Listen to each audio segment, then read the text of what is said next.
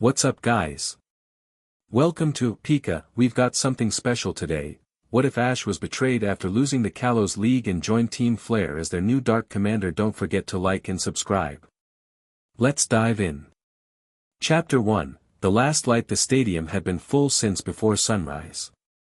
That was the thing nobody mentioned afterward, how badly they wanted this, how much the crowd had poured themselves into those seats before the sun had even cleared the Kalos Mountains. By the time the morning light hit the Lumiose Conference's central arena, every tier was packed, every screen in the country was tuned in, and somewhere in the bowels of the complex, beneath the roar that filtered through concrete and steel like a living thing, Ash Ketchum sat on a wooden bench with his eyes closed and breathed. His team was around him. Pikachu was on his knee, sitting perfectly still in a way that Pikachu almost never did, ears up, eyes forward, channeling something that wasn't quite calm but was adjacent to it. Talonflame stood on the back of the bench, feathers puffed, that ember-bright gaze tracking nothing and everything at once. Noivern hung from a locker bar above, wings half spread, already awake and restless. Hawlucha had been shadowboxing in the corner since before Ash arrived, throwing combinations at the air with the focused intensity of someone who understood exactly what was at stake. Gudra had settled herself near the door with that gentle, patient quality she always carried, big lavender eyes soft, long neck curved down so she could see Ash without looming over him. And then there was Greninja. Standing at the far end of the room with his back to the others, arms folded, body still. Not distant, present, intensely present, but somehow separate, the way a flame is separate from the light it casts. The bond between them had been quiet all morning. Not broken, not strained. Just waiting. Like a bowstring before the draw. Ash opened his eyes. Okay, he said. It wasn't loud. It wasn't a speech. Pikachu's ears swiveled back toward him, and the small electric mouse turned and pressed his forehead against Ash's jaw, a gesture so familiar it had become a kind of language between them, one that needed no translation. Ash put one hand up and held Pikachu there for a second, feeling the warmth of him, the subtle hum of stored electricity, the steadiness of a partner who had never once let him go. We've been here before, Ash said, to all of them and none of them. Different stadium, different opponent. Same feeling. He paused, and something moved behind his eyes, not doubt, exactly, but its more honest cousin. Awareness. I know what this one costs if it goes wrong. I'm not pretending it doesn't. Hawlucha had stopped his shadowboxing. Noivern's wings folded in slowly. Gudra watched him with those grave, patient eyes. But I didn't come here to play it safe. I came here to battle. We all did. And whatever happens out there today, I want you to know, he had to stop, not because he was emotional, but because he was trying to say it right, trying not to make it into something practiced. I'm proud of us. Already. Before one Pokeball gets thrown. I'm proud of what we are. Greninja turned. Just that. Turned, and met Ash's eyes across the room, and something passed between them that the others felt but couldn't name, a recognition, or a readiness, or both at once, layered on top of each other in that way their bond sometimes had. Ash stood up, settled his cap, and picked up Pikachu. Let's go win a league, he said. The walk to the arena floor was the longest Ash had ever taken. Not in distance, a corridor, a tunnel, a pair of massive steel doors. Maybe 400 feet in total. But the sound grew with every step, building from a low vibration through the soles of his shoes to a pressure in his chest to something that was less sound than weather, and when the doors split open and the Lumiose Conference Arena spread out in front of him under a sky as clean and blue as a promise, the noise became a wall and then a wave and then just the world, and Ash walked into it like he'd always belonged there. He didn't look at the crowd. Not yet. He walked to his box on the red trainer's side, Pikachu riding his shoulder with both paws braced against his neck, and he looked across the field at the opposite box where Alan was already standing. Alan looked like he'd been carved from the same stone as the mountains behind the stadium. Dark jacket, dark eyes, arms folded, spine straight. He wasn't performing calm the way some trainers did, he wasn't trying to look intimidating or unaffected. He just was those things, in the way that deep water was cold. He'd earned it. 6 mega evolutions in a row, demolished, and not one of them had made his expression change. He was someone who had fought at the edge of his limits so many times that the edge had simply moved outward until it was somewhere most people couldn't see. And yet, when Alan's eyes found Ash across the field, something shifted, so briefly it was almost not there, like a ripple on that deep water. It might have been recognition. It might have been something closer to respect. Ash held his gaze for a long beat. Then he smiled. Not the broad, reflexive grin he usually defaulted to in battles, that joyful automatic brightness. This was smaller, quieter, and somehow more real. A smile that said, "I see you. I'm ready. Let's find out." The announcer's voice broke across the arena like a thunderclap. The format was 6 versus 6. No substitutions. Every Pokémon that fainted stayed off the field. The battle ended when one side had no Pokémon remaining, and this was the league finals, so there would be no early stoppages, no ties graciously accepted. One trainer would walk off this field as the Kalos League champion, and the other would walk off as something else. Ash's hand went to his first Pokeball without hesitation. Talonflame burst from the ball in a streak of orange and crimson that caught the morning sunlight and threw it back at the crowd in sparks. The fire type spread his wings wide as he cleared the field and spiraled upward, and the crowd responded, a surge of noise that was less about Talonflame specifically and more about what he represented. Ash was opening aggressive, opening with speed, opening with the message that he had no intention of being defensive about anything today. Across the field, Alan studied Talonflame for a moment. Then he chose his first ball. Tyranitar. The rock/dark type hit the arena floor like a small seismic event, and the ground actually trembled slightly, or seemed to, under the weight of the crowd's reaction. Tyranitar was enormous, plated and ancient-looking, with those deep-set red eyes and an air of casual, armored menace. The type matchup was monstrous, fire versus rock, meaning Talonflame was at a severe disadvantage if he stayed in close range. Which was exactly what Ash wanted. Talonflame, Flare Blitz, right out of the gate. The crowd inhaled. Talonflame tucked his wings and dropped from altitude like a burning spear, fire blooming around his body as he fell, and Ash saw Alan's eyes calculate, saw the exact moment Alan decided this was a feint, that no trainer would charge a fire-type straight into a Tyranitar's rock-type defenses without a plan, and Alan opened his mouth to call a counter, and Talonflame wasn't fainting. The impact shook the arena. Rock Smash came up from Tyranitar a half-second too late, glancing off Talonflame's wing as the bird connected, and there was a flash of impact energy that scattered across the field in visible shockwaves. Talonflame bounced back, singed from the recoil damage but already climbing, and Tyranitar rocked backward, one massive step, two, its armor cracked along one shoulder. The crowd erupted. Ash's jaw was tight, eyes tracking everything. Steel wing, left side, now. What followed was 2 minutes of the most technically precise Talonflame battle Ash had ever run.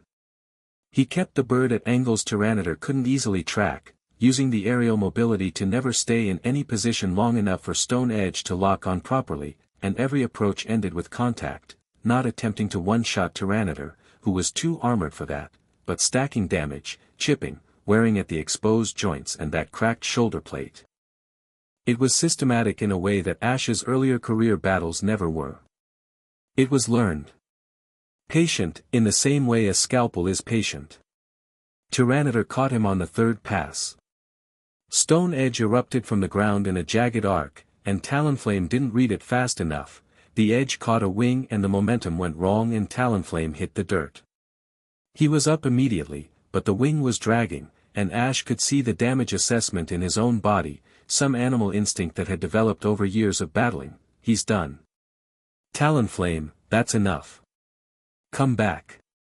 Talonflame returned to his ball with his head high, and the crowd gave him an ovation for those 2 minutes alone.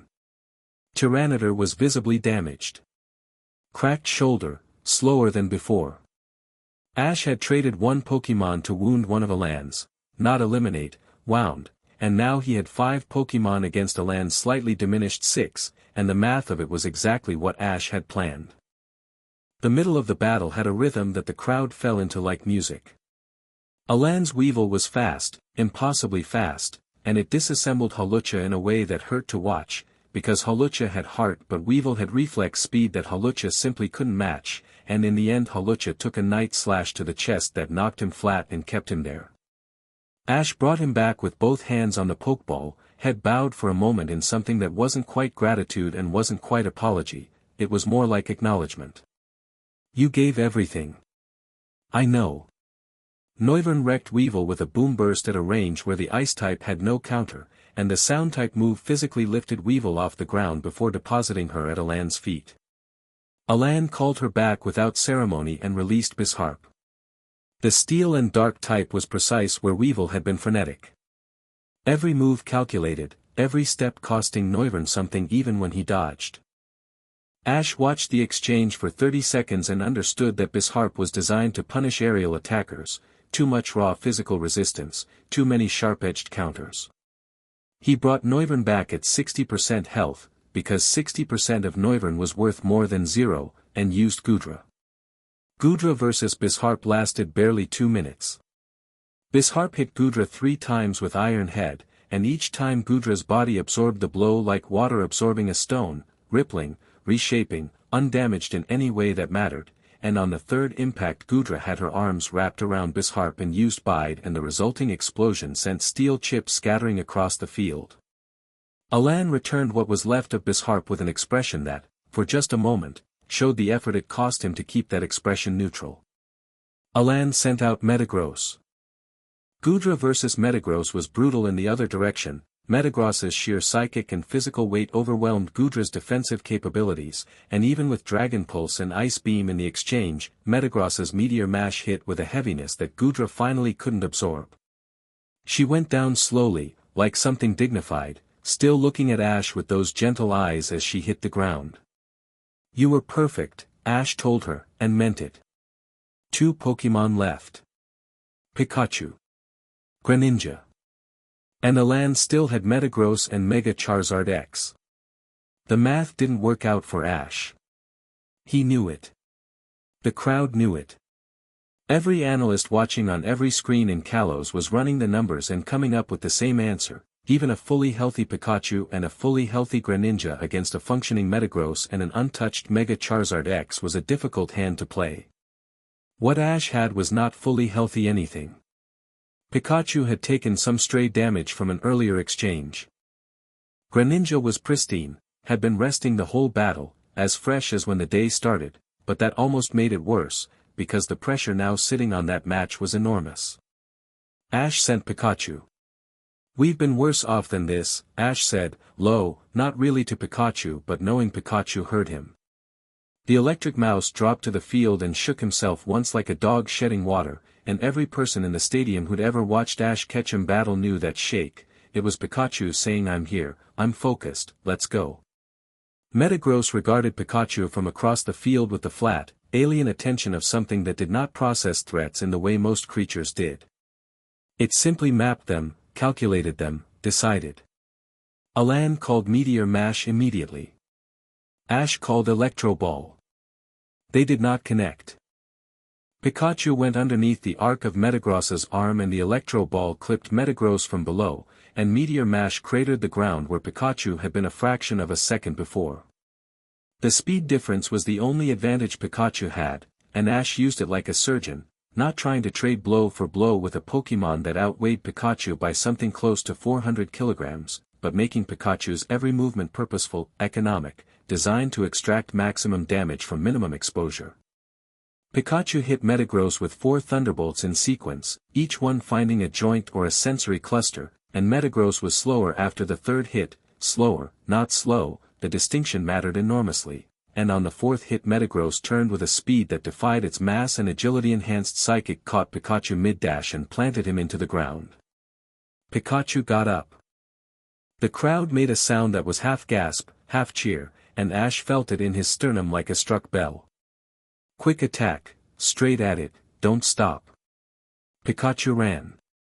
Metagross raised an arm for Meteor Mash and Pikachu hit it before the arm came down, hit the flat armored body at full sprint velocity and discharged every bit of stored electrical charge in a point-blank thunderbolt, and Metagross's red eye clusters flickered and the enormous Pokémon went sideways, toppling with the majestic slowness of a falling tree, and hit the arena floor, and was still. The silence lasted 3 full seconds. Then the stadium became a sound Ash felt in his teeth. Pikachu stood on Metagross's side, trembling with exhaustion, and Ash shouted something that got lost in the noise. He could see from 20 meters away that Pikachu was running on fumes. The electric charge that Pikachu had burned on that last thunderbolt was everything he had. He was standing on the sheer force of habit and stubbornness. Alan recalled Metagross without a word. He stood there for a moment, looking at Pikachu, and then he reached for the final Pokeball. The one that had been waiting since the beginning. The one the entire crowd had known was coming. The Mega Stone on Alan's gauntlet was already glowing. Charizard came out in an explosion of orange flame and the Mega Evolution began before the Pokeball had even cleared his hand. The transformation was instant and total. Mega Charizard X, black-scaled and blue-flamed, muscled like something that had never had reason to be afraid of anything, and the wave of heat that rolled across the stadium from that moment of evolution was physical, was tactile. People 300 rows up wiped their faces. Pikachu set his feet. Ash set his jaw. Thunderbolt. The bolt came out weak. Pikachu tried, he always tried, and the bolt caught Mega Charizard X across the shoulder and the massive dragon/fire type didn't even turn its head. It just stood there, absorbing it, and looked at Pikachu the way a mountain looks at weather. Dragon Claw. One hit. Just one hit from Mega Charizard X, one Dragon Claw that hit Pikachu faster than anything that size should have been able to move, and Pikachu went across the field in a rolling tumble and came to a stop face down in the dirt and did not get up. Ash's hand was already out with the Pokeball before the referee said anything. Pikachu, he said, and his voice was steady, steadier than he felt, and when Pikachu opened his eyes and looked at Ash there was nothing in Pikachu's expression that resembled defeat, just exhaustion, pure and total, the exhaustion of someone who had given the absolute last thing in their reservoir. Ash recalled him, and held the ball for a second with both hands, and that second was something he would remember for a very long time afterward. One Pokemon left. One Pokemon. Against Mega Charizard X at full power. Greninja walked to the field. Not ran, walked. And in that walk was something that quieted the crowd in a way that nothing else about the battle had. Greninja moved with a deliberate, focused stillness, like a blade being drawn slowly from a sheath, and as he reached the center of the field the familiar sensation hit Ash all at once, the bond sensation, the thing that had no proper name, the way he could feel Greninja's breath in his own chest and Greninja's heartbeat in his pulse and the world from somewhere slightly different than his own perspective, filtered and fluid, blue-gray and sharp. Ash's cap flew back from the force of it. His hair whipped. The transformation was slower this time, building from some deep place rather than igniting all at once, and when Ash Greninja was fully realized, the crowd responded with the kind of noise that people make when they witness something they know they'll tell stories about. Alan watched it all. When the transformation completed and Ash Greninja stood on the field opposite his Mega Charizard X, Alan's eyes had something in them that was maybe the closest to uncertainty he'd shown all day. The battle that followed was something else entirely. Ash Greninja's speed was absurd, not Pikachu fast, which was quick and electric and reactive, but Greninja fast, which was fluid and angular and three-dimensional, using the arena in ways that a quadruped or even a standard bipedal Pokémon couldn't. He moved in angles, in ricochets, using the arena walls and the field terrain and the air itself as surfaces to redirect momentum from, and Mega Charizard X tracked him with intelligent effort but the tracking was always a half beat behind. Water Shuriken hit like a sequence of freight trains. Not because water was super effective against Charizard, it was, technically, but Mega Charizard X's dragon typing partially offset that, but because Ash Greninja's water shurikens were not the standard move. They were charged through the bond, supercharged, larger and denser and faster than what the move should have been capable of, and the first sequence hit Mega Charizard X across the jaw and chest and the black armor cracked. Alan's expression changed. Not much. But enough. Flamethrower. The stream of blue fire was enormous, blue, from the Mega Evolution, different chemistry from normal fire, and Ash felt it in the bond the way he sometimes felt Greninja's physical sensations during the sync, a wave of heat that was almost an actual wave. And he moved his own body instinctively to the right and Greninja moved right and the flamethrower scorched the space where they'd been standing and the air where it passed tasted like something molten. Night Slash, close as you can get. Greninja closed the distance in a way that looked physically impossible, like collapsing the space between himself and Mega Charizard X rather than crossing it, and Night Slash landed on Charizard's wing joint, the Achilles point, the place where even Mega Evolved Dragon armor was thinner, where the wing met the shoulder, and Charizard's roar was real pain, not just battle noise. The crowd was standing. Every single person. Ash could feel his own pulse synchronized with something that was not entirely his, Greninja's rhythm, the deep combat focus that the bond created, the way the two of them became something slightly different from two separate individuals during those moments. It was intimate in a way nothing else in Ash's life had been. Not friendship, not partnership, not even trust, something that didn't have a word because it hadn't needed one before Ash Greninja existed. Mega Charizard X hit Greninja with a dragon claw and Ash staggered. His whole left side went cold and then burning hot and he caught himself on the railing of his trainer box and kept his eyes on the field, kept the bond open, felt Greninja's determination in the same place he felt his own heartbeat. Greninja had hit one knee. One knee, not both. He pushed back up. Water Shuriken, Ash said, and his voice cracked slightly on it, and he didn't care. Everything. Everything. The water shuriken that Ash Greninja threw in that moment was the size of the ones he'd thrown in their very best battles, massive, serrated, spinning with enough rotational force to catch the afternoon light and scatter it, and it caught Mega Charizard X dead center in the chest, and the impact drove the enormous dragon type backward. Alan called Dragon Claw again, and this time he added something, maximum power, Charizard. Everything you have. Ash saw it coming. He felt it in the bond, Greninja felt it, the gathering of energy in Mega Charizard X's claws, and there was a half second where Ash could have called a dodge, could have called a repositioning move, could have tried to angle out of the trajectory. He didn't. Take it, Ash said, and his voice was iron. Take it and hit back. The Dragon Claw hit Ash Greninja in the same moment that the second water shuriken deployed. The resulting double impact was a shockwave. A visible shockwave, the kind that people watching from the upper tiers felt in their chests, the kind that blew Ash's hair horizontal and made Alan step backward. Both Pokémon went to the ground. Both of them. Mega Charizard X hit the arena floor with enough force to crack it. Ash Greninja hit 3 meters away, skidded, and went still. For a moment, 3 heartbeats, 4, the entire stadium didn't breathe. Then Mega Charizard X moved. One arm, pushing. The enormous Pokémon rose, slowly, the cracked black armor and the damaged wing joint and all, and stood. Battered, wounded, but standing. Greninja did not move.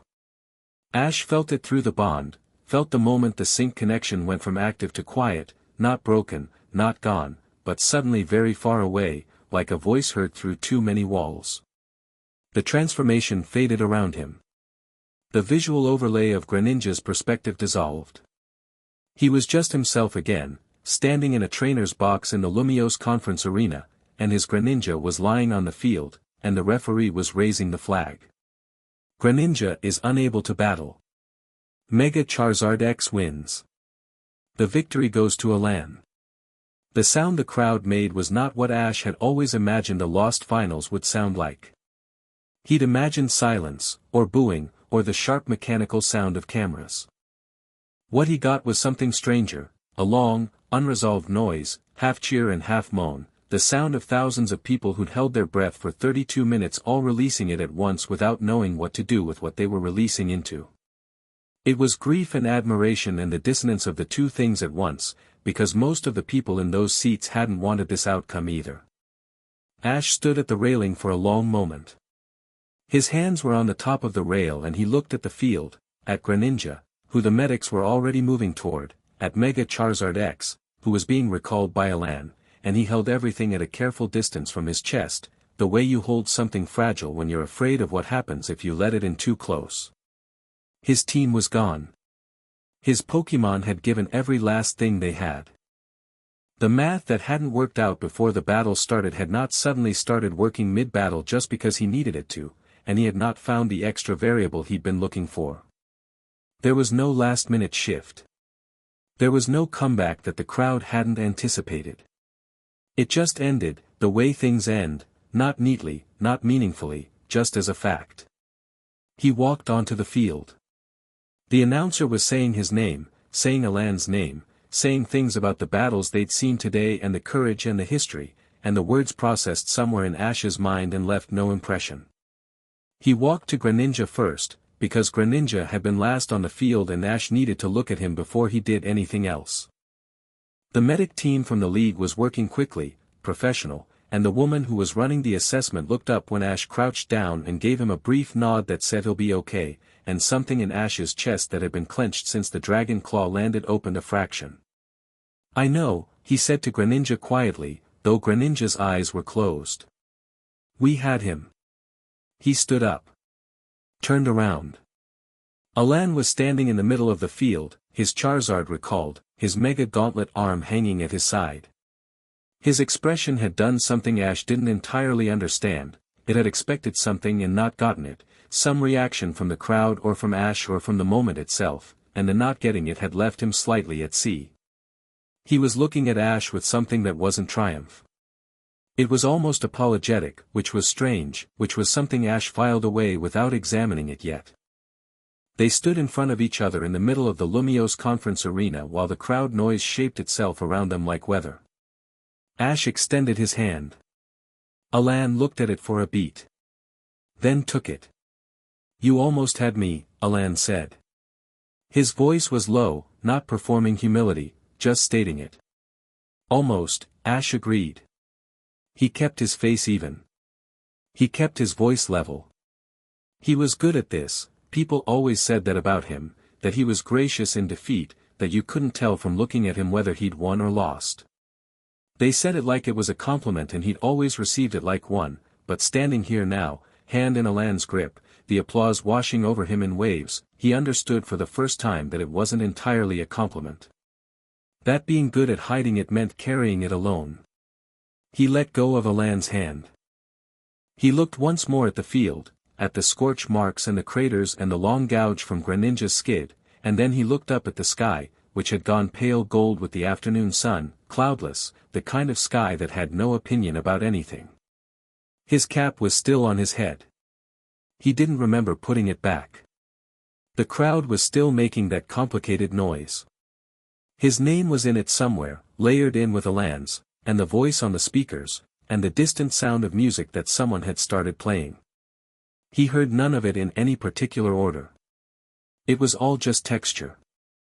Ash Ketchum stood in the middle of the Lumiose conference arena with the final defeat of the Kalos League already settling into his bones, and he thought, without any particular drama, simply as an observation, "I gave everything I had." And then the other thought, quieter, colder, arriving uninvited, "It wasn't enough."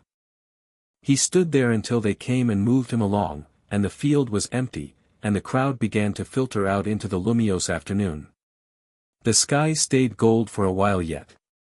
Then the light went out of it, the way light always does. Chapter 2, Ash Greninja's last echo. The night after the league felt longer than any day Ash had ever lived. Lumiose City, that blinding white jewel of Kalos he'd once loved walking through, was a different creature after midnight. The streets were streaked with the remnants of confetti from earlier celebrations, and the electric lights turned every window reflection into duplicate stars. The crowd's noise had long since faded, replaced by the slow hum of traffic, the faint echo of laughter from rooftop bars, and the whisper of wind between empty corridors. Ash walked alone through it all, Pikachu silent on his shoulder. He hadn't spoken since the final handshake with Elan. He hadn't said a word while journalists chased him out of the gates.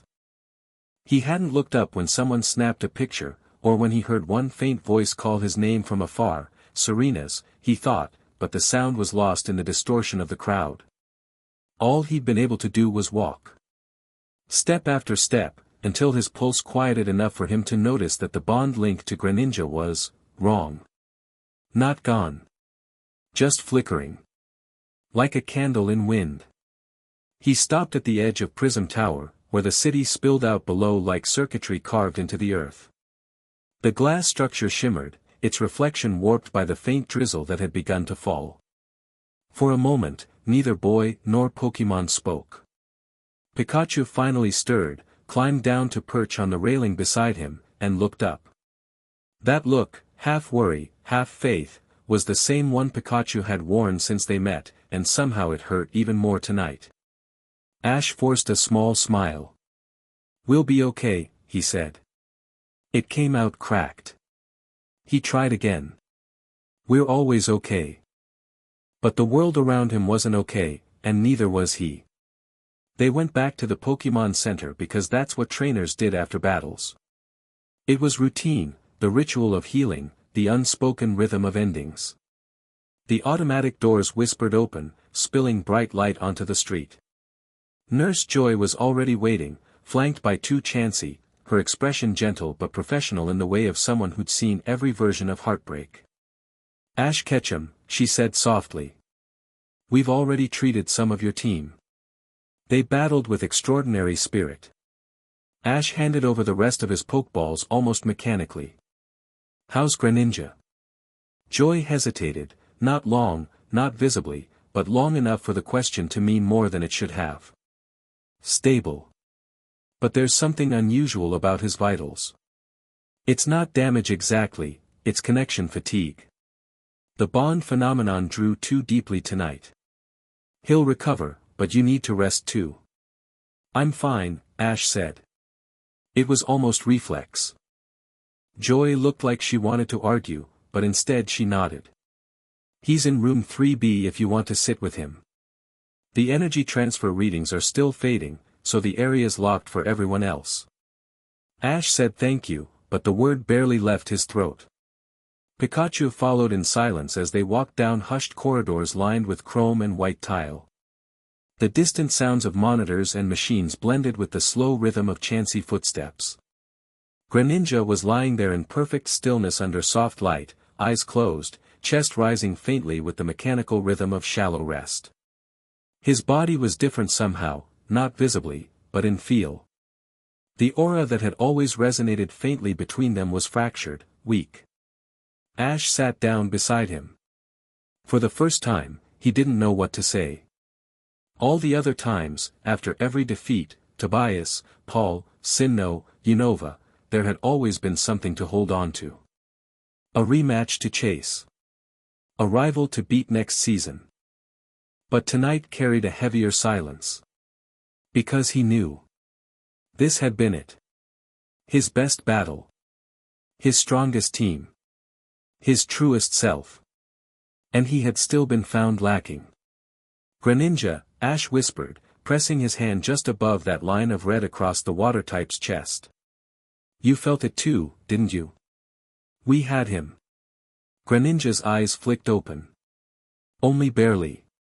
He didn't speak, he never did, but in that short gaze, Ash felt it, acknowledgement, regret, exhaustion.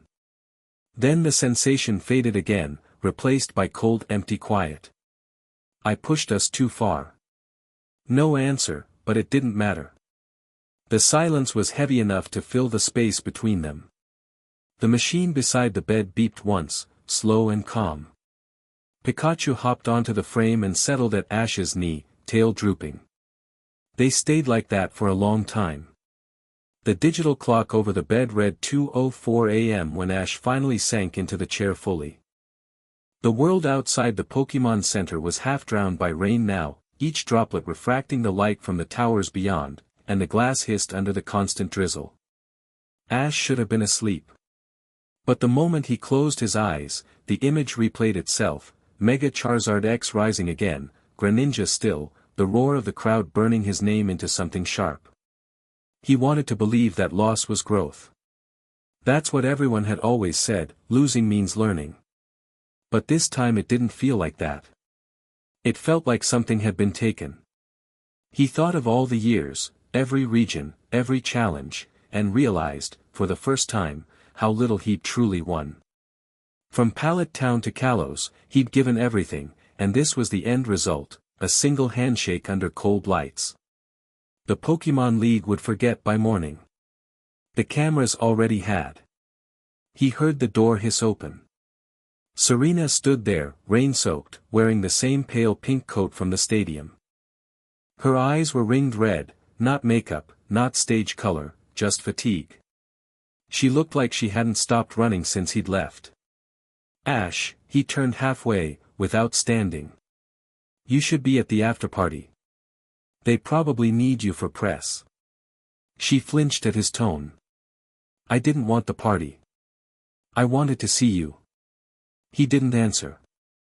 Pikachu climbed to his lap, protective, and the gesture made something in her soften, then sharpen. I saw your battle, she said quietly. It was incredible. But you looked, alone out there. I wasn't, Ash said. His voice rasped. I had my team. That's not what I meant, Serena whispered. She stepped forward, hesitant.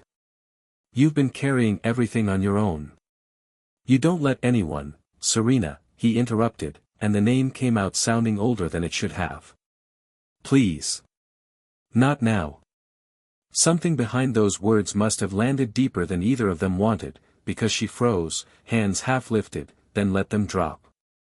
For a moment it was quiet again, except for the storm and a soft mechanical pulse marking Greninja's breathing. I'm sorry, she said, voice barely a thread. I should've, no, Ash said. This time there was no anger, just emptiness.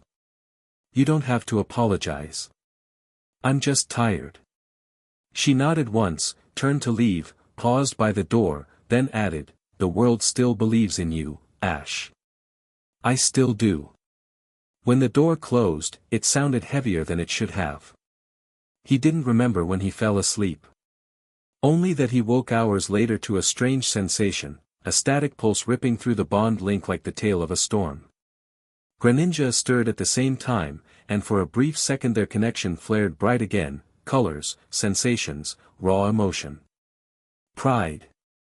Pain. Then it broke with a physical snap that made Ash's chest seize. Greninja blinked rapidly and sat up, weak but awake. The monitor next to him flashed red once, then stabilized. What happened? Ash managed. Greninja's gaze was distant, inward. Then he looked at Ash with an expression that wasn't confusion, but understanding. Like he'd felt what had changed before Ash could. Ash reached out through the bond instinctively, and there was nothing. No pulse, no echo, no current threading from his chest to Greninja's. The sync link, the miraculous energy that had made them stronger than any trainer or Pokémon in Kalos, was gone. He didn't feel broken. Not right away. It was quieter than that, a hollow stillness that replaced the heartbeat-shaped hum that had lived inside him for months. He felt human again and hated it. Pikachu jumped down, eyes darting between the two. Greninja flexed one arm slowly, testing movement, and though the physical wounds were healed, Ash knew they'd both lost something else, something that wasn't going to grow back. Morning light spilled through the blinds when Nurse Joy returned. He's recovered physically, she said, glancing between them, but, there's something unusual. Ash already knew. The bond, he said. It's gone, isn't it? Joy blinked. Yes. The readings dropped off around dawn. That energy pattern, I've never seen anything like it before.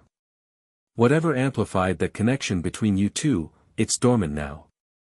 Dormant, Ash repeated softly. Right. She gave him a concerned look. Sometimes these phenomena can return under the right, it's okay, he said, standing too fast. We'll manage. Greninja glanced at him, and for the first time Ash couldn't feel what the Pokémon meant. Only saw it, the tilt of his head, the faint narrowing of the eyes. Disconnected empathy. They would have to learn to read each other the old way again. Ash walked to the window. Down below, crowds were flooding the streets again, cheering Alan's name from enormous holoscreens where the highlights looped over and over: Dragon Claw, Water Shuriken, the final collapse.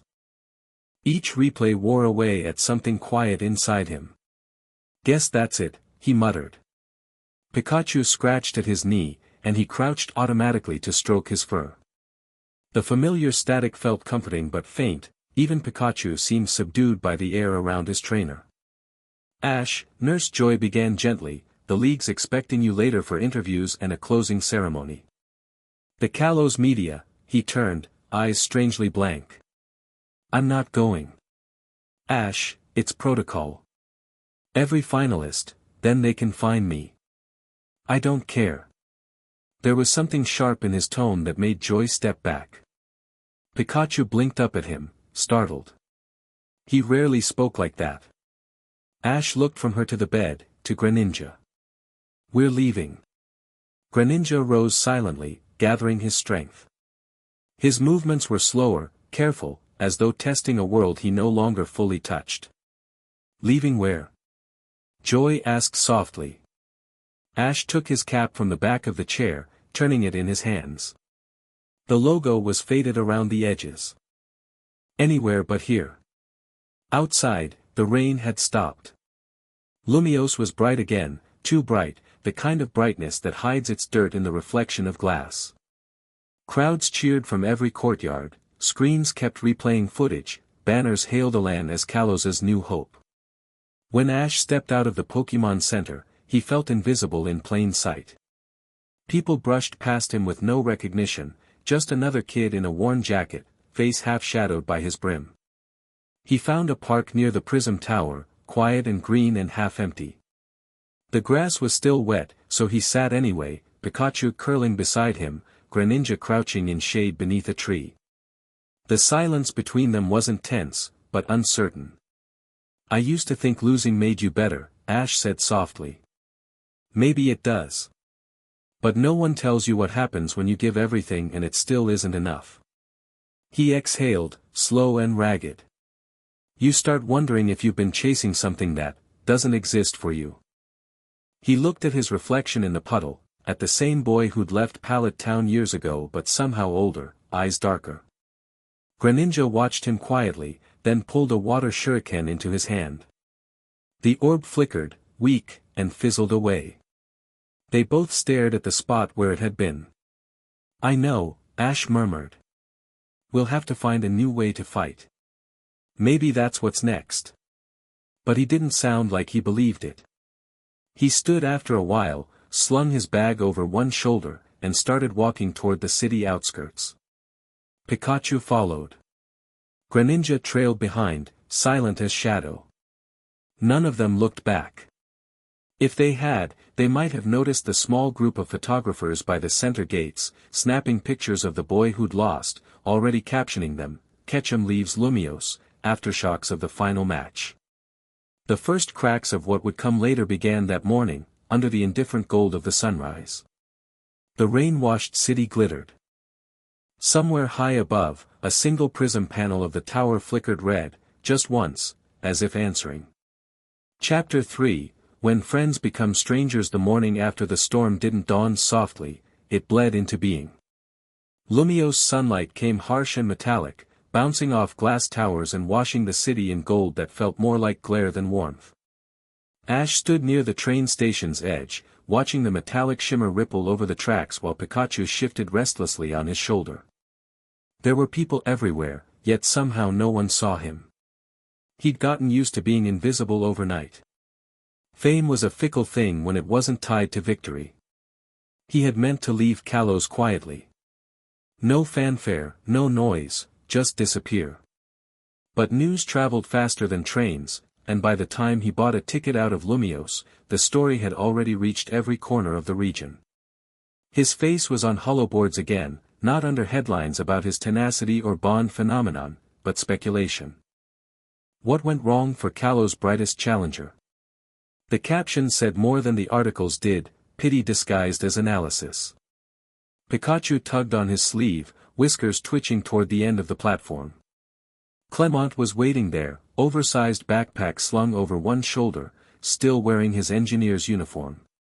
For a second, Ash almost smiled. Almost. Clement lifted a hand awkwardly. You weren't easy to find, he said, tone soft but uncertain. I wasn't hiding, Ash replied, though they both knew it wasn't completely true. The two stood a moment, silence swelling between them. Clement watched him carefully, nothing hostile in his gaze, but something cautious.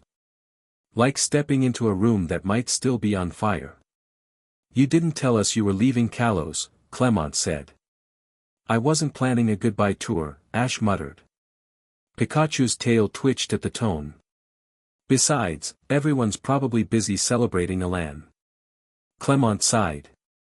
It's not about celebration. It's complicated. The league's under scrutiny after the Bond phenomenon. They're saying it might have been unsafe, that the match shouldn't have happened. Ash looked at him sharply. Unsafe? It was a battle, Clement. That's what we do. I know, Clement murmured, fidgeting with his glasses. But the league spokespeople are saying they didn't sanction that kind of transformation. Some are calling it cheating. The word hit like a stone to the ribs. Ash went still. Cheating, he repeated. I don't think that, Clement added quickly. I told them it's part of who you and Greninja are. But, the league's image is fragile. They need someone to take the blame, Ash finished for him. Clement's silence confirmed it. The noise of the station rushed in, the echo of trains, the murmur of voices, all of it muffled in Ash's head. Alan, the champion crowned. Greninja, the Bond that vanished. Now the league implying he'd cheated just to justify a battle that didn't go their way. So that's it? He said finally. They needed a story, and I'm an easy one. Clement winced. Ash, please. It's for stability, Ash's eyes flashed, not with anger, exactly, but something colder. For stability? I gave everything I had for this region. For them. Clement lowered his gaze. I know. But sincerity didn't matter. Not with the betrayal already slipping between words. Ash nodded slowly, more to himself than to Clement. Thanks for being honest. He turned toward the train door, ready to step through, when he heard a second voice behind him. Ash. He didn't need to look to know who it was. Serena was running down the platform, her hat tilted against the wind. She moved like she had in every dream Ash had ever had of her, too fast, too bright. But reality didn't carry the same music. Her eyes when she stopped in front of him were tired, searching for something in his face that wasn't there anymore. You really weren't going to say goodbye? She asked. Ash shrugged, shifting his bag. Didn't seem like anyone wanted me to stay. Her eyes softened. That's not true. Clement was just what? Ash's voice was quiet. Too quiet. Backing the league because it's easier than backing me? Serena stepped closer. You're taking this the wrong way. We didn't know about their statement, we'd never, she hesitated. And the pause, tiny as it was, told him everything. Never, he said, almost to himself. She opened her mouth, closed it, looked at Clement as if for help. Ash, the league, they're powerful. If we say the wrong thing, then you'll lose your reputations, Ash finished. Right? Pikachu's ears twitched nervously, he could feel his partner's heartbeat shifting under the calm surface. Serena's breath hitched. You're being unfair. No, Ash said after a moment, his tone flat, final. I'm being honest. For once. He turned toward the train again. The boards above flickered departure times. The announcer's voice, sterile, automated, filled the station, naming destinations Ash didn't care about. Serena reached for his wrist. Ash, wait. Don't do this. Don't shut us out over a mistake. Ash looked down at her hand. Her fingers trembled slightly. He didn't pull away at once, not out of affection, but out of memory. You said last night you still believed in me, he said quietly. Was that before or after the League told you to keep your distance? Her lips parted, but nothing came out. That silence was worse than anything she could have said. Ash stepped back, breaking her hold. Tell them whatever makes them sleep better, he muttered. Tell the fans I'm reckless, unstable, whatever fits. Just don't pretend you're protecting me when what you're really protecting is your image. Clement looked away. Serena's breath hitched again, raw and thin. You think this is easy for me, she said suddenly. Watching you walk away, hearing people twist your name. You think I want this? No, Ash said. But you're letting it happen. The words fell between them, heavy as the space afterward. For the first time, she didn't argue. The train's chime sounded, a soft metallic tone. Passengers began boarding. Ash slung his bag higher on his shoulder, motioned for Pikachu, and stepped inside the carriage. When he turned back, Clement and Serena were framed in the shimmer of the sun through glass, the world blinding around them. Two shapes that had once been friends, now blurred by distance that wasn't measured in meters. Good luck, Ash said through the door, though his voice wasn't unkind. Just empty. The doors closed. The train pulled forward, and Lumiose began to recede. For the next hour, the landscape streaked by in bands of green and silver. Pikachu sat curled on the window ledge, head half lowered. Ash watched his reflection slide by in the glass, the same black hair, the same red cap, the same look that used to mean optimism but now looked like exhaustion. He opened his holocaster once. A stream of messages flickered up instantly, notifications, pings, synchronization alerts. Headlines. The first one stopped him cold. Kalos League reviewing battle, unapproved bond metaphenomenon raises safety concerns. Beneath it, a photo, himself mid-battle, face half-lit blue by Greninja's aura, eyes intense, wild, alien. The caption underneath, was it trainer-controlled, or something else? He scrolled further down. Serena Yvonne, I believe Ash's heart was in the right place. But the League must ensure fair rules. The quote sliced sharper than a knife could. He read it twice, then 3 times, until the words started dissolving into each other. Pikachu peeked up, sensing the tension ripple beneath Ash's stillness. It wasn't rage, not yet. Instead, something slower, a cold hollow settling where fire once lived. He turned off the holocaster. The reflection across the darkened glass stared back, fragmented, almost unrecognizable. By evening, the train stopped in a small town north of Lumiose, quiet, rural, half forgotten. He disembarked under a pale sky where the clouds hung low and heavy. He didn't know where he was going, exactly. His map said Dendemil town. It didn't matter. The place looked still enough to think. He rented a modest room above a bakery that smelled of flour and burnt sugar. Pikachu immediately curled on the windowsill, paws tucked tight beneath him. Greninja sat outside under the eaves, unmoving but present, watching the streets below. Ash leaned against the wall, staring at the ceiling. His hands trembled faintly. Not from fear, but from suppression, the effort it took to keep everything inside. It wasn't supposed to end like this. 10 years of travel, 10 regions of battles, and all he'd managed was another ending wrapped in pity. He thought of Serena's eyes when she couldn't answer him. He thought of Clement, too scared to choose. And of the League, calculating how to make his undoing sound noble. He let out a laugh, faint, humorless. Guess that's the difference between me and them, huh, Pikachu?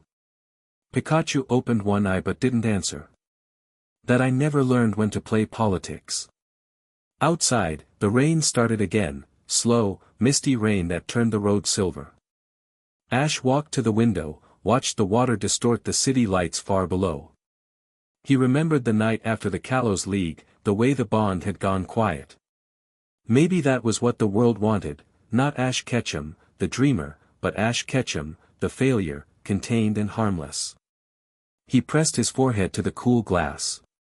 Maybe they'll get their wish.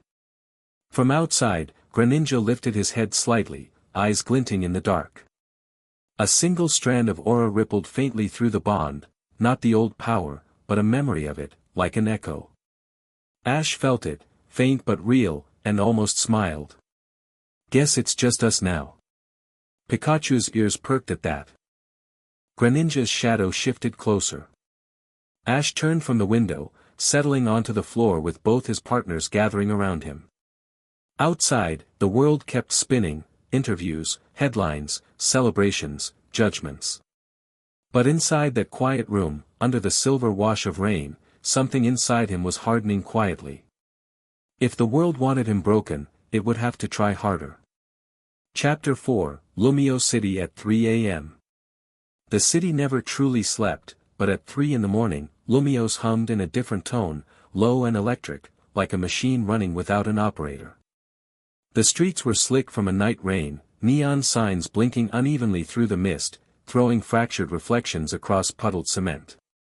Somewhere in the south sector, a delivery truck crunched across wet asphalt. The rest of the world held its breath. Ash walked beneath the glow of a broken streetlight, hood pulled low over his cap, eyes fixed on nothing in particular. Pikachu clung to his shoulder, tail drooped, fur damp from drizzle. They didn't talk. They hadn't needed words all night. The silence between them had become a companion more reliable than conversation. He'd spent the day drifting across Lumios like a ghost, wandering the alleys that branched off from the Prism Tower, circling old battle plazas where he'd once been cheered by crowds. Now, he moved unseen through the same city that had called him Kalos's hope just 2 days ago. Hope was a strange thing. It didn't die all at once, it flickered, sputtered, then vanished with no one noticing the moment it went out. At first, Ash had thought walking would clear his head. But the farther he roamed, the heavier the noise around him became, not the noise of the city, but of his own thoughts. Every screen he passed still looped the league finals. Every voice that reached his ears carried some version of the same conversation, the unsanctioned bond phenomenon, the risk to fair competition, the dangerous precedent. It wasn't anger that gripped him now. Anger was loud, living. What filled him was quieter, colder, a kind of alienation he didn't know how to shake. Pikachu tugged lightly on his collar. Pika, Ash blinked, coming back from his haze. Yeah. I know. We should rest. They turned down a narrow side street, one of those forgotten back routes that rarely saw tourists. Old lamp posts lined the path, half their bulbs burned out, casting alternating pockets of light and shadow. The faint hum of power lines followed him like a stubborn ghost. He stopped at the base of the tower, not the luxurious prism top where champions gave interviews, but the maintenance underpass, where the foundation met the ground like the root of an enormous tree. There were no reporters here, no flashes of cameras. Just graffiti, old posters curling in the damp, and the hum of coolant vents. Ash sat on the concrete barrier, elbows on knees, looking up through the fog where the tower cut the clouds.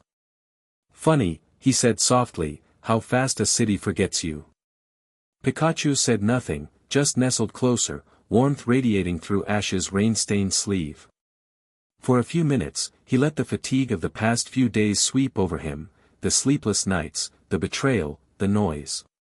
Then, from the shadows near one of the support pylons, a voice cut through the hum, "You look remarkably calm for someone the league just disowned."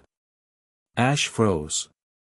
The voice was deep, measured, carrying an accent that bent the edges of its syllables in a way that didn't belong to Lumios. He turned slowly. A figure was stepping from the dark, tall, coat drawn high against the rain, white hair catching the light in faint silver threads. His eyes, sharp and pale, looked almost luminous beneath the brim of a narrow hat. Ash's muscles tensed instinctively. Who are you? Just a man who follows connections, and those who've lost them. The stranger's voice had a scientist's evenness, the tone of someone dissecting rather than judging. Or perhaps it's more accurate to say I followed the traces of a bond that shattered the League's sensors. Ash blinked once. You mean the bond phenomenon? A faint smile.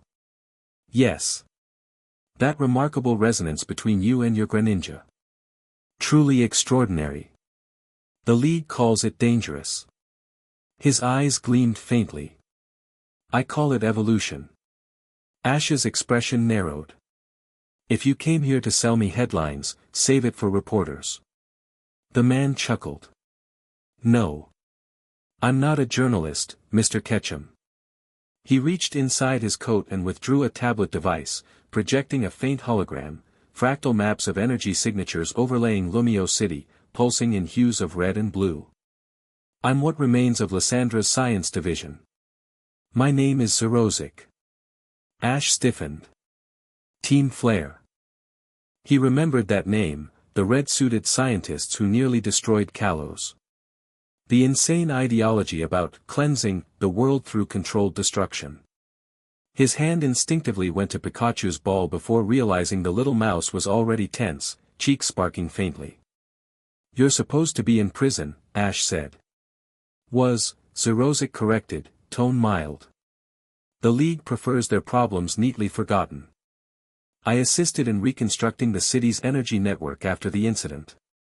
Convenient amnesty for those willing to serve quietly. You shouldn't be anywhere near me, Ash said coldly. On the contrary. The man's smile didn't fade, it merely shifted, turning almost clinical in its interest.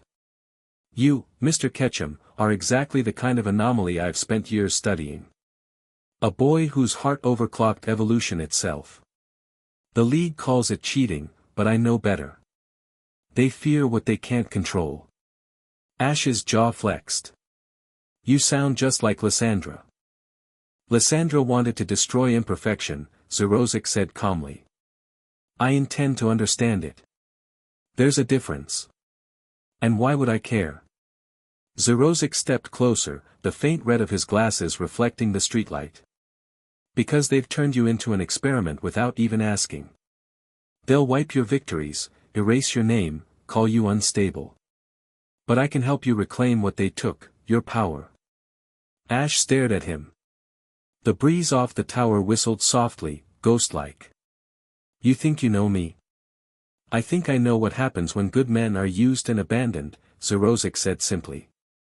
You're angry, yes, but beneath that, you're curious. You want to understand what that connection meant. Why it broke. Why the world decided to fear it instead of celebrate it. Ash didn't answer. Pikachu's tail flicked impatiently, the faint crackle of static warning enough to make Zerozic pause. I don't want anything from you, the man added quickly. Not tonight.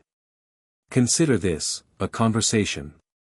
He extended a small metallic chip between two fingers.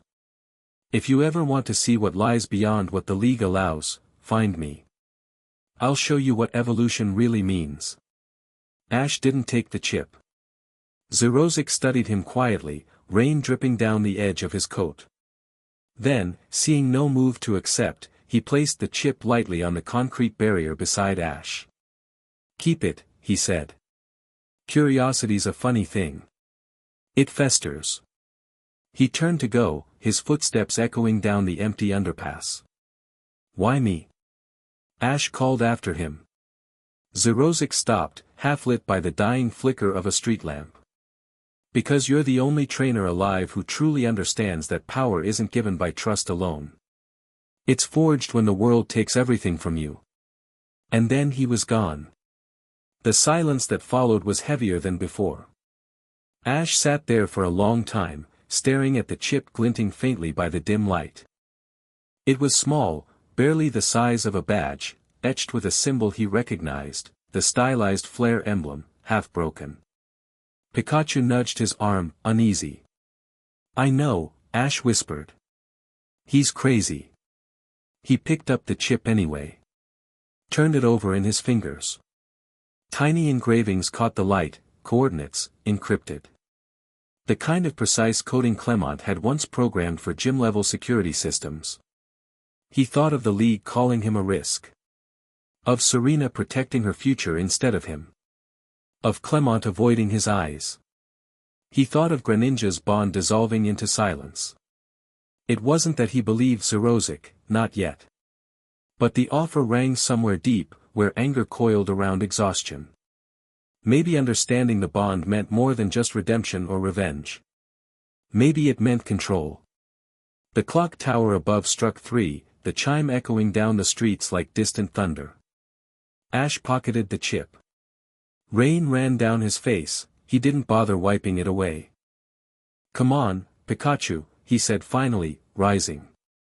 "Let's see how deep this rabbit hole goes." Pikachu glanced up at him, uncertain, but followed anyway.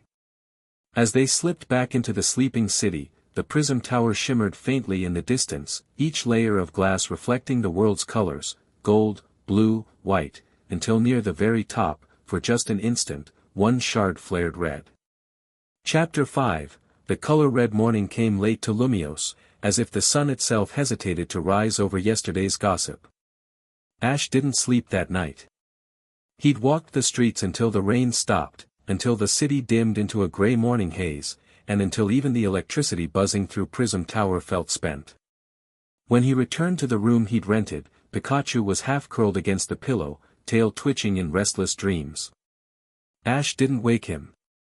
He just sat down by the window and held that metallic chip between his fingers. It had weight beyond its size. Not physical, conceptual. Like holding something forbidden. He turned it again and again, watching the faint red symbol glint in the light. Team Flare. The name itself carried a memory, Lyssandra's grim smile, the blinding brilliance of destruction, the promise of beauty through chaos. He'd helped stop that madness once. Or at least, he'd believed it ended. Now, it seemed madness had simply changed clothes. By noon, curiosity became motion. The decision wasn't planned, he simply found himself walking again, through back alleys and side streets until the glass facades gave way to Lumiose Industrial Zone. The address etched on the chip corresponded to a maintenance sector below Route 14, a part of the city that hadn't fully recovered after the energy collapse from Team Flare's old experiments. The air smelled of ozone and cold metal. Pipes ran along walls like veins, and the hum of machinery pulsed faintly underground. Ash stopped where the coordinates ended, a derelict warehouse guarded by silence and dust. Rust lined the door hinges, a faded flare insignia marked the steel entry in soft, peeling crimson.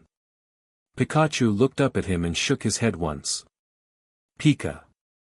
I know," Ash said quietly. "But we won't find answers staring from outside." He pushed the door open. The air inside condensed against his skin, cool, sterile, the kind of environment meant to preserve secrets.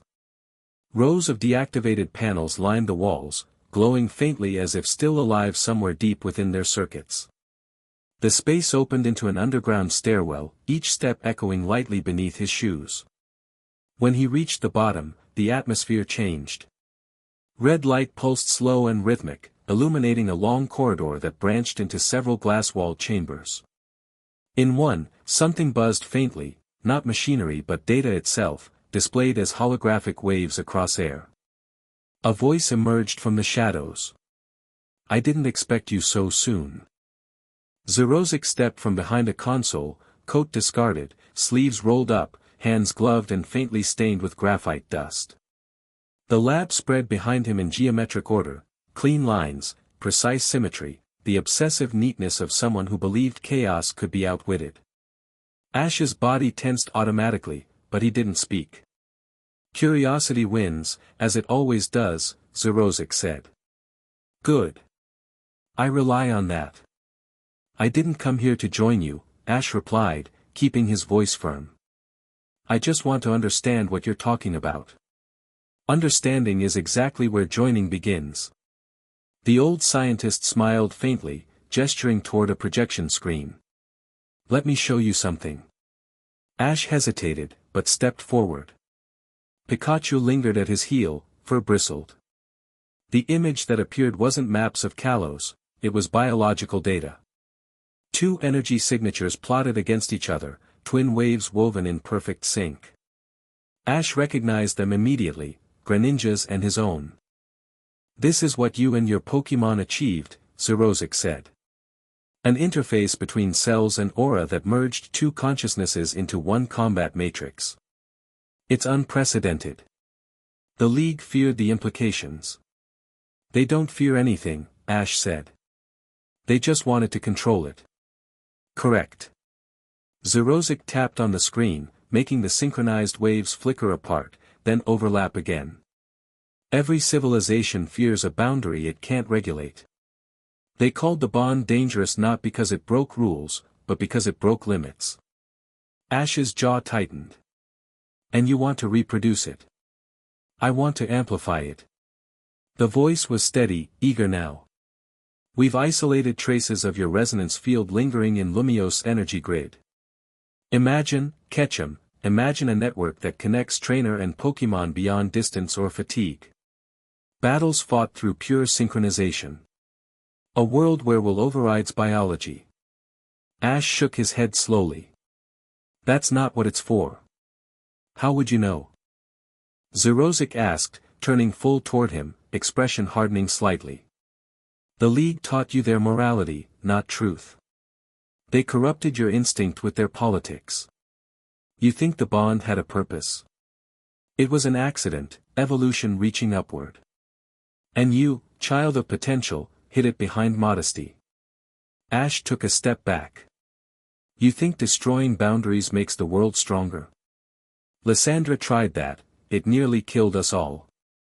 "Lysandra sought beauty," Zerozic said, voice clipped. "I seek balance. And balance begins when those deemed inferior are removed from power, the same League that discarded you." Something in Ash flared, sharp and defensive. "I'm not here to destroy anyone." "Not yet," the scientist murmured. "But give it time. The world will corner you again. They always do." Silence stretched long between them, broken only by the hum of the lab's respirators. Ash turned toward the glass walls separating the corridor's other chambers. There were Pokémon inside, not many, but enough to confirm what Team Flare still practiced. Each habitat pulsed with bioscanners and containment nodes, energy patterns tracing through thin fluid tubes. He glimpsed a Houndoom pacing inside one enclosure, fire dimmed to embers. Its eyes flicked toward him with muted wariness. "You're testing on them," Ash said quietly. "Testing is progress," Zerozic replied almost dismissively. Would Lysandra's grand ambition have failed if others understood what he was refining? "I merely learned from his mistakes." Ash turned back to him slowly. "You said you could help me understand the bond. Not drag me into this." "I can still help you." Zerozic's tone softened again, voice shifting from rhetoric to persuasion. "You're not Lysandra. You're powerful enough to shape this research into something moral, if you choose to." Ash held his gaze. "And if I refuse?" "Then you'll walk back to a world that mocks your name," Zerozic said calmly. "You'll live as the symbol of failure, your potential dissected and dismissed. You'll train again, lose again, while your talent decays in the safety of mediocrity." The words dug deep. They didn't sound cruel, just logical. And logic cut cleaner than insult ever did. Ash's thoughts drifted briefly, Serena's hesitation, Clement's silence, Diantha's perfect trophies. The League, shining in gold while erasing his history. He'd always told himself winning didn't define him. But losing every time did something worse, it erased him. He exhaled slowly, voice steady. "Show me what this network can do." Zerozic's glasses glinted, catching the red glow. "Exactly as I hoped." He turned toward the console, activating a new display, a circular hologram expanding outward, complex runes spinning around a center pulse. "This is the flare core," Zerozic explained. A matrix of residual energy harvested from the destroyed headquarters beneath Geosenge. Our goal was to convert what remained of the power Lysandra unleashed into structured harmonic resonance, a way to manipulate bond frequencies at will. Ash watched as the hologram bloomed into color, reds, oranges, faint blue tinges matching Greninja's aura pattern. The data converged, forming an outline that shimmered between shapes. For a heartbeat, Ash felt the air change, pressure building, something alive vibrating through the lab. Greninja's echo pulsed faintly in him again, just like before everything shattered. It wasn't pain, it was recognition. Raw, instantaneous connection. Pikachu, Ash muttered, hand steadying the little mouse on his shoulder. Zerozic monitored his reaction with scientific satisfaction. Fascinating. Even dormant, your body still responds to the bond's residual frequency. Imagine controlling that energy, sustaining it indefinitely. You could become something greater than any champion. Ash closed his eyes briefly. The sensation was beautiful and terrifying all at once, warmth curling through the hollowness that had haunted him since Greninja's silence. If I did, he said slowly, what would happen to me? Unclear, Zerozic admitted, though his tone didn't carry concern. Evolution demands sacrifice. But you've sacrificed before, haven't you? Pain is temporary. Legacy isn't. Ash stared at him. For the first time, he saw something in Zerozic's eyes that wasn't madness, it was conviction, cold and absolute. Take the data, Zerozic said. Study it. Decide for yourself. But do me one courtesy, don't go running back to that league for approval. They forfeited the right to your loyalty. Ash hesitated. He stepped closer to the console, watching the flare core rotate like a heartbeat frozen in glass. It wasn't just power. It was temptation dressed in logic, a promise structured like science. He downloaded the file to his own holocaster, felt its weight settle into his pocket like heat. Consider this a beginning, Zerozic murmured. Darkness isn't always evil, boy. Sometimes it's where truth waits. Ash turned away. You talk too much. Outside, the surface light burned white again. Lumiose glittered distant and indifferent, a city pretending to forget what lived beneath it. Ash stepped into the open air, Pikachu's fur damp with drizzle, his thoughts sharp and silent. The data chip hummed faintly inside his holocaster. Greninja's absence no longer felt like emptiness, it felt like a void waiting to be filled. He looked back once at the warehouse, its door half-sealed, the glow inside pulsing faint red through gaps. Maybe they did throw us away, he whispered. But maybe I'll show them what power really means. The rain returned in thin streaks, tracing red glimmers across metal and glass as if the city itself was bleeding color back into him. Lumiose at midnight shimmered, its brilliance tainted faintly crimson. Chapter 6, Baptism by Fire. The storm had cleared by dawn, but Lumiose still clutched its morning fog like it was trying to hide something. The city's heart looked gray and mechanical, all humming turbines and mirrored glass, and somewhere beneath that cold machinery, Ash walked the maintenance tunnels that wound like arteries toward the outskirts. He had the flare data loaded into his holocaster, sealed behind 4 encryption layers Zerozic had configured. He hadn't touched it since leaving the warehouse, though it had buzzed faintly once while he slept, like it was aware he was thinking about it. Pikachu padded beside him, ears twitching every time air hissed from the pipes above. I can still turn around, Ash said aloud. His voice echoed down the metal corridor. Go back, stop short of whatever that old man meant. Pikachu looked up at him, tilting his head, not in protest but quiet observation. The same look Pikachu always gave when Ash was pretending his choices weren't already made. I just want to see what they're planning, Ash said finally, as if answering his partner's silence. That's all. But even he didn't fully believe that anymore. The tunnels opened into an underground compound. Teams of engineers, human ones, moved quickly between terminals. Most wore plain, dark uniforms, not flare red, though their badges bore a faint geometric insignia that looked like the letter F split down the middle. Ash lingered in the shadow near a wall until one of them spotted him.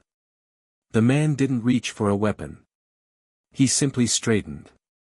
"Visitor?" "Zerozic sent me," Ash replied. That one sentence altered the air. Two others turned to look, murmured briefly, then gestured him forward. The first man led him past several holographic panels until they reached what looked like a small training hall, wide and circular, lit by dim reddish filters overhead. "Trial room," the man explained. "Every recruit passes through first." "Trial for what?" Ash asked. "To see if you're worth our time." He turned and left him there. The room was silent now, open floor, faint scorch marks, mirrored surfaces faintly fogged by sweat or smoke. At the far end stood three figures. All wore dark uniforms trimmed with red, not infantry, not random recruits, but soldiers. Experienced ones. The tallest stepped forward. Her hair was short, dark auburn shining like copper under the lights. Scars ran down her forearm in thin white tracings.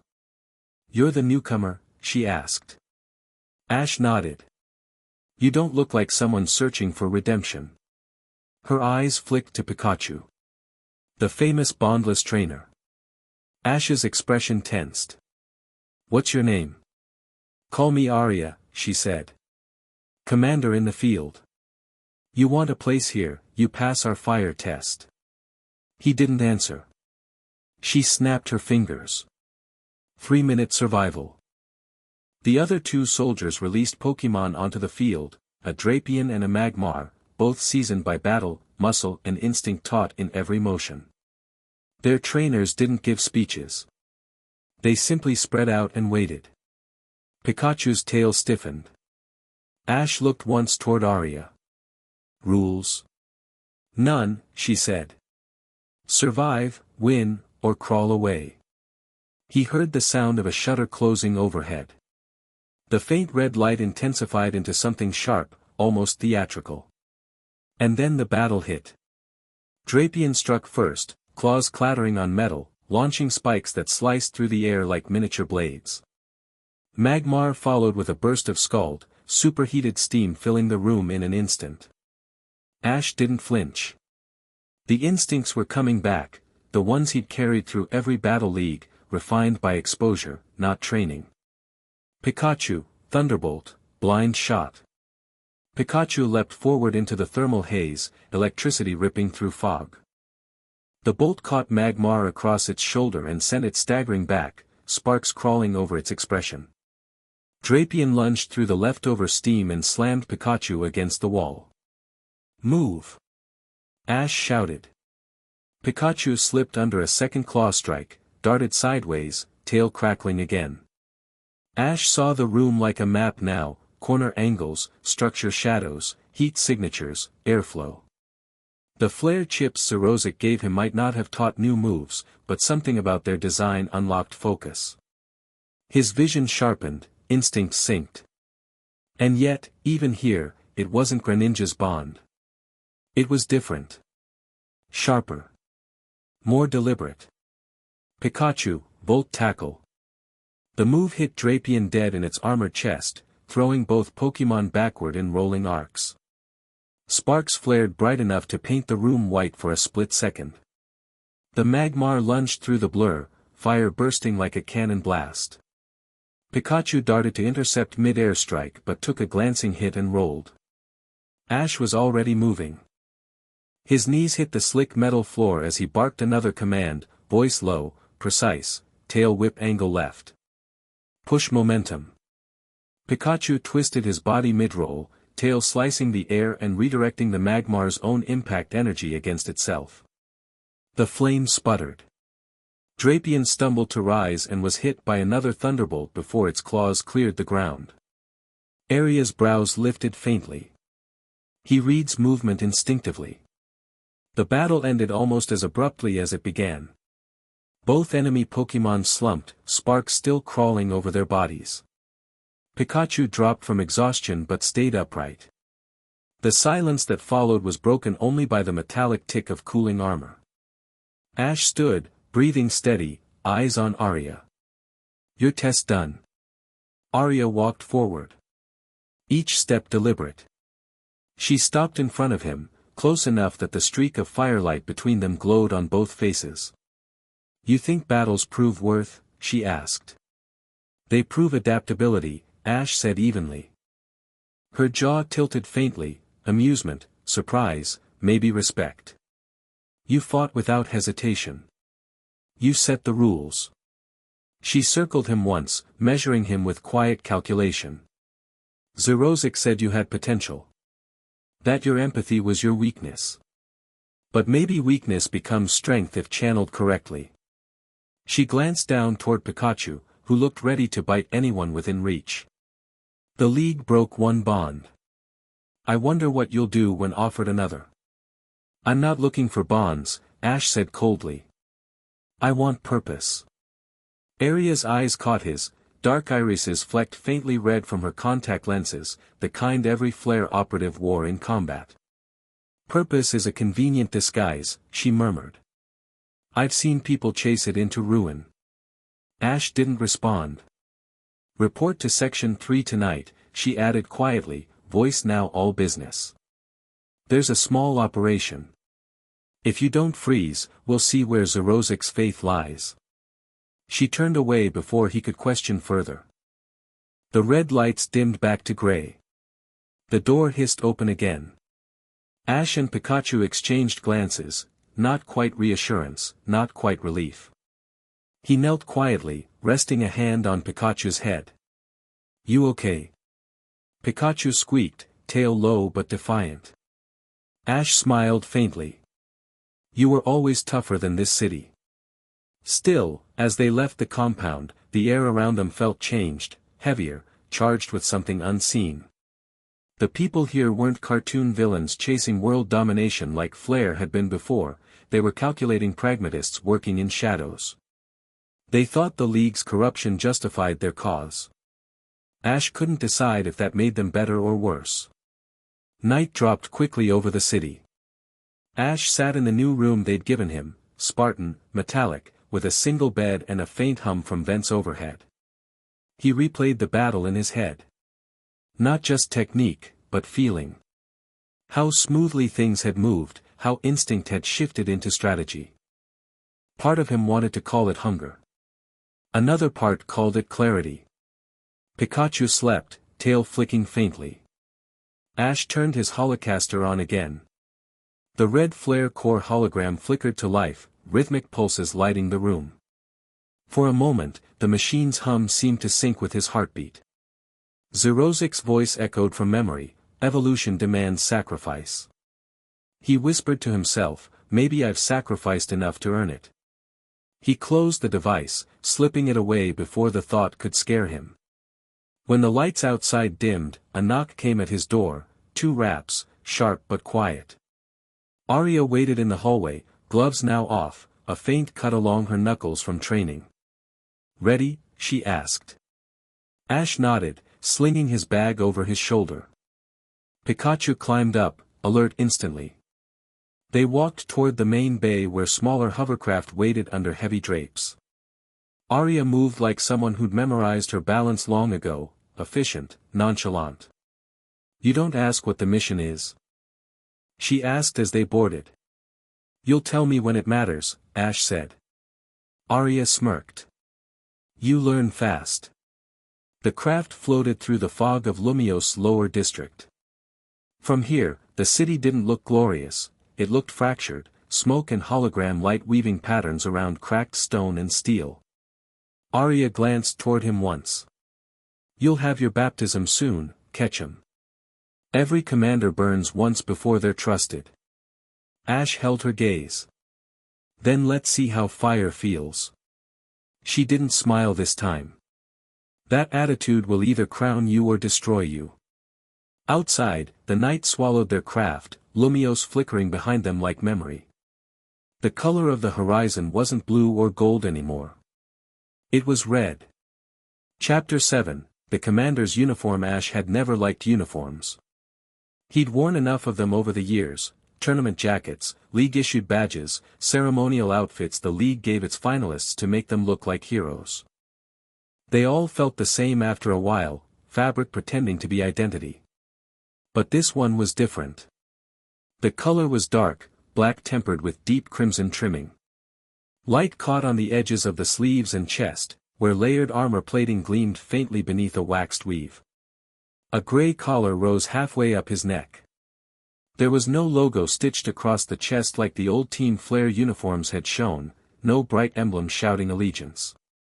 Just a single red streak that ran diagonally across the torso like a scar. Arya fastened the last piece herself. "It's not for vanity," she said quietly. "It's a warning. Commanders wear black." Ash tugged at the sleeve, flexing his arm slightly. "Seems heavy." "It will feel like that at first," Arya said. "But wait a few missions. Eventually, it'll feel like air." He glanced at her reflection in the mirror. She was suited the same way, her jacket marked with 2 crimson lines instead of 1.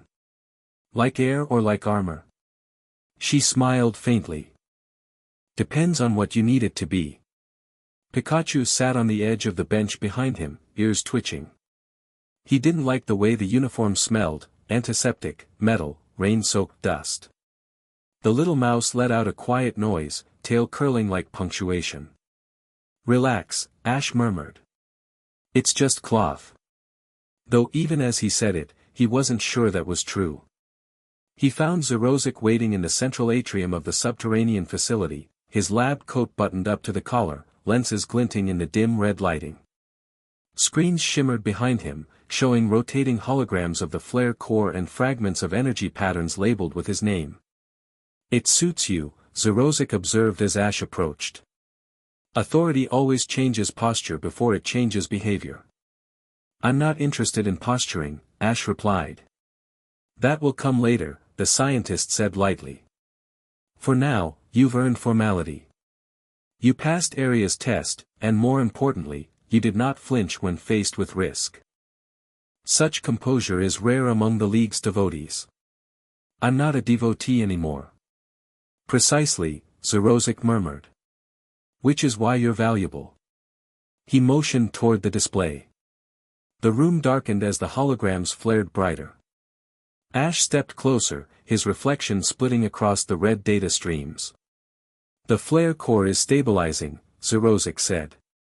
"But we need to power test the network prototype before full synchronization. That means a field operation, small scale, remote, untraceable." "You make it sound like a science experiment." "Everything important is a science experiment," Zerozic replied. "Cause and consequence. Reaction and adaptation." He turned to face Ash fully. "We're raiding a classified archive near Anistar City.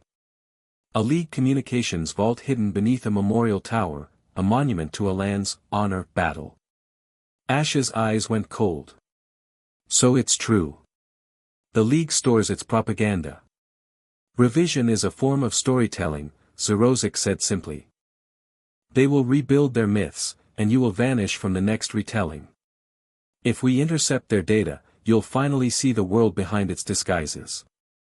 Arya stepped forward from the shadows, practiced and steady. "I'll lead the strike team." Zerozic smiled thinly. "Of course. But this time, you'll have a commander beside you." Ash didn't speak, though a small spark of tension passed through him. "You trust me that quickly?" "No," Zerozic admitted. "But every system needs stress to evolve. Consider this the flare core's first spark." The chopper hummed above the black forests east of Anistar. Rain slid across its windows, turning the view into watercolor smudges of green and steel gray. Arya stood near the hatch, gear strapped tightly, her expression calm no matter how the wind tore through the opening.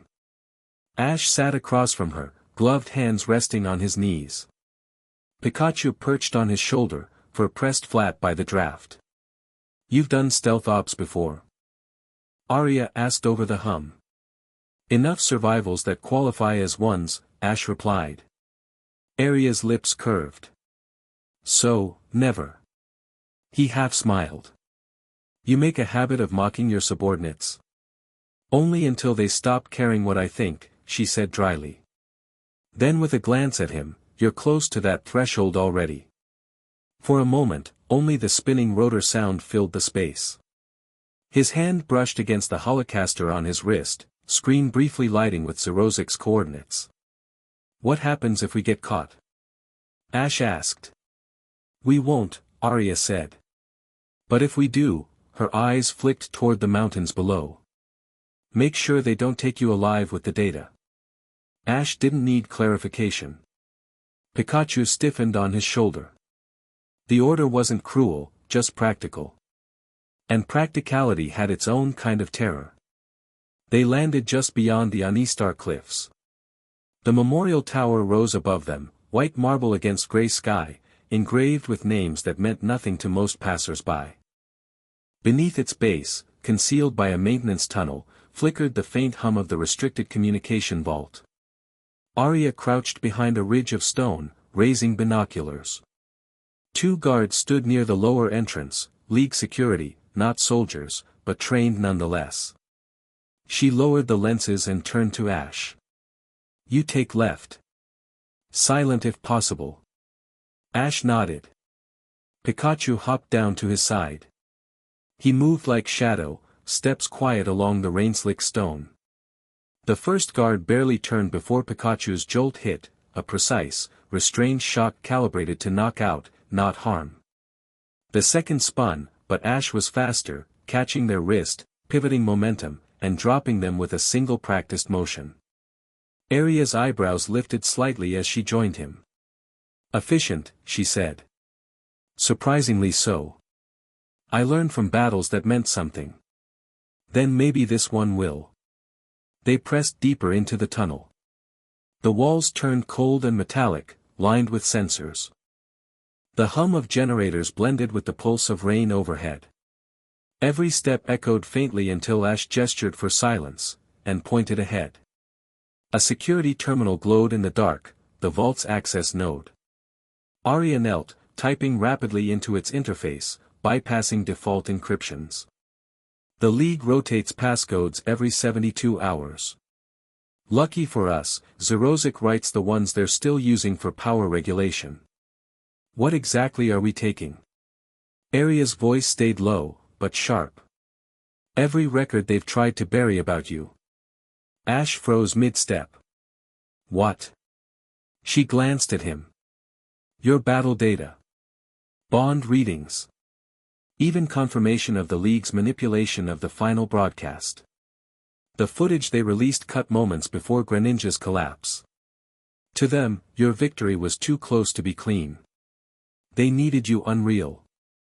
Fallible. For a second, Ash couldn't breathe. He remembered every word the crowds had thrown at him, every headline calling him unstable, every interview Serena gave trying to defend him through diplomacy.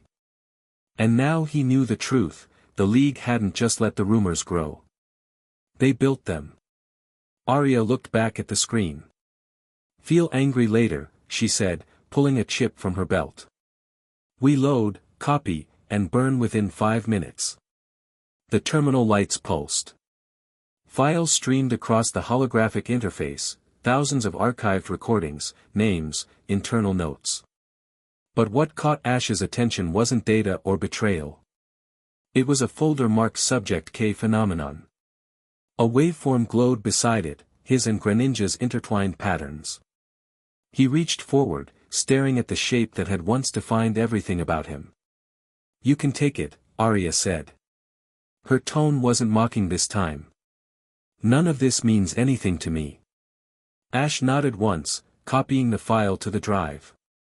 The last seconds of the upload stretched long, too long. A low alarm began to hum through the floor. Arya cursed under her breath. Trip sensors. They changed the node frequency. Guess runnings are Q, Ash said, already moving.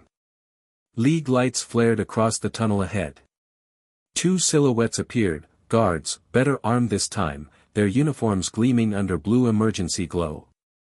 Pikachu, before he finished the command, Pikachu's tail lit white.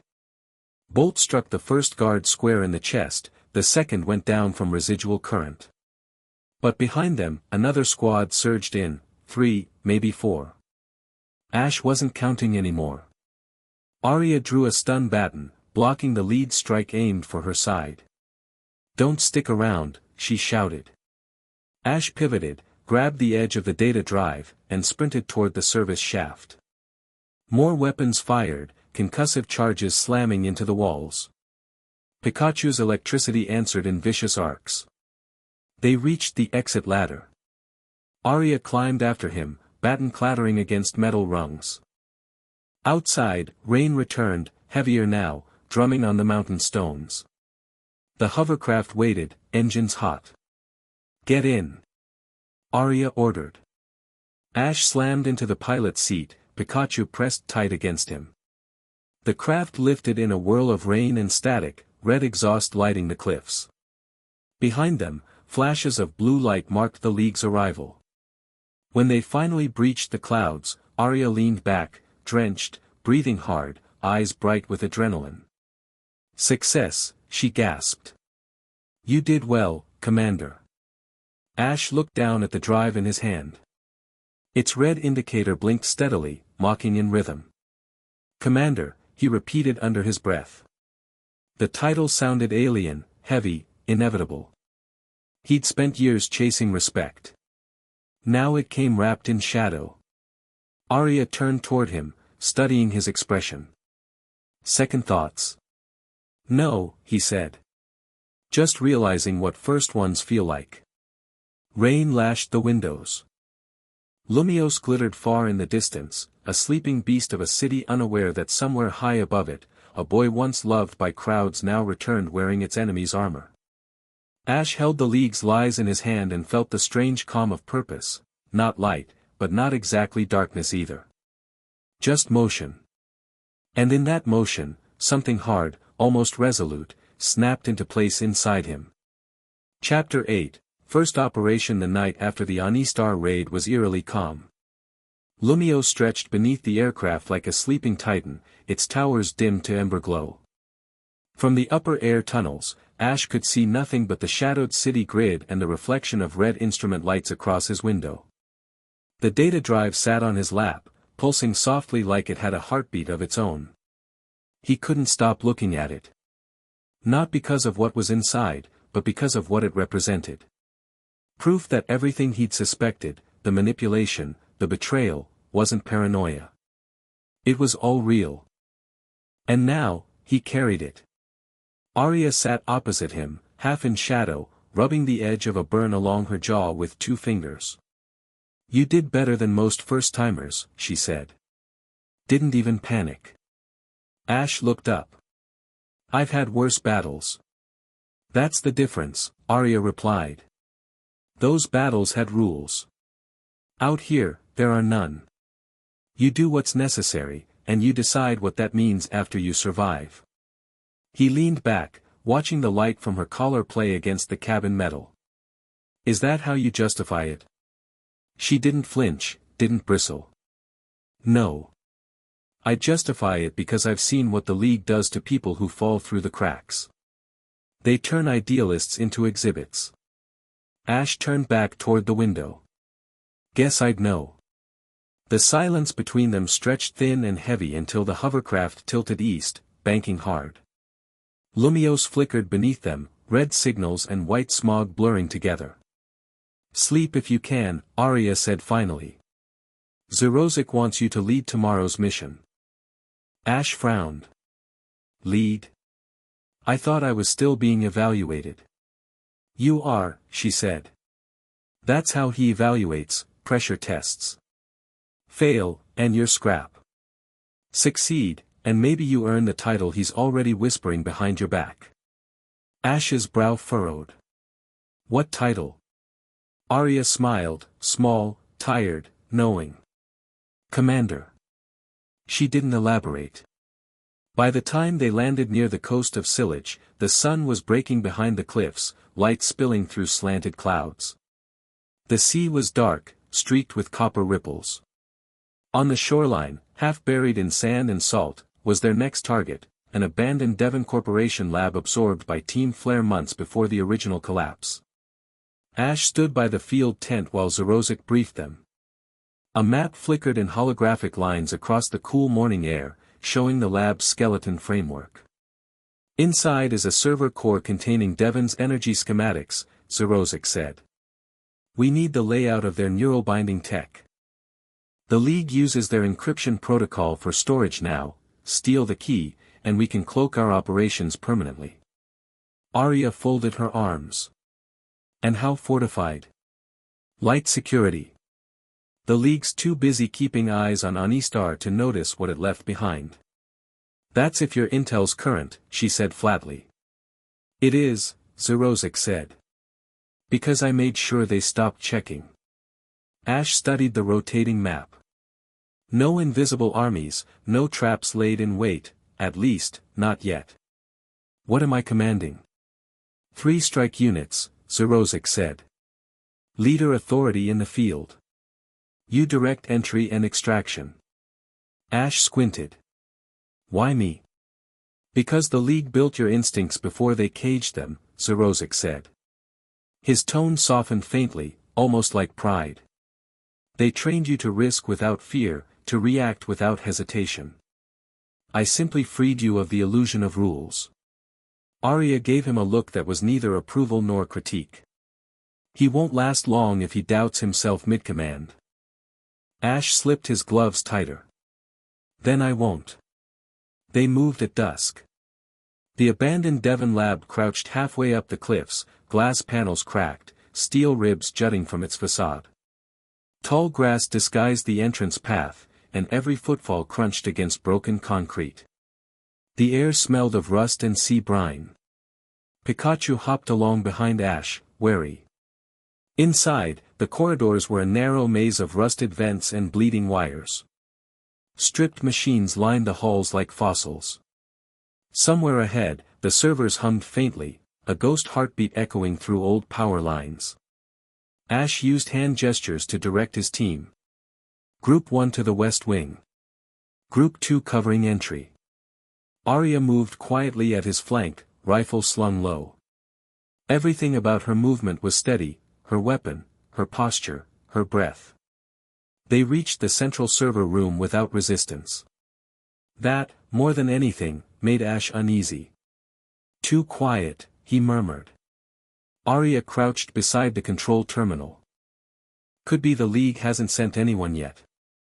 Or they're already here, Ash countered. Before she could answer, a spark snapped under the floor. Metal shutters slammed down through the hallways, sealing exits.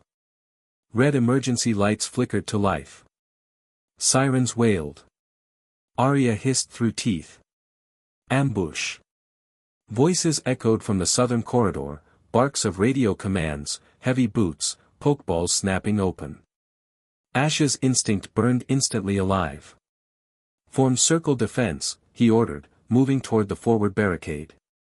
Pikachu jumped onto his shoulder, cheeks flashing.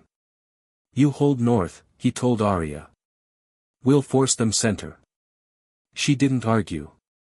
She trusted his tone, decisive, unhesitating. The first wave hit hard, League security drones firing tranquilizers, followed by a pair of human operatives releasing a Galade and a Magneton. The Galade teleported, vanishing midair before reappearing at striking range. Ash ducked fast, rolling beneath the swing, shouting, Pikachu, Iron Tail. The counter landed true. Galade's blade clanged off Pikachu's tail, both forces rebounding. Sparks hissed through the smoke. Magneton surged next, lighting the room electric blue. Pikachu snarled, energy boiling around him as he fired Thunderbolt head-on. The charge collided, detonating midair with ear-splitting light. The shockwave blew the metallic dust off every old machine in the chamber. Arya's voice cut through the chaos, UAVs down. You good? Still breathing. Ash called back. They're moving rear flank, cover the left corridor. He didn't think, he didn't plan. Every motion was reaction and command woven together. Pikachu darted back, flipped off debris, slammed a double kick into Galad's ribs. The Pokémon staggered backward, then froze mid-step, hit by a second unseen pulse. Aria's shot, clean through the Galad's shoulder armor, left it dazed. "Retreat signal coming," she yelled. The League operatives slammed recall triggers, pulling their fainted Pokémon into beams of red light. They faded into smoke, leaving behind scorched floor panels and the sound of a distant siren dying into silence. For a moment, the air still crackled with energy discharge. Arya shouldered her weapon. "Not bad, Commander." "First operation," Ash said, voice low, steady. "Could have gone worse. Could have gone better." But there was humor beneath her tone. They reconnected the main interface and extracted the remaining files. Zerozik's encryption drive blinked confirmation, data secure. But Ash wasn't smiling. He found himself standing still, staring into the chamber's flickering red light. His reflection wavered across one of the shattered server panels. The uniform caught the color, crimson bleeding through black. "First mission success," Arya said behind him, and not a scratch. Ash didn't answer. He watched ash drift from the destroyed terminals, a fine gray dust falling to the floor like snow. The smell reminded him of burnt fields after battles. He didn't feel like a hero anymore. He didn't feel like a villain either. Just, something changing. Something sharp being forged under pressure. Outside, the wind howled against broken glass. Pikachu pressed close, eyes flicking up toward him, tired, trusting, unspoken question shimmering behind the brown gaze. "Yeah," Ash said softly, as if answering it. "We're in deep now." Zerozik's voice interrupted through comms, static-laced but smug. "Excellent work, Commander Ketchum. The files are intact. You've just rewritten our standing within Kalos. Are you ready for your next assignment?" Ash looked at the ruins around him, the fire, the shattered glass, the sea gnawing at the cliffs below. His reflection still glowed faint red across his armor. "Yeah," he said quietly into the receiver. "I'm ready." For the first time since the Kalos League, he meant it. Chapter 9, The Ghost of Route 15. The news of the Sillage raid spread faster than anyone anticipated. The League's networks were in chaos, scrambling to track what they called a rogue terrorist cell that had breached one of their own vaults. Ash read the headlines from a cafe window 2 mornings later, hood pulled low and coffee untouched, while Pikachu sat quietly on the table beside him. Sunlight filtered through cracks in the blinds, turning every mote of dust into a gold spark. Across the street, crowds bustled, chatting about league politics like it was nothing more than sport. None of them knew the boy in the corner had led that raid himself. He watched them without emotion. Public perception was malleable, Zerozik had told him. The League simply needed a ghost to blame, and they had found one in the image of the Dark Commander. That title, half myth, half fear, was already circulating through underground channels.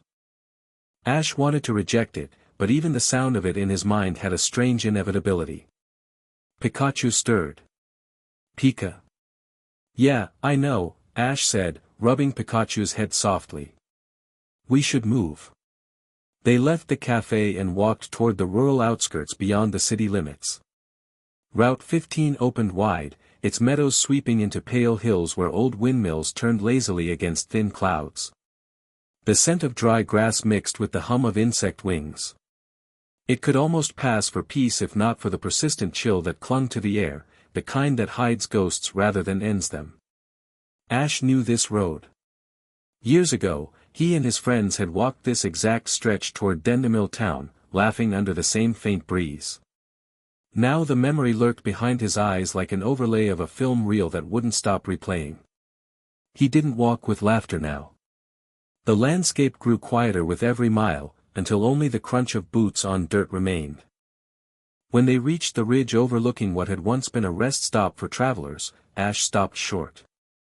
The building was gone, replaced by League checkpoints and plasma-fenced barriers. Groups of uniformed guards patrolled the perimeter, new installations after the raid. So this was why Zerozic had sent coordinates here.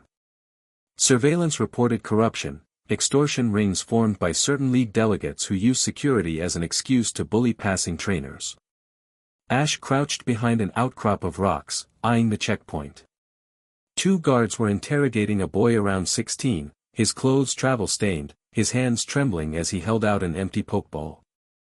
Another man rifled through the boy's bag, scattering small personal items into the dirt, badges, spare potions, a folded photograph of his family. The guard smirked. "Illegal capture permit," he said loudly enough for the nearby crowd to hear.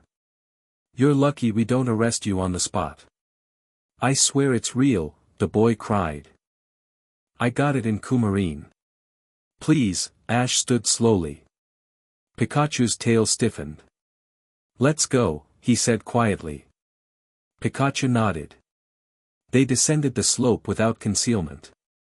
The guards looked up immediately, one hand going to their holster, the other raising a warning. "Checkpoints closed," one barked. "Turn around." Ash didn't stop.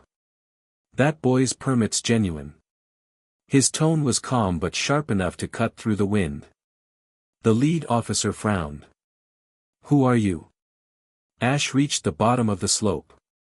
"Someone who knows abuse when he sees it." The officer snorted and unhooked his weapon, not lethal, but enough to make a statement. "You've got guts, friend. This is official league security. Step back before we—" The sentence cut off when Pikachu landed on the officer's shoulder and shocked his weapon hand before he could fire.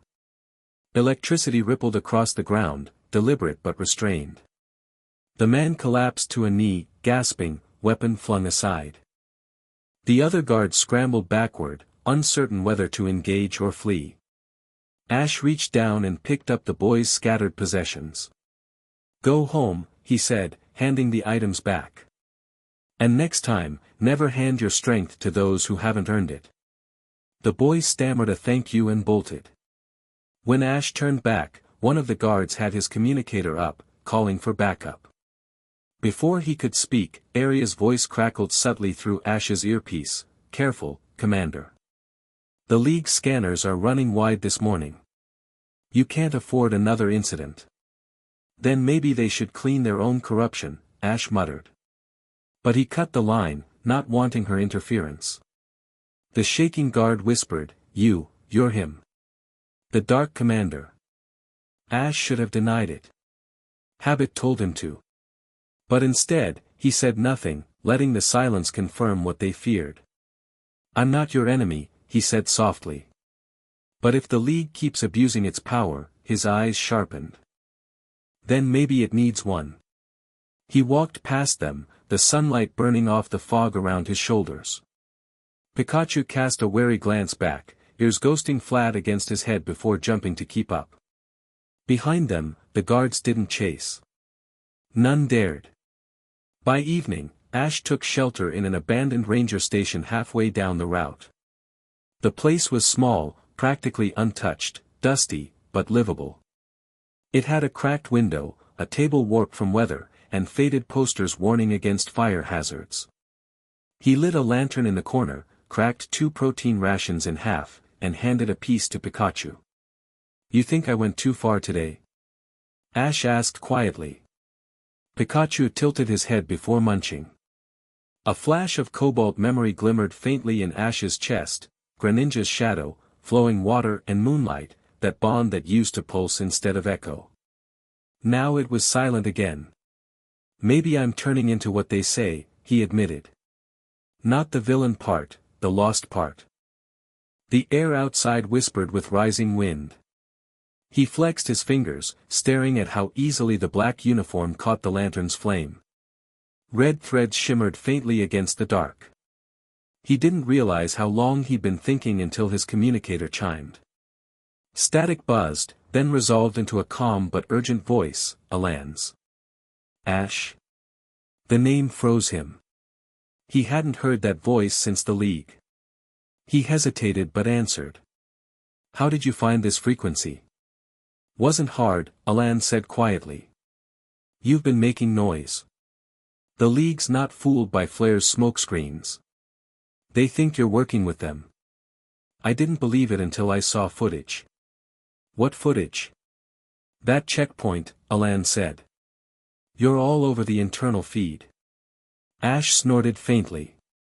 So they've turned my defense into another crime. Sounds like the League. Ash, Alan's tone lowered, pleading now. Listen to me. I know you've been hurt. I get it. But this, joining whatever Flare became, you're walking into the same trap Lysandra did.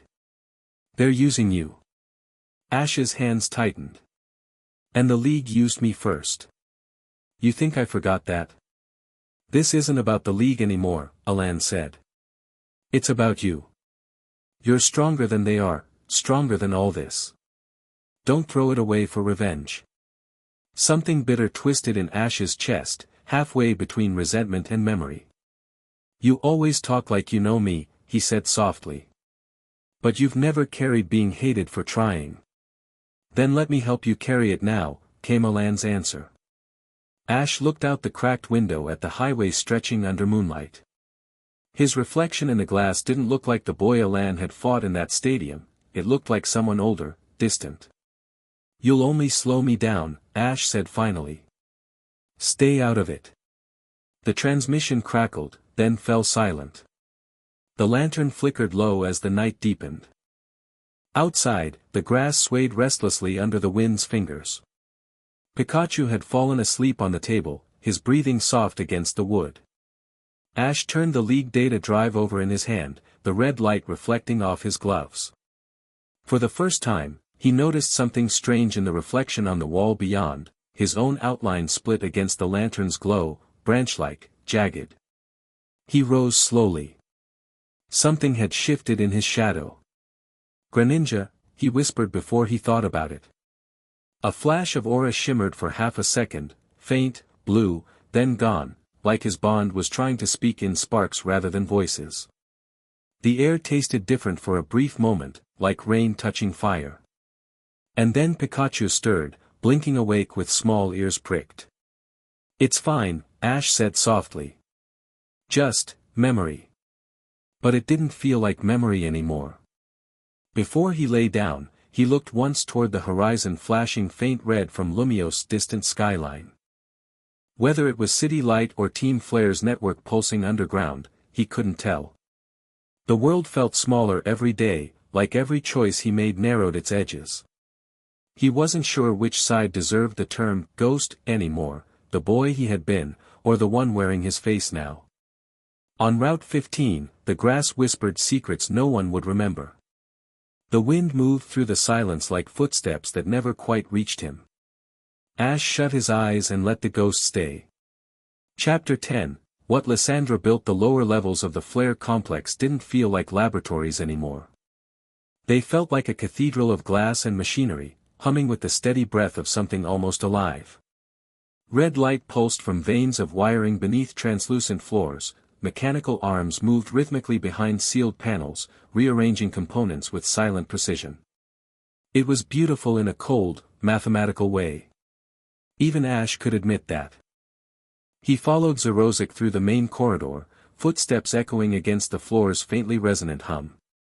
Pikachu trailed close, eyes darting between cables that flickered like nerves. Arya walked in silence 2 paces behind them, one hand resting casually against the utility strap on her hip. Zerozic didn't speak until they reached a central vault door wide enough for a truck. His voice, amplified by the echoing metal, was almost reverent. This is what remains of Lysandra's dream, restructured, refined, rationalized. Ash folded his arms. You keep saying his name like it's a title, not a warning. Zerozic smiled faintly, keying open the door. Warnings and titles are often the same thing. Visionaries never die cleanly, they leave stains that others mistake for shadows. The vault opened with a hydraulic hiss. Inside, the air vibrated with low-frequency energy. A sphere the size of a small car floated in the center, suspended by magnetized rings. It glowed faint orange, not with fire, but heatless light. Ash felt his skin prickle. What is that? The Axis core, Zerozek said proudly. An evolution of the energy technology Lysandra tried to weaponize with the ultimate weapon. This one doesn't destroy life, it repurposes it. Arya snorted softly. Still sounds like a euphemism for killing to me. On the contrary, Zerozek said. It collects residual life energy, pain, hatred, loss, and converts it into structured power. Instead of burning the world, it harnesses what people cast away. A self-sustaining loop of despair purified into strength. Ash's mouth tightened. You're saying it feeds on suffering. Zerozek looked almost offended. It transforms suffering. Converts waste into renewal. If the League is a system that thrives on victory and reputation, then we'll thrive on everything the world discards. They crown heroes, we empower the broken. Ash stared at the glowing core. His mind flashed images, faces, moments, shards of memory, Serena turning away, Clement bowing to protocol, his name burned through the media as a villain. The League had cast him aside, branded him dangerous. In that light, Zerozek's logic didn't sound entirely alien. Show me how it works, Ash said quietly. Zerozek's eyes brightened behind the lenses. Of course. Step closer. The scientist motioned toward a circular platform surrounding the core. Ash hesitated only a moment before stepping on with Pikachu. Arya followed, arms crossed, silent witness. It draws on resonance signatures, Zerozek explained. Not unlike the bond phenomenon you and your Greninja manifested. But instead of requiring two synchronous consciousnesses, the core stores the emotional frequency from countless traces. Each betrayal, each loss, leaves energy behind. Ash's skin tingled. He could feel it now, faint vibrations crawling through his bones like echoes. Doesn't that make us parasites? Arya asked quietly. Feeding on pain. Parasites cure nothing, Zerozek said. We balance imbalance. Society bleeds emotion without recycling it. I simply built a circulatory system. Ash looked up at him. And what happens when the system runs dry? Zerozek smiled. Then the next generation refuels it, as they always do. Something in that answer chilled Ash more than any threat could. He turned back toward the core, its light washing the room in molten color. Pikachu edged closer to his leg, uneasy.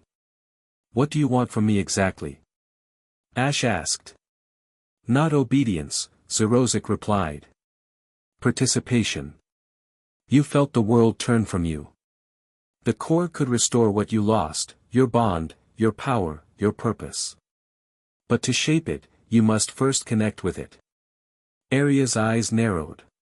You mean tether yourself to that thing? You're insane. Insanity is merely unapproved genius, Zerozek murmured. Take him off the leash, Commander Arya. The boy understands risk better than anyone. Ash looked from one to the other. What do I have to do? Zerozek handed him a baton-like device capped with a crystalline node. Place this into the conduit. It will sync with your aura pattern. Arya stepped forward sharply. Ash, don't. You don't owe him proof. He ignored her. The memory of lost connection still clawed at him. Greninja's silence, the ache of absence, it was worse than defeat. Maybe by understanding this core, he'd understand what broke between them. He stepped toward the sphere and pressed the baton into the glowing seam. The light pulsed, then expanded outward in a quiet explosion of color.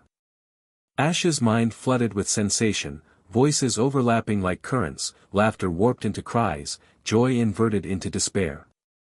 Every heartbreak in the network, every ounce of pain collected from across the region, poured through the conduit and into his consciousness. He saw flashes of battles lost, friendships broken, cities scarred. He felt the loneliness of trainers abandoned by their partners, the bitterness of Pokémon cast away. Pikachu's cry pierced through the haze, grounding him for half a second. Ash gasped, tearing his hand away. The light snapped back into the sphere with a hollow whoosh. Energy lines along the floor dimmed to a slower heartbeat. Arya caught him by the shoulder just as he staggered back. "What did you see?" she demanded. Ash drew a shaking breath. "Everyone. Everything. And it's all connected." He turned to Zerozic, eyes fierce now. "You're using their grief to power this. You said you wanted to give meaning to what was lost, but you're just consuming it." Zerozic's expression didn't change. "Meaning is consumption, Mr. Ketchum. Every ideology feeds on emotion. At least ours admits its appetite. That's not balance. It's survival." Arya stepped between them. "Enough." Her gaze cut to Ash. "You've proven the core works, no one else has survived exposure that long without collapse." Ash pulled free, still breathing fast. "I'm not your lab rat." Zerozic turned away slightly, tapping data into a console. "No, you're evolution personified. And evolution, my boy, doesn't ask permission." Ash wanted to argue, to shout, but the words caught in his throat. Part of him was terrified because what Zerozic said wasn't entirely false. He had felt the core's pull. For a heartbeat, the chaos had turned to clarity, everything broken, unified through shared pain. It had whispered a truth that frightened him more than anything: maybe this was what power really meant. Not winning, not friendship, but endurance through suffering. He clenched his fists. Pikachu looked up at him with worried eyes, sparks trembling through his fur. Arya broke the silence. "Enough experiments for one day." She turned to Ash, voice softer now. "Come with me. There's something you should see above ground." They took the elevator up through the layers of glass and steel until sunlight hit them again. Above the complex stretched an enormous observation balcony overlooking what used to be Lysandra Labs, the original ruins half swallowed by vines and rubble. The morning air smelled of dust and wildflowers struggling through stone. "This is what your visionary left behind," Arya said, stepping to the balustrade. "A graveyard pretending to be enlightenment. Zerozic keeps building beneath it because he can't admit it died." Ash stared at the ruins far below, the fracture lines still visible across the crater. What Lysandra built wasn't gone, it was buried. Hidden under enough layers that the world could pretend it had healed. Arya glanced sideways at him. "You went into that core wanting answers, didn't you?" He nodded. "And what did you get instead?" Ash's fingers tightened around the railing. "Understanding. The kind I wish I didn't have." Arya watched him quietly for a moment before speaking again. "Do you know why I joined this group? Not for revenge, not for ideology. For the truth that never makes broadcasts. I thought maybe someone like Zerozic could build something clean out of all the rot the League hides. But every day here, I wonder if we're just building another prison." Ash turned toward her. "Then why stay?" "Because someone has to keep these people grounded before they drown in their genius." Her gaze met his, unflinching. "And because I want to see how far you're willing to go before you realize where you actually stand." Ash exhaled slowly, shoulders heavy. I need to find my reason again. Maybe it's down here, maybe it's not. But for now, it's the only road left." Arya nodded once, her expression unreadable, then began walking back toward the elevator. Ash lingered for a moment. Wind swept across the balcony, carrying the faint scent of rain and ozone. He looked at the ruins one last time. Lysandra had built all this to remake the world in his image, beautiful, pure, merciless. And now, beneath those same ruins, Zerozic was shaping that vision into something colder, quieter, but no less dangerous. Ash touched the red streak on his chest. Power wasn't light or darkness anymore, it was a color painted by whoever dared wield it. And somewhere inside him, that color was beginning to change. "Come on, Pikachu," he said softly, turning away from the crater. "We've got work to do." The wind followed him all the way down the steel corridor, whispering through the glass, a low, distant tremor, like an echo from the ghosts of dreams that refuse to die. Chapter 11, Aria. There was a rhythm to the underground. The deeper you went beneath Lumiose, the more the world quieted into machinery and pulse light. Ash had started noticing it during sleepless nights, the way every corridor hummed differently, each echo telling its own story. But tonight, the rhythm was quieter than usual. He stood in the training hall alone, tossing a pokeball into the air and catching it lightly each time. The metal clink echoed off the walls. Pikachu sat near the rail watching, tail flicking with impatience. They had just finished a late sparring session, half practice, half meditation. Ash wasn't training for the league anymore. He was training to remember who he was beneath the uniform. The door slid open. Aria stepped in, unhelmeted, hair damp like she'd just come out of a storm. Her usual measured stride was slower, and her gloves were missing. Under the red light, her knuckles looked bruised. "Couldn't sleep either?" she asked. "Don't really try anymore," Ash said, catching the falling pokeball and setting it on the floor. She gave a low laugh. "That never lasts." He looked up. "You sound like you've been here longer than you should have." "I have," she admitted. "Zerozic recruited me long before he found you." Ash studied her, curious.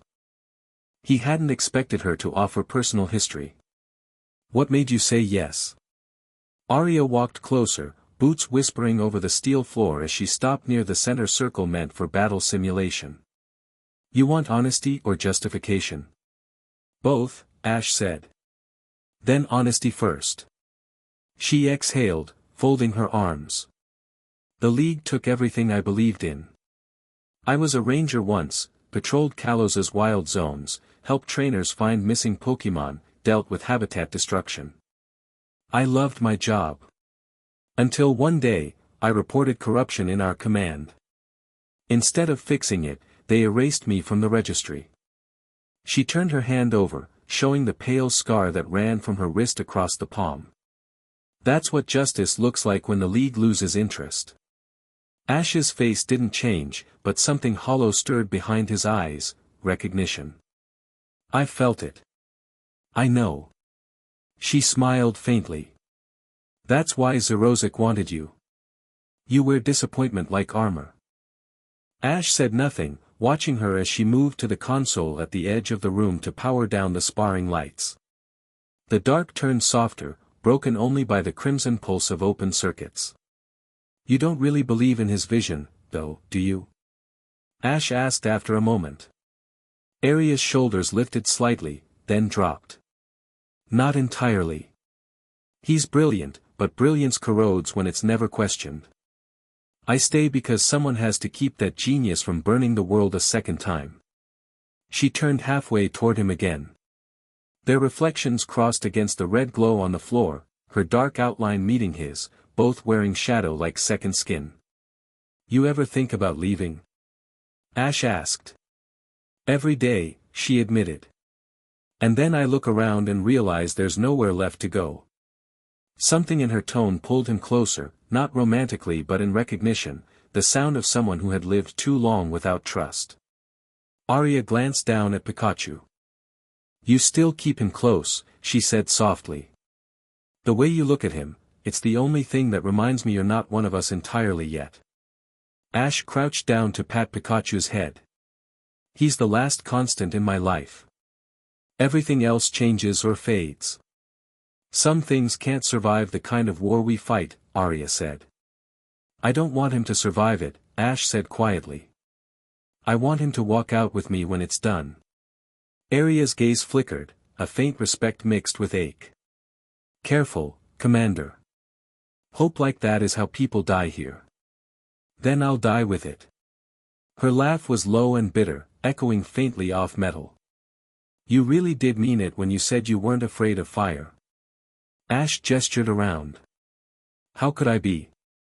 Everything around us is burning already." For a moment, neither spoke. They stood under the soft mechanical hum with the tension of two people balancing trust on a knife edge. Aria finally broke it, her voice quieter now. "Zerozic approved another operation. He wants us to crash a League storage facility near Coumarine. It's less about supplies, more about message, proof that their security isn't untouchable. Ash regarded her carefully. You sound conflicted. I am, she said. Because the facility also keeps rescue Pokémon, injured ones recovered from floods, wildfires. I can't be part of hurting them.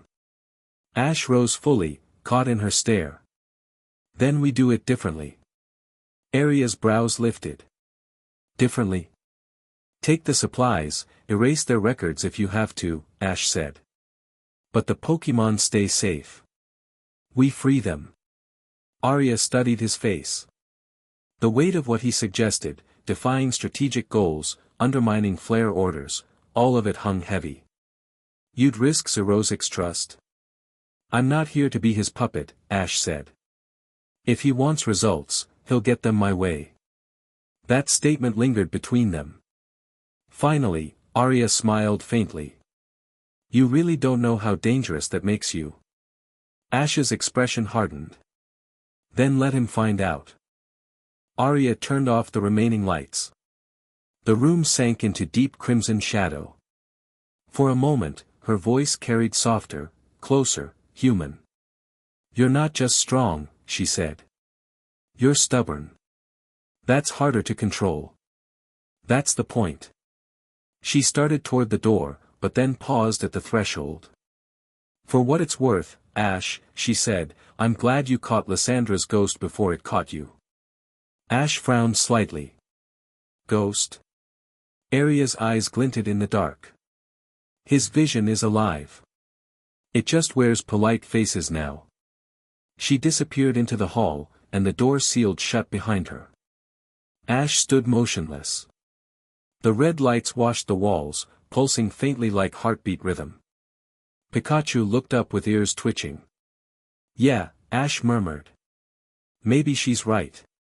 He stared down at his gloved hands, the same hands that had carried championships and defeats alike, and thought of how easily one could become the other. Through the quiet, the hum of the Axis core in the distance resonated faintly, deep beneath the metal floor. It was rhythmic and hypnotic, almost like breathing. Not human, but alive nonetheless. Ash turned and faced the now dark training console. His reflection stared back, eyes steady, posture molded by intention rather than hope. He didn't look like the boy who once dreamed about standing at the top of the world. He looked like someone who had realized the world itself was the opponent. In that reflection, the color red shimmered brighter. Chapter 12, The Sinnoh Whisper. The morning tasted like static. Ash woke to the faint hum of monitors in his room and the smell of recycled air drifting through the vents. Lumiose Undercity was always awake, somewhere above the concrete ceiling, thermal grids pulsed and machinery whispered like rain. Pikachu stirred beside him, eyes narrowing at the dim red glow creeping along the metal walls. He hadn't slept properly for weeks. When he did, the dreams always came, flashes of Greninja standing in moonlight, his form fading into mist no matter how many times Ash reached out. The old bond used to be warmth, a feeling like shared heartbeats, now the dreams carried cold instead, silence made physical. He closed his eyes again just as the door buzzed. Commander, Aria's voice called. You're wanted in communications. Ash sighed. Already? You'll want to see this one. He stood, fastening his jacket in one practiced motion. The red trim caught the faint light like an ember. Pikachu climbed to his shoulder as they walked through the corridor toward the central operations hub. Xerozic was waiting at the far table surrounded by monitors, his glasses flashing blue against streams of intercepted signals. We picked up League transmissions overnight, he said. Automatic directives from Sinnoh. Ash frowned. Sinnoh. Xerozic pressed a key, enlarging the feed. The display showed a satellite relay bouncing data between League territories, a patchwork of encryption layers and coded signatures. One name flickered through the static repeatedly. Dawn. A single photograph appeared next, her face half turned toward a camera, expression firm, eyes bright with conviction. The text overlay scrolled beneath the image, a public statement made only hours prior from Jubilife Tower. Ash Ketchum was betrayed, not corrupted. The League owes him truth, not exile. The room went still. Zerozic adjusted his glasses, expression unreadable. Your friend is making noise. She's not just talking, Arya added. Sinnoh's officials already issued half a dozen formal replies trying to suppress it. The League's upper branch is furious. Apparently, Dawn's demanding a full transparency hearing about your Kalos file. Ash stared at the screen. The sentence felt heavy enough to crush air. She shouldn't be doing that, he said quietly. They'll destroy her career. Which makes her brave, Arya murmured, crossing her arms. Someone who knows the risk and speaks anyway. Zerozic tapped a finger thoughtfully against the desk. Courage is admirable, of course. Inconvenient, but admirable. We should leverage this. Ash's eyes snapped toward him. Leverage? He smiled faintly. Every protest weakens structural unity. If Sinnoh begins to question Kalos' protocol, chaos gains momentum. That girl may not know it, but she's widening cracks in their foundation. Ash exhaled sharply. She's not a pawn. Everything is a pawn on some board, Zerozic said calmly. You should write her, Commander. Feed the narrative from the shadows. The Dark Commander rescued from injustice by a righteous voice. The world loves contradictions. Ash's gaze hardened. No. She's not doing this for me. She's doing it because it's right, he said. I'm not twisting that. Zerozic's lips thinned, not quite disappointed, not quite respectful. Idealism is your most dangerous habit. Arya broke her silence. Sometimes idealism is all that separates us from monsters. The scientist's eyes glittered in the red light. Monsters change history faster than heroes. Ash ignored him. He looked once more at the image of Dawn on the screen, her defiance carved between lines of compressed pixels. That look hadn't changed since the days of their travels through snowbound trails and contest halls. It was the same look she'd worn when defending him from critics after other failures. She always stood too close to the fire. Pikachu nudged his cheek, small paws pressing softly as if reminding him to breathe. Arya's voice broke the silence again. You want us to block the transmissions? Zerozic can bury them before the League traces your location. Ash shook his head slowly. No. Let her speak. Let them hear it. Zerozic's jaw tightened. That's reckless. Ash turned to him, calm now, controlled. You said you wanted evolution through chaos, didn't you? Let's see if truth works better than destruction. For once, Zerozic didn't have a response. Hours later, Ash stepped onto the observation deck that curved halfway through the underground complex, a chamber half-bathed in natural light from cracks in the old ceiling. Lumiose upper towers loomed faintly above, distant and unaware. The broadcast was replaying now, Dawn's statement echoing through open screens across every news relay they hadn't yet firewalled. Reporters were already dissecting it, but the core remained untouched, her challenge to the League's integrity. Ash leaned his hands against the railing. Pikachu hopped onto the polished steel and looked at the distant shimmer of storm clouds gathering outside. She's still defending me, Ash murmured. Even when I can barely defend myself. Pikachu chirped quietly, tail tapping against the rail. He stood there long enough to watch the clouds split into fine lines of rain. Somewhere out there, Dawn was fighting a war of words while he fought one of systems and shadows. The unfairness of it burned inside him. She was still standing in the sunlight, believing in his redemption, while he had buried himself under dirt and red glass. Arya found him there near dusk, her coat drawn tighter as wind howled through cracked vents. You know, Zerozic's worried, she said. Says transparency could expose our operations. Ash didn't turn. Good. She stepped closer. You realize this path splitting right beneath you? I don't care, Ash said. If truth costs him control, so be it. Arya studied him for a long moment. You keep claiming you're not a hero, yet every decision you make sounds like one. Ash half smiled, though it didn't reach his eyes. Heroes get remembered only if they win. I already lost. Maybe. But Dawn doesn't seem to think that matters. Her words traveled through the thin air and landed heavier than intended. Ash felt them in his ribs, not for the compliment but for the reminder that someone, somewhere, still believed he could be more than the shadow he'd become. He closed his eyes briefly, whispering something so quiet even Pikachu couldn't catch it. That night, he wrote a message anyway. Not to the public networks, not through Xerozic's channels, a private signal routed through backdoor codes he'd built himself. He kept it short. Thank you. Stop fighting for me. Protect yourself instead. He didn't know if it would reach her, the League could intercept it midstream. But writing it made something in his chest loosen just a little, like a wound unclenching. When he powered the console off, he saw his reflection in the darkened surface, the black and red uniform, eyes steady, expression undoubtedly altered from the boy who once stood on sunny battlefields. Pikachu padded to him, yawning softly, curling against his side. Ash scratched behind his ear. She's right, you know, he said quietly. The world should hear it. The lights above flickered. Somewhere deeper in the base, Xerozic's machines began singing again, the sound of progress humming in mechanical harmony. Beyond that hum, the faint rain kept falling against the outside layers, washing grime from old stone.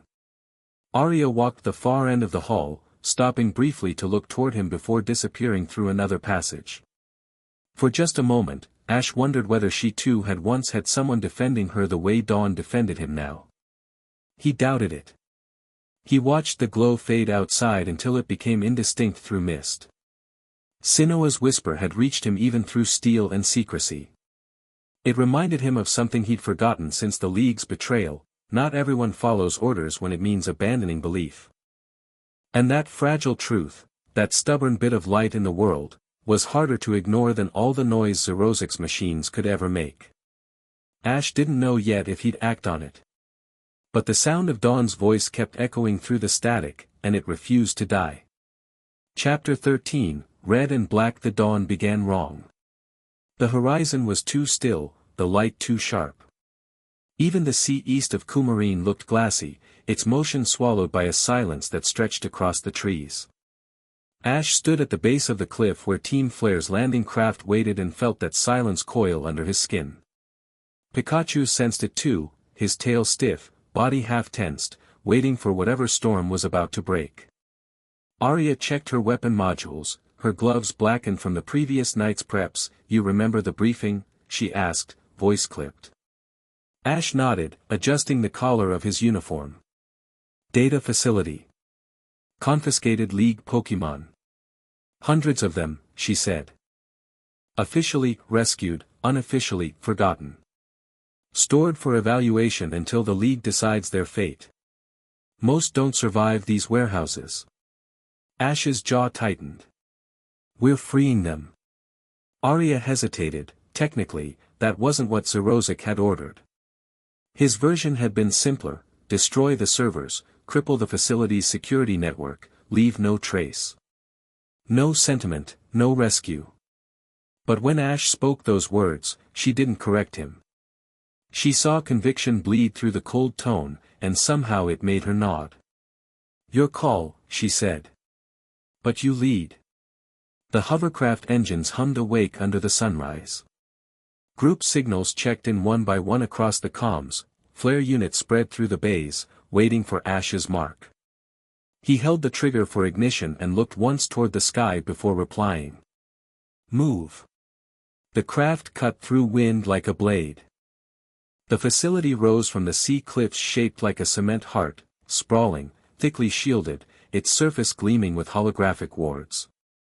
Ash watched it shrink from coastline to silhouette, remembering what Clement had told him years ago when he first visited the League Tech Labs: every technology is a weapon waiting for permission. Permission had long expired. They landed under the cover of scattered fog. The front gates shimmered with electric barriers.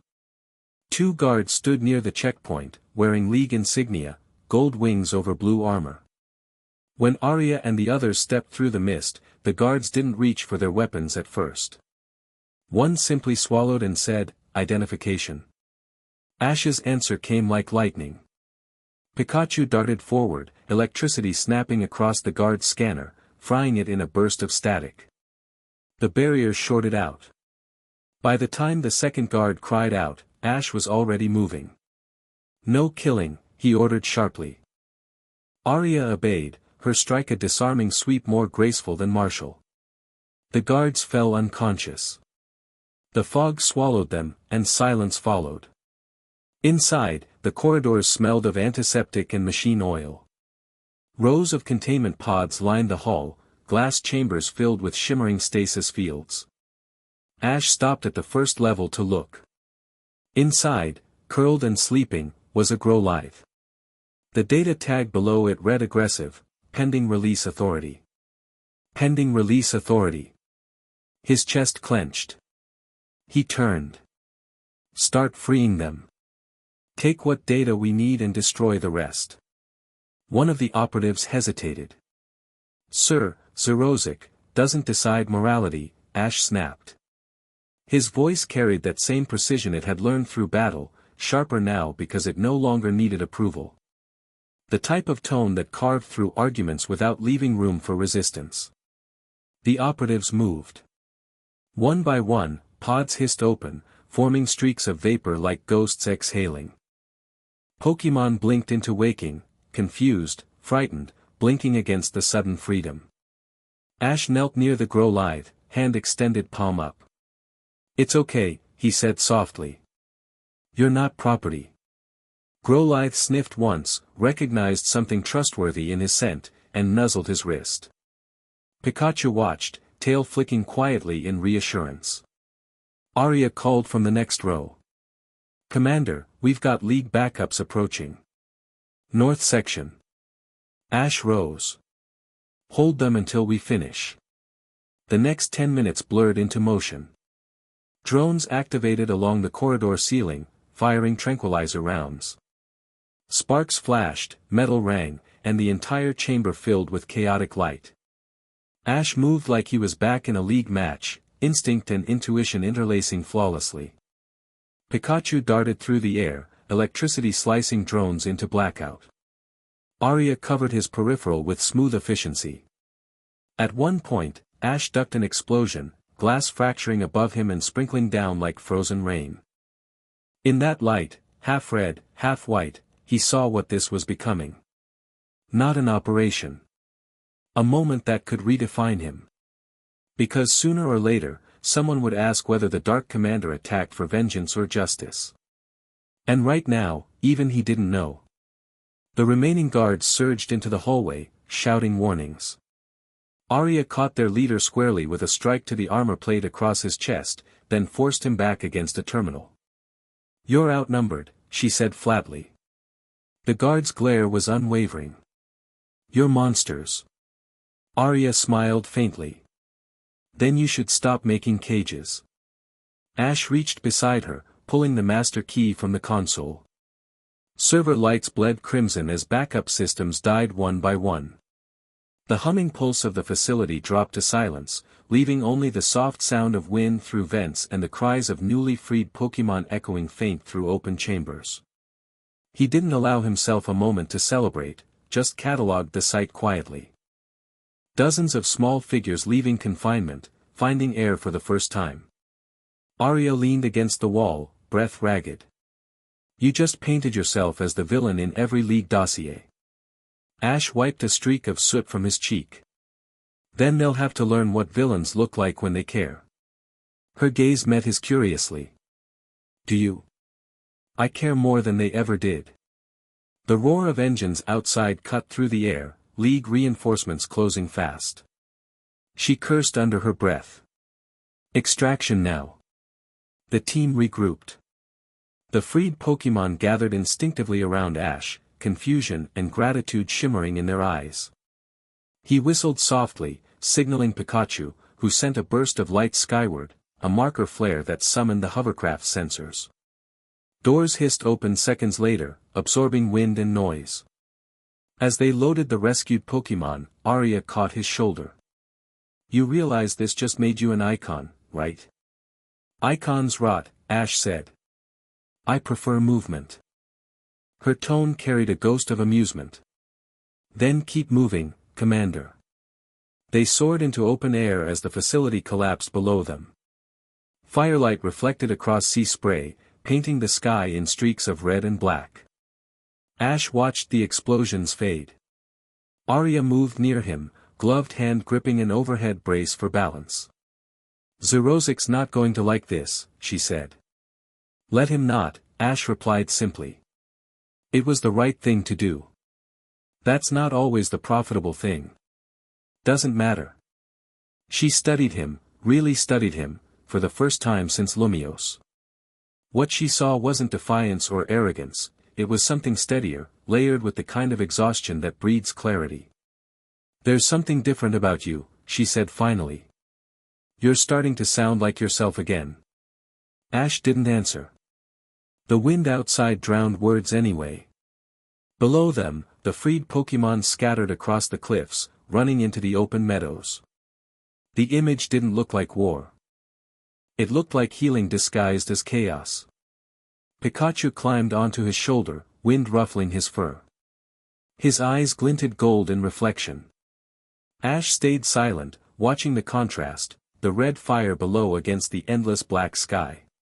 He thought of what people would call him tomorrow: savior, rebel, commander, criminal. None of those words mattered. What mattered was that for once, his actions had freed something, not destroyed it. He wondered whether Dawn would see this news across Sinnoh, whether Serena might recognize him from the silhouettes on broadcast screens. Whether anyone who used to know him could reconcile the boy who dreamed of championships with the man who now fought in shadows.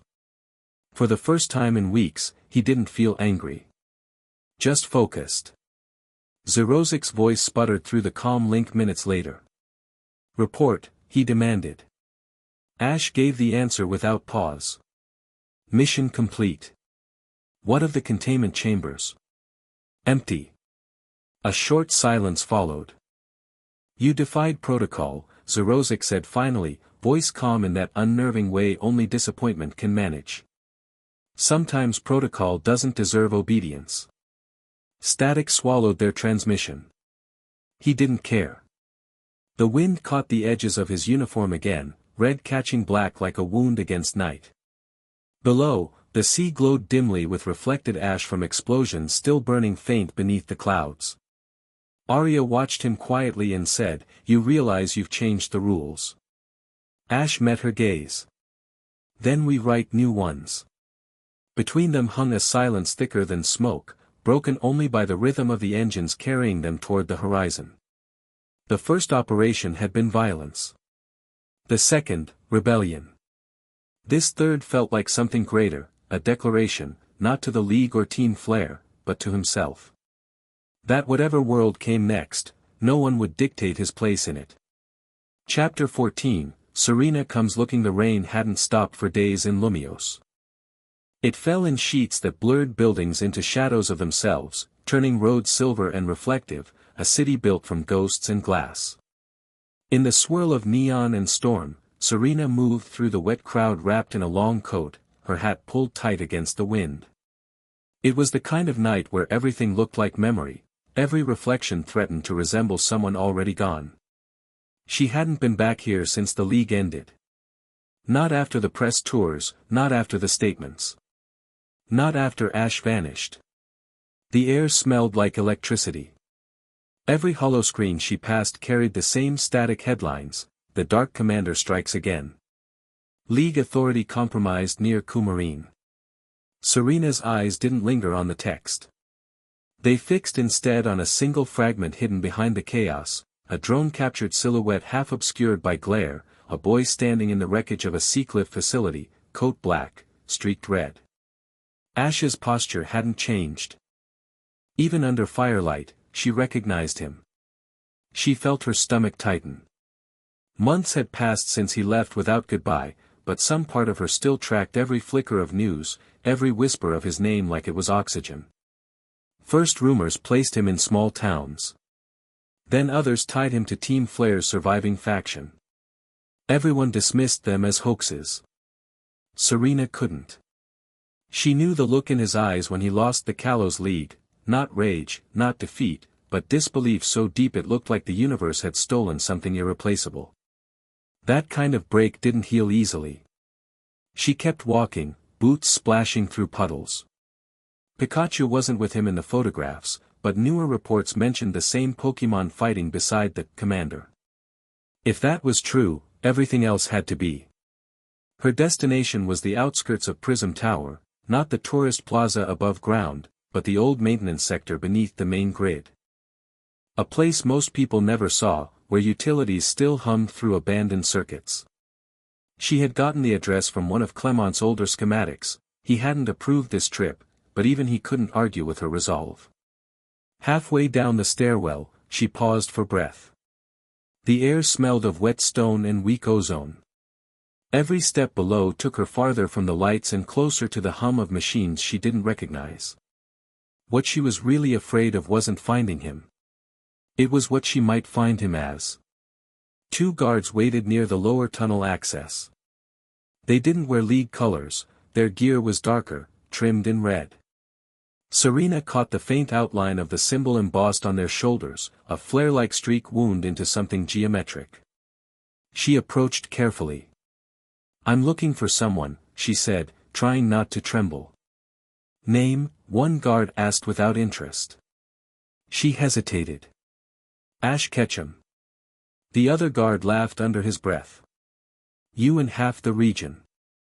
"I need to see him," she insisted. He lifted an eyebrow. "People don't see the commander unless he calls for them." Her pulse quickened. "So he is here." The first guard frowned. "Who told you that?" "His location doesn't matter," Serena said, sharp now. "I just need 5 minutes." The guards exchanged a glance. One stepped aside, muttering something under breath. "You're lucky he respects old friends."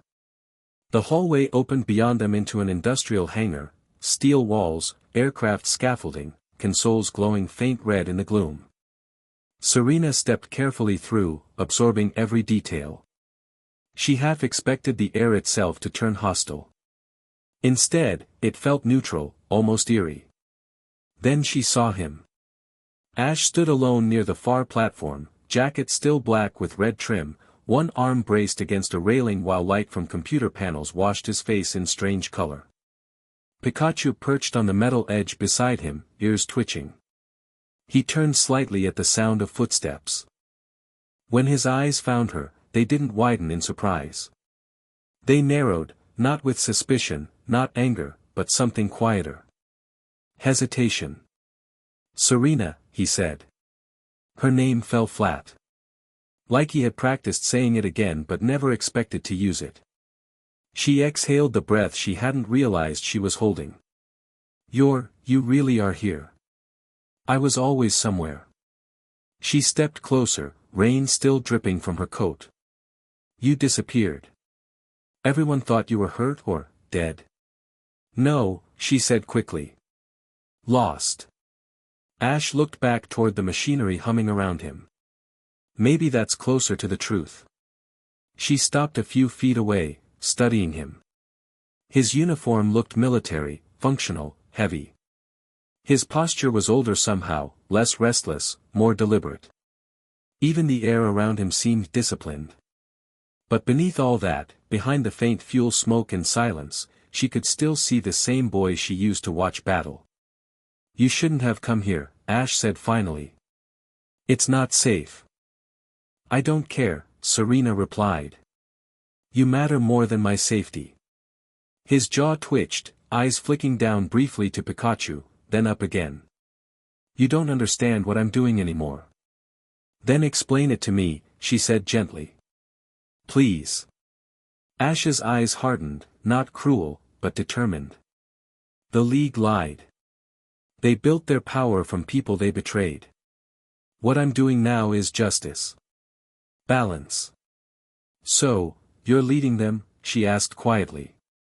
Team Flare. No, Ash said flatly. That name's gone. Then what are you? He paused. Something new. Serena stepped closer until she was almost within reach. You think you have to do this alone, she said softly. But you don't. You never have. Ash looked away. His expression flickered, exhaustion grinding under resolve. You left when I needed someone to tell me that, he said, not accusing, simply factual. Her chest constricted. I was wrong, she whispered. I let fear win.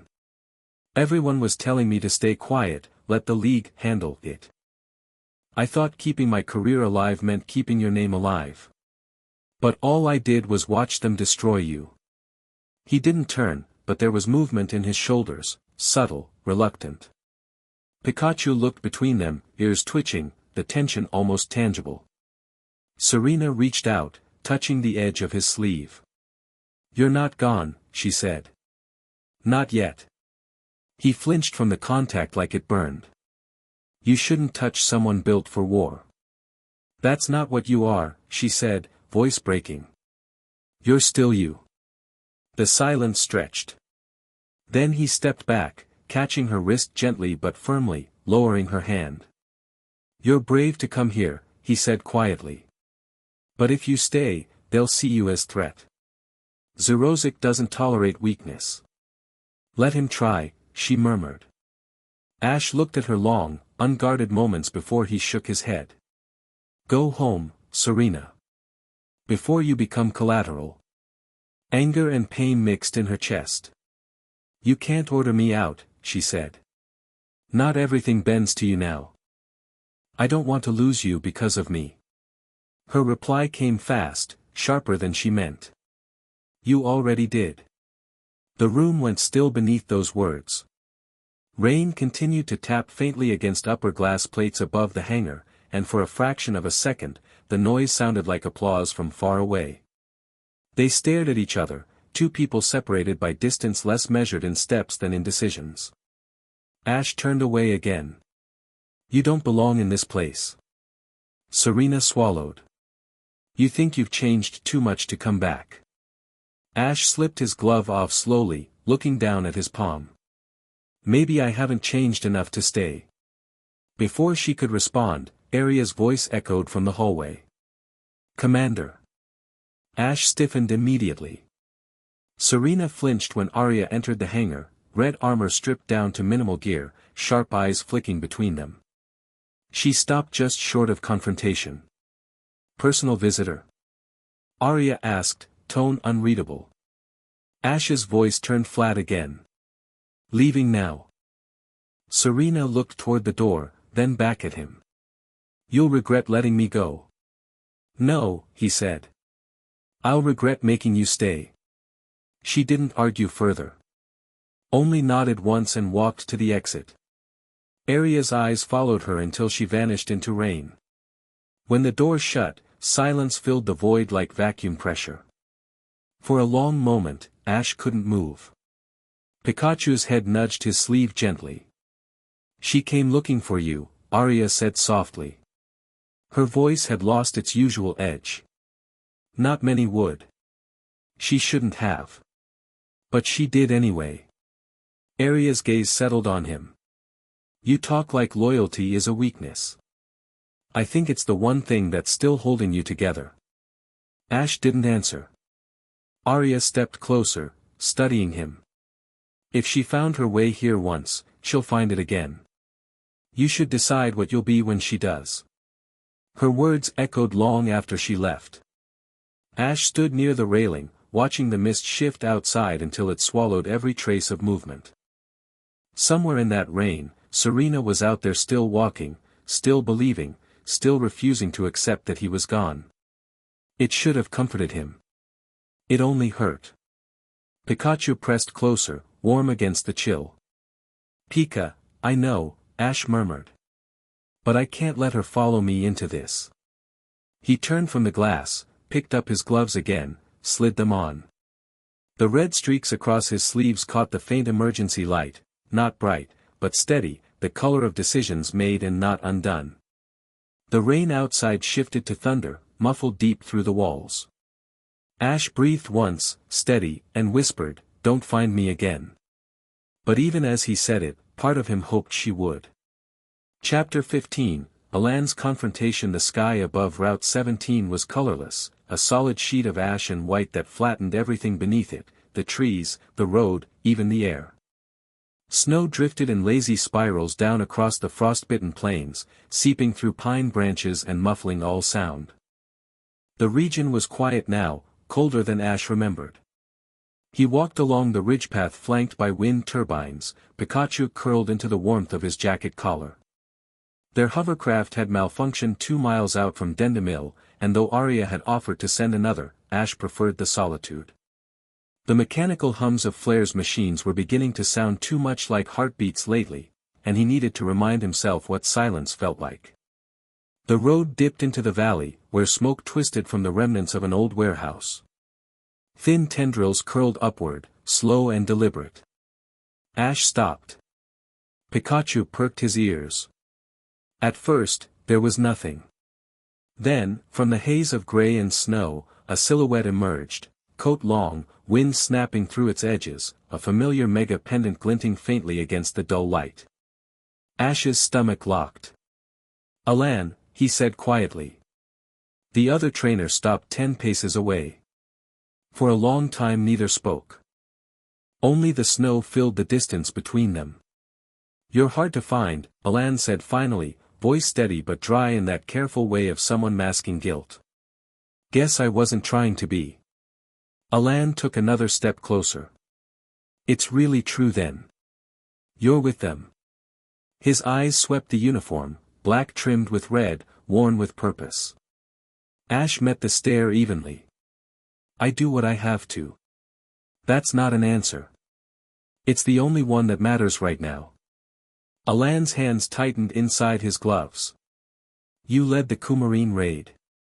The League says you dismantled one of their reserves. They call you a terrorist." Ash tilted his head slightly. "Then the League has learned new vocabulary for freedom." Alan exhaled, sharp and frustrated. "Ash, listen to me. I didn't come here to fight." "You never do," Ash said, though there was no venom in it, just weary observation. Alan hesitated, snow collecting on his shoulders. "Do you think this is what Kalos needs? You playing shadow against the system? Hurting people the way they once hurt you? You think I don't know who I'm hurting?" Ash snapped quietly. "The League crippled me publicly, Alan. They made me watch everything I built collapse. Now they get to choke this region with rules and call it order. What I'm doing is cutting their chain off the next boy they would have broken like I was." Alan's jaw flexed. "Is that what you tell yourself when you burn their facilities?" Ash's voice dropped lower, colder. "You were there when they crowned you champion in my place. You smiled through the applause because they told you to. You knew what they did." The accusation sat heavy in the air. Alan's eyes flickered, guilt flickering like weak flame. "You think I don't see that every night," he said, the strain pushing through his tone. "Do you really believe I wanted you to lose? That day, I thought victory meant closure. But all it did was bury you." Ash didn't respond. Pikachu shifted against his shoulder, gaze flicking between them. Alan took another step forward, lowering his voice. "I still remember the look on your face after Charizard landed that last hit, like the world stopped existing around you. I've been trying to make up for that moment ever since. Helping rescue Pokémon, tracking League corruption, anything that meant redemption. But you," his voice cracked briefly, "you walked away before I could fix it." "There was nothing to fix."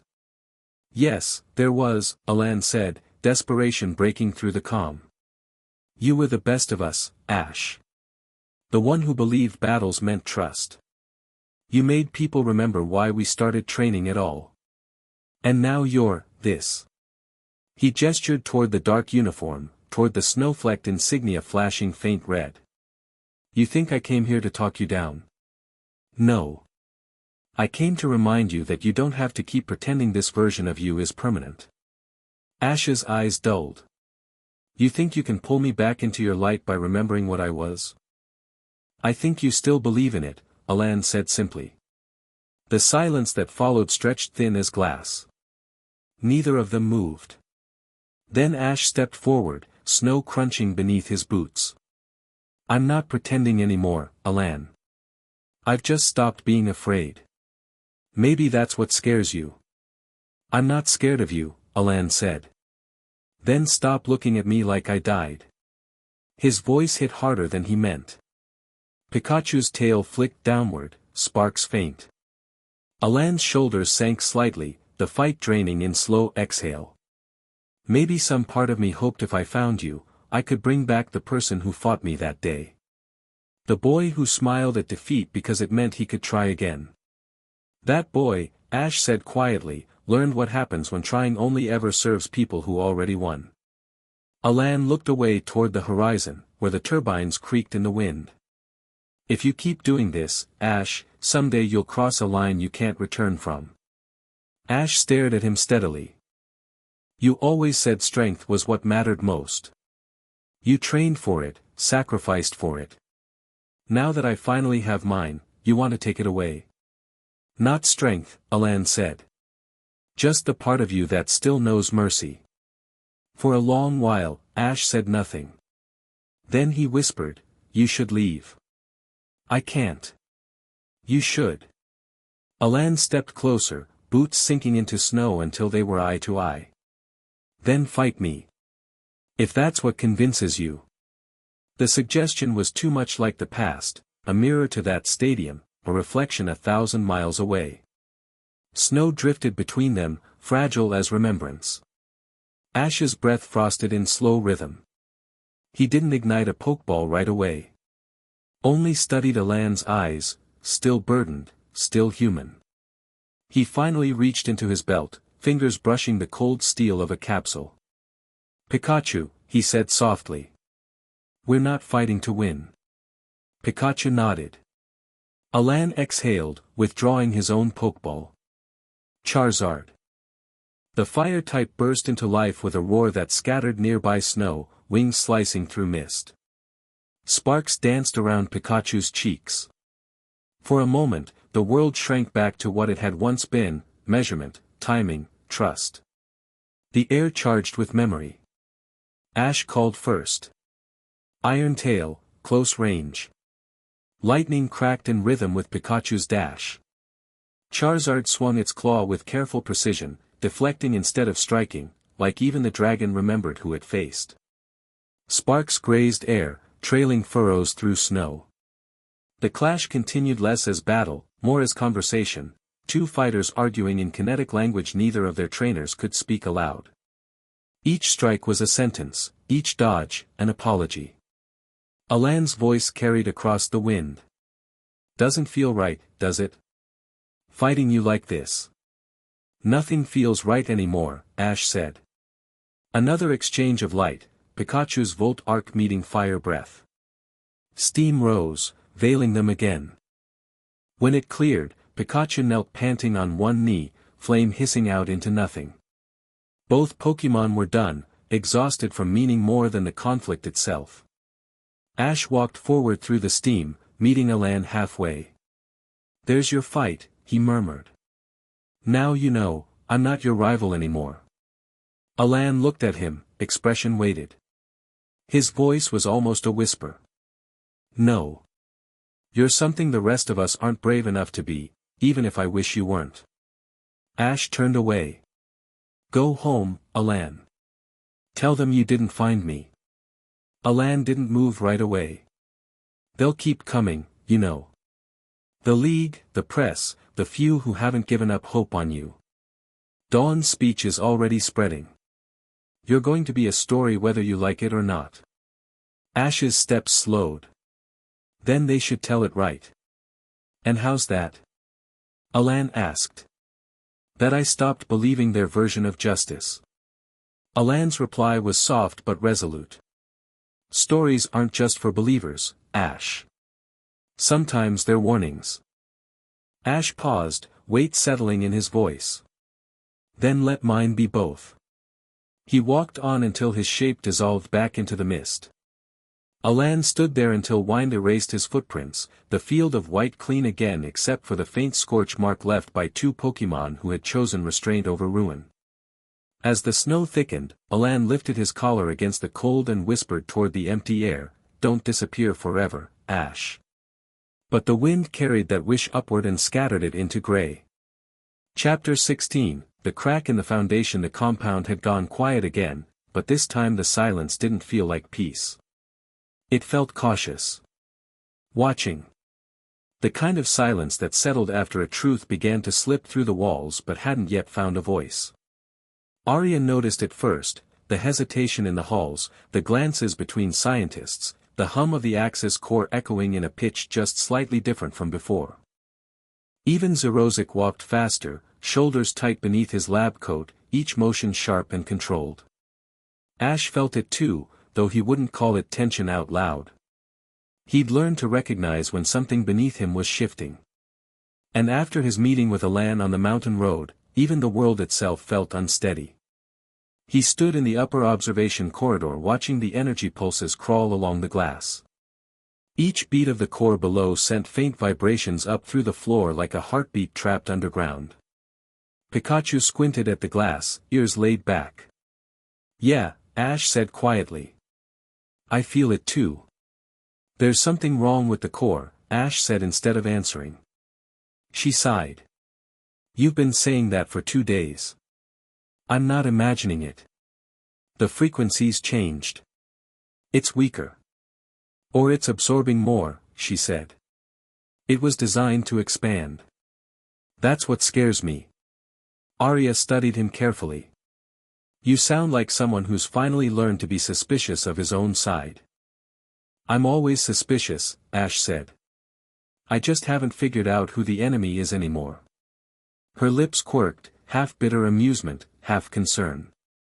"The League still wants you gone. That hasn't changed." "And Zerozic?" Arya hesitated. The answer existed, she just didn't want to say it. "He's useful if you keep him believing you believe in his vision." "Which I don't," Ash said flatly. "Good," she replied. "That's a start." Later that night, he couldn't sleep. The hum from the core carried through the ducts like a dream you couldn't wake from. He rose, careful not to disturb Pikachu, and stepped into the corridor. The base was never fully dark, the red ambient lights pulsed steady as breathing. Every so often, mechanical arms adjusted coolant levels or shifted panels unseen. He made his way downward toward the lower labs. 2 doors were locked, 1 was guarded. The third, strangely, was ajar.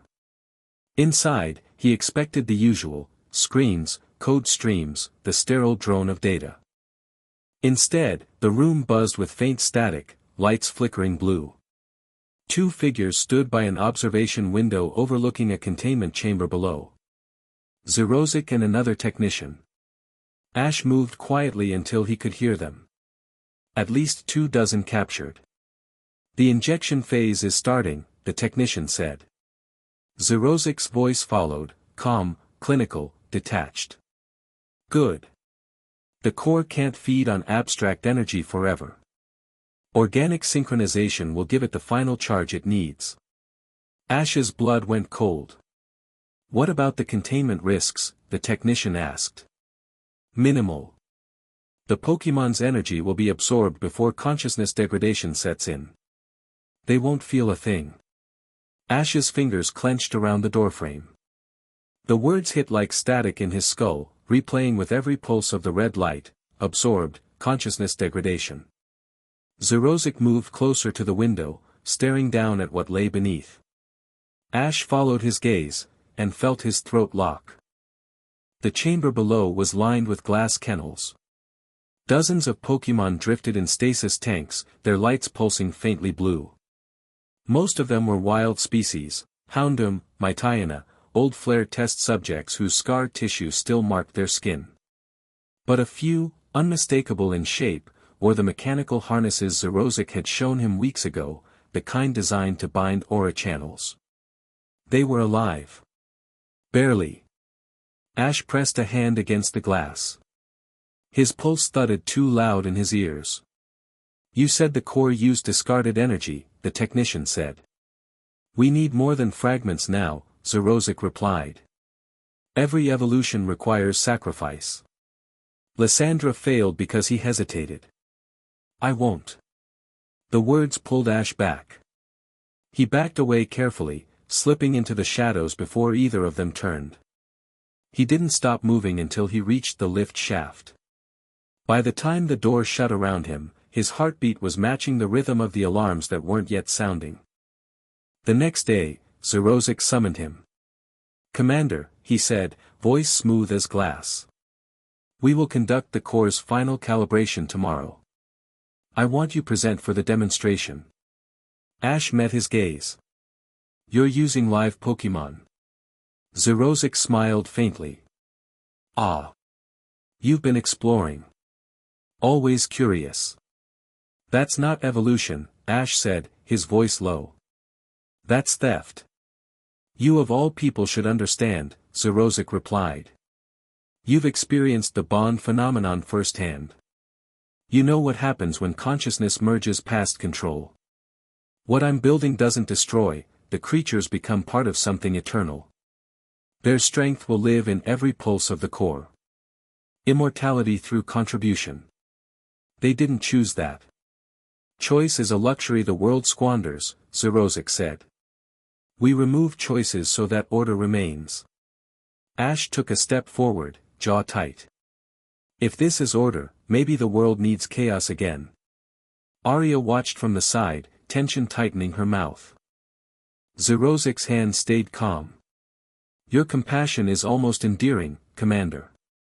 But don't mistake emotion for clarity. This is what Lysandra envisioned, a world refined, self-sufficient. You of all people were made to understand that.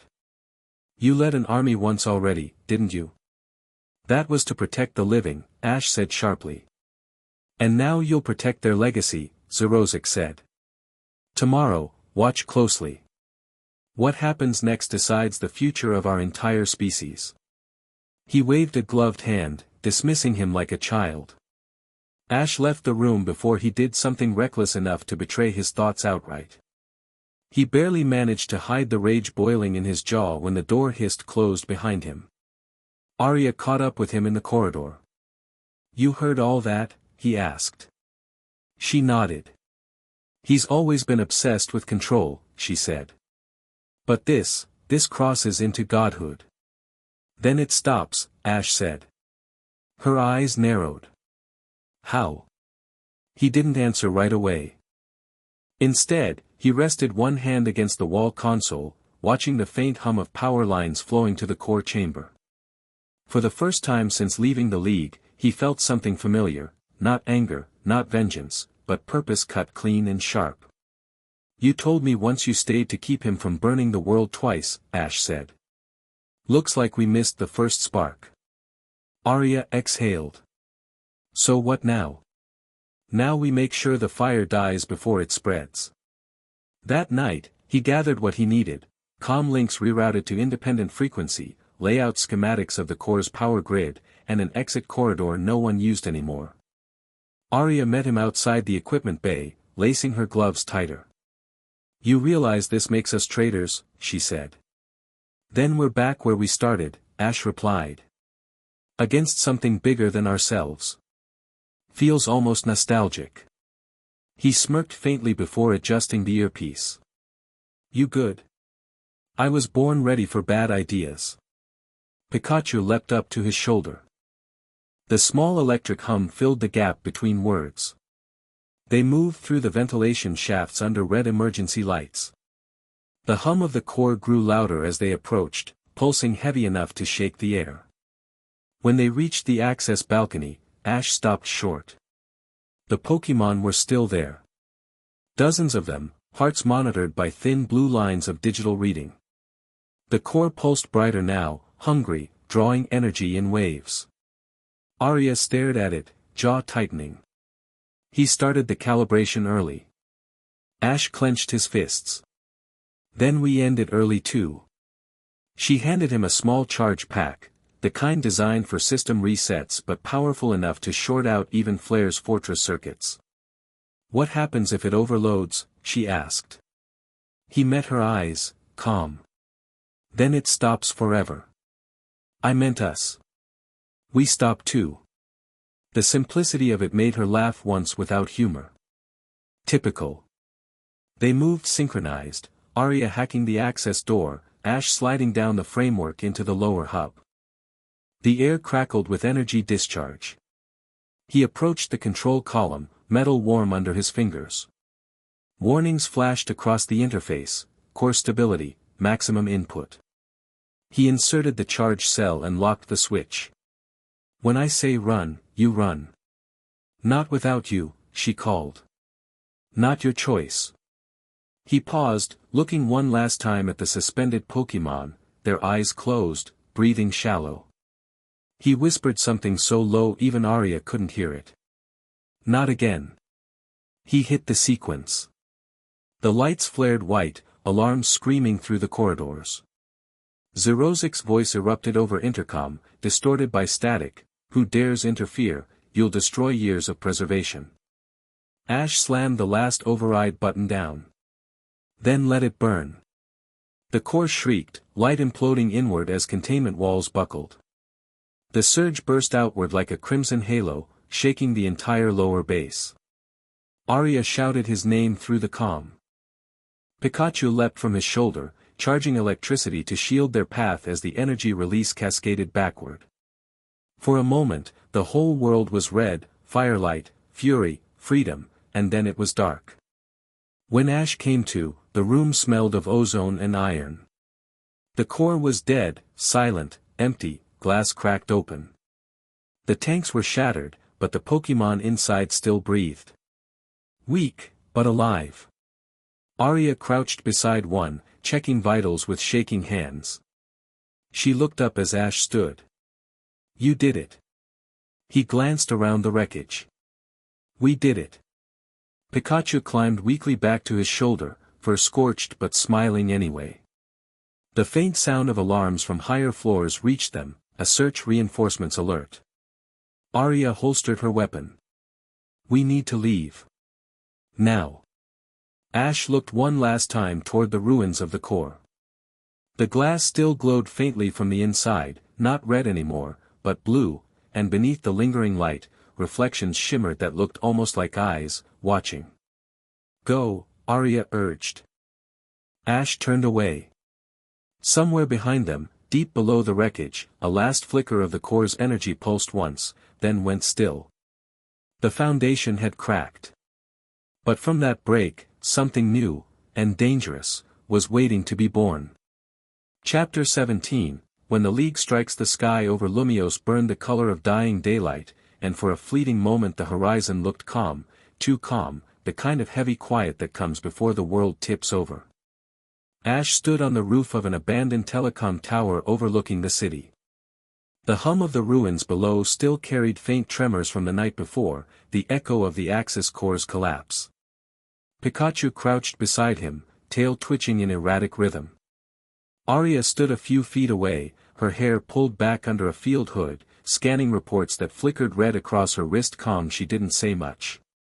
Neither of them had since the blast. The dead glow of the core had left its mark in the silence between words.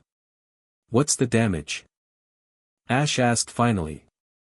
Flare sector's gone dark across 3 cities, she said. Energy pulses fried half the comm grid. If Zerozik's alive, he's quiet. And the League? They're not quiet. She turned the projection toward him. The hologram showed a city map of Kalos lit with blue circles spreading outward from central Lumiose. Operation Thunder Veil. An emergency mobilization order. They're deploying champions, elite squads, even the international task force from Sinnoh and Galar. Ash's gaze hardened. They're coming for us. Arya folded the comm shut. No, they're coming for you. He didn't argue. Then we get everyone out. You can't evacuate the entire network, Ash. Half of our unit still thinks Zerozik's leading them. Ash exhaled through his teeth. Then I'll give them someone else to follow. By nightfall, the first League carriers crossed through the dark clouds above Lumios. Sleek steel engines stamped with insignias glowed faint orange as they descended, dropping units into the ruined industrial ring around the city. Thunder rolled like exhausted applause as their lines advanced. From the observation hall buried deep below, Arya watched the monitors flicker alive one by one, each showing battle zones igniting across the grid. They've hit our east flank already, she called, voice sharp against the static. They're moving fast, coordinated precision. Whoever's leading them knows this layout. Diantha, Ash said quietly. Arya turned. The champion? She's the only one who'd recognize how to navigate through the irradiation channels. Arya's brow creased, faint admiration mixing into her frustration. So they sent elegance with a sword. Perfect. Then we're not running anymore, Ash said. He adjusted his gloves, voice lowering to command tone. Lock down the secondary entrances. Pull any remaining civilians out through the cargo tunnels. If the League wants me, they get me on the front line. Don't say things like that so casually, she said, moving after him. You're not invincible. He glanced at her then, not smiling exactly, but something close. Neither are they. They reached the main hangar just as the general alarm sounded. The massive steel doors split open, exposing the vast night sky alive with the reflections of distant lightning. The first shapes descended through the storm, drones, followed by human silhouettes in League armor. Ash stepped forward, Pikachu bristling on his shoulder. To his right, a small squad of flare defectors, no longer Zerozic soldiers, their badges stripped bare, stood waiting, uncertain but loyal enough to his voice. The first volley came fast, light beams slicing through rain, concussive rounds hissing against metal. Pikachu's counterflash lit the entire hangar in pale gold. The explosion staggered one drone midair before the storm swallowed it, crackling in electric ache. Ash didn't think, didn't speak, he moved the way fighters only move when the body remembers what the heart refuses to forget. Each step forward felt like his world narrowing into instinct. Arya fought beside him, her aim relentless, eyes sharp as steel. They're pushing us back, she yelled. Good, Ash shouted over the thunder. Let them think they can. He spun left, ushering Pikachu forward. Together they struck like precision lightning, electricity arcing across the wet ground, shorting out two armored units. The smell of ozone thickened the air. Rain hit their faces like warnings. Another voice broke through the chaos, the kind that made the air itself pause. Strong, clear, disciplined. Ash Ketchum. You've gone too far. He turned toward it as though compelled. From the smoke, Diantha emerged. No League escort, no squad, just her, with the authority of someone who didn't need backup. Her cape was soaked but her presence radiated composure. Beside her stood Gardevoir, eyes burning faint green through the haze. You shouldn't be here, Ash said. That's what I came to tell you, she replied. Lightning peeled across the sky behind them, outlining both figures, old champion and fallen challenger, two halves of the same broken crown. Do you even know what you've done? She asked. You and that scientist nearly collapsed Kalos's power network. The entire region's in blackout. Ash's voice was low, but steady. I saved the ones your League called assets. By igniting war. I didn't start it, he said. Your people did the moment they called freedom a liability. Diantha studied him like she was trying to find a shred of the boy who once told her he admired how battles could inspire peace. You think this is freedom, burning everything down? It's the only way to rebuild what you refuse to fix. Her face was unreadable, sorrow and resolve blurred into one expression. Then I have no choice. Gardevoir raised a hand, and psychic energy rippled outward like a shockwave of blue light. The ground shuddered beneath them. Pikachu responded instantly, countering with an electric surge that cracked against the psychic field. The impact illuminated the entire rain-dark sky. For a moment, everything was motion, commands shouted, light clashing, shapes blurred by storm. Pikachu darted through rubble, electricity singing in vibration while Gardevoir danced through the same rhythm, deflecting each spark in serene precision. Ash and Diantha circled through the debris, their words cutting deeper than their attacks. "I didn't want this, Ash," she said. "But the League can't let you keep running. You're too dangerous." "To them?" he asked bitterly. "Or the truth they'd rather bury?" "The truth doesn't justify madness," she snapped, and Gardevoir's next psychic strike slammed into the ground inches from his feet. Ash countered with a command that came like instinct. "Pikachu, Volt Tackle, full power." Pikachu leapt, a flash of gold streaking through sheets of rain, colliding head-on with Gardevoir's beam. The explosion rolled through the hangar like a thunderclap. Every screen shattered. When the dust cleared, both Pokémon stood trembling but defiant. "Stop," Diantha said suddenly, voice cutting through the echo. "This isn't you." Ash exhaled hard, breath visible in the steam. "Maybe it isn't. But it's the only version that survived." She studied him, eyes softening despite the chaos. For an instant, there was something in her face, not pity, not forgiveness, but understanding so sharp it hurt to look at. "You can still choose to come back," she said quietly. Ash shook his head. "Back to what? Who I was before the world decided he didn't exist." Diantha lowered her weapon, rain dripping from her glove. "Whatever you call yourself now, remember this, you're still fighting for something that looks like hope. Don't let it rot into hate." Without another word, she turned and signaled a retreat. The League units began pulling back under her command, the hangar falling into half-quiet, half-rain. Arya appeared beside him moments later, breathing hard, soaking wet, eyes flicking between him and the fading League lights. "You could have finished her," she said. "I wasn't supposed to," he replied, voice almost hollow. "Because she's right?" He didn't answer. Pikachu leaned against his shoulder, exhausted, fur damp but sparking faintly with residual energy. "You think this ends here?" Arya said. Ash's gaze drifted toward the horizon where the League ships disappeared back into the cloud line. "No. This was just the first strike."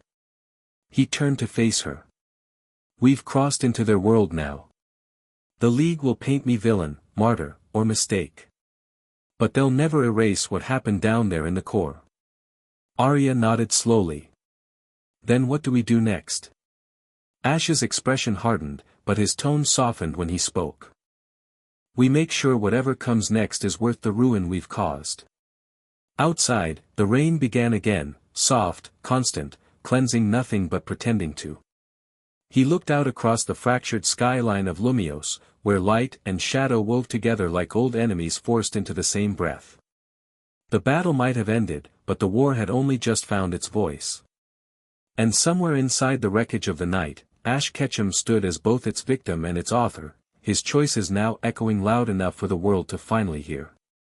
Chapter 18, Aria's Truth. The sun rose behind clouds heavy with ash, leaking an amber glow that turned the city's broken glass into veins of gold.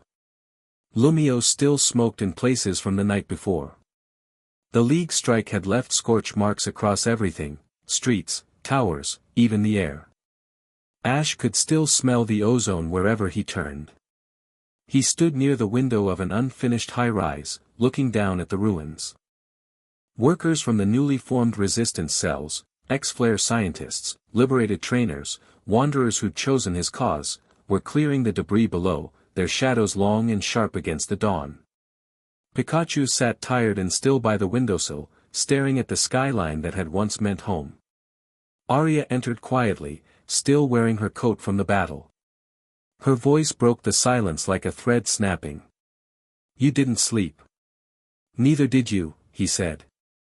She half smiled, stepping closer. You want the optimistic version or the real one? Ash didn't turn. The real one. Her reflection appeared beside his in the cracked glass. Charizard X dead. Or missing, depends which feed you listen to. The League's blaming you for his disappearance. Some of our allies think he fled to start over. The truth? Doesn't matter anymore. Ash nodded faintly. And the others? Scattered. Some want war. Some want to run. The rest are waiting to see what you'll do before picking a side. Because I'm their symbol, he muttered. Just like the League had theirs. Arya studied him a moment. You hate that role more than you admit. I never wanted to lead anything, he said. I just wanted the truth. She frowned. The truth has a price. You're living proof. Ash turned from the window and faced her fully. Her right arm was bandaged from shoulder to elbow, a burn scar he hadn't noticed before. He frowned. When did that happen? Last night. She looked down at the dark fabric. Psychic recoil from Gardevoir's blast ricocheted. You were too busy fighting the champion to notice. He stepped closer instinctively. You should have told me. I'm still standing, she said simply. Something about her tone made him look harder. It wasn't the usual deflection of strength. It carried weariness he hadn't heard before, a crack in the armor she wore so easily. Arya, he said slowly, what aren't you telling me? She hesitated. Then she reached into her coat and pulled out a thin data drive, smaller than a badge, its surface scratched but active. I found this in Charizard X's private archive before the core blew. It explains why he built it in the first place. Ash took the drive carefully. Go on. He didn't resurrect Lyssandra's dream just to restore order, she said, voice lowering. He was trying to correct it, to rewrite the failures of the original project. The Axis core wasn't built to cleanse humanity or feed on captured energy. It was designed to search for something else. A compatible vessel. Ash stared at her. A vessel? Yes, she said. A living subject capable of controlling the core's output without dying. He believed it had to be someone who'd already shared their consciousness with a Pokémon. The realization hit like a cold wind. You mean, me? Her eyes didn't waver. Your bond phenomenon with Greninja was the prototype.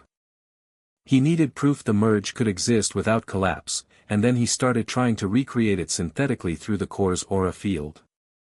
According to this file, Phase 3 would have used the core to amplify every trace of your resonance pattern broadcast through Kalos's energy grid. Ash set the drive down on the table. So even when I walked away from the League, they were still using me. And when I joined Flare, Charizard X found a way to finish what the League started, she said. You weren't his soldier, Ash. You were his test. He went still, jaw tightening. The realization hollowed something inside him. Every move he'd made since the League, every operation he'd led, every reason he thought he was building his own path, maybe he'd been walking on rails someone else laid all along. Pikachu's ears flattened, sensing the change in him. Ash finally spoke. Why tell me this now? Because someone had to, she said. Because you deserve to know every side before you decide what kind of world you're really trying to build. He looked at her, searching for an angle, some hidden motive, but what he found instead was fatigue, not deceit, not ambition. Just truth, sharpened by regret. You knew more than you told me, he said softly.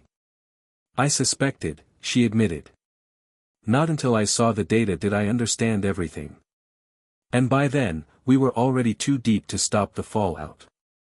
He turned away, pacing toward the open balcony. Wind rushed past them, carrying scraps of old ash from the battle below. I'm tired of being someone's weapon, he said quietly. Arya stepped behind him. Then stop being one. How? She didn't answer immediately. The League thinks you're leading a rebellion. The rest of the world thinks you're a ghost story. You could disappear and rebuild something real, something that doesn't need lies from either side. He glanced at her. And you? I'm staying, she said. Somebody has to keep this city from tearing itself apart. Besides, she added with a faint smirk, you make too much noise. I make better shadows. He almost smiled. Guess that's the first compliment you've given me. Don't get used to it, she said. They stood quiet for a while, watching the city breathe under the broken light. Far below, the repair drones moved through rubble like fireflies, their glow faint but constant. It felt almost peaceful. Almost. Arya broke the silence again. You know, when Zerozic recruited me, I wasn't the loyal believer he thought I was. The truth is, I came here for revenge. Ash turned quickly. Revenge? She nodded. Years ago, before I joined Flare, I worked security detail for the League. I trained under one of their energy research divisions, the same one that reported to Zerozic during Lyssandra's reign. I found out too late what they were doing behind the clean uniforms. Trainers losing Pokémon in containment studies. Energy extractions labeled as accidents. My partner, she hesitated, swallowing the memory. They used him to test an early prototype for fusion resonance. He didn't survive. Ash listened in silence. The wind seemed to pull the weight of her words, colder than before. That's why I joined, she said. Not because I thought Lysandra was right. Because I wanted to dismantle the people who thought playing God was research. Team Flare fell, but the League let its architects back into their labs. That's when Zerozic found me. I thought maybe working from inside could give me a chance to destroy what ruined us. I didn't know he was building the same monster again.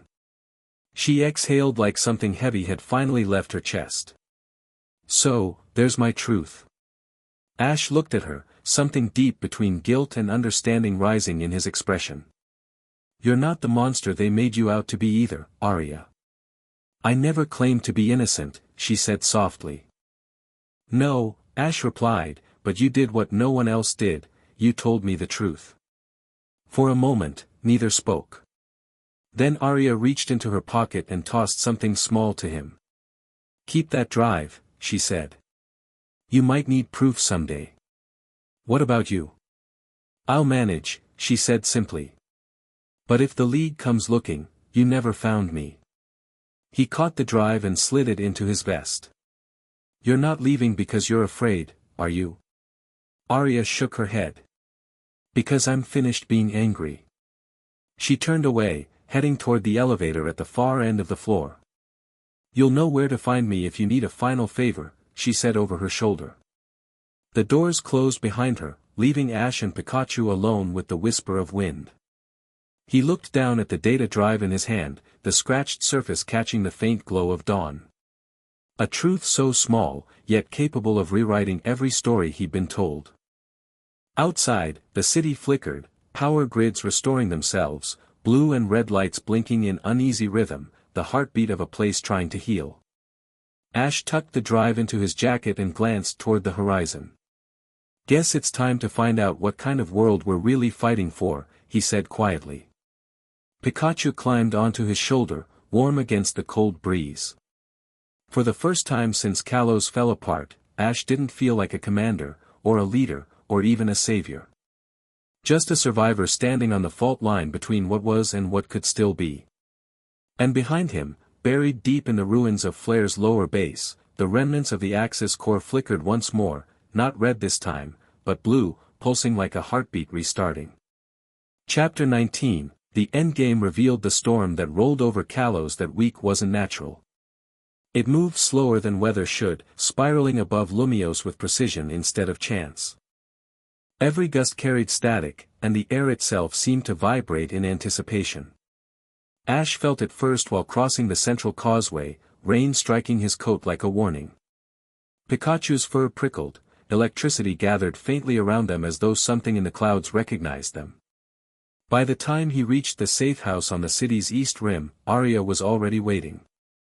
The lights in the room flickered on and off in uneven rhythm, power grid struggling against overload. She stood at the table surrounded by projection feeds, data logs from League servers, encrypted frequencies bleeding through static. "You see it yet?" she asked without turning. Ash shook rain from his gloves. "The sky. That's part of it," she said, gesturing him closer. "But this isn't just weather. The Axis signal's coming back online." He froze. "You said the core was dead." "It was," Arya replied, voice grim. "Until a new frequency appeared 2 hours ago. Something's rebuilt it.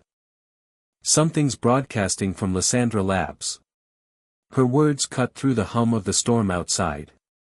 Ash stepped closer, watching data patterns scroll across the projector, pulses of red alternating with blue, synchronized almost perfectly. "Don't tell me what I think you're telling me," he muttered. Arya met his gaze. Zerozic had a contingency.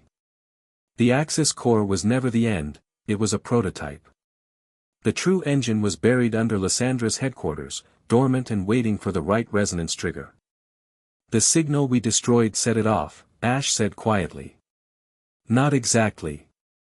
Arya zoomed in, showing the waveform structure.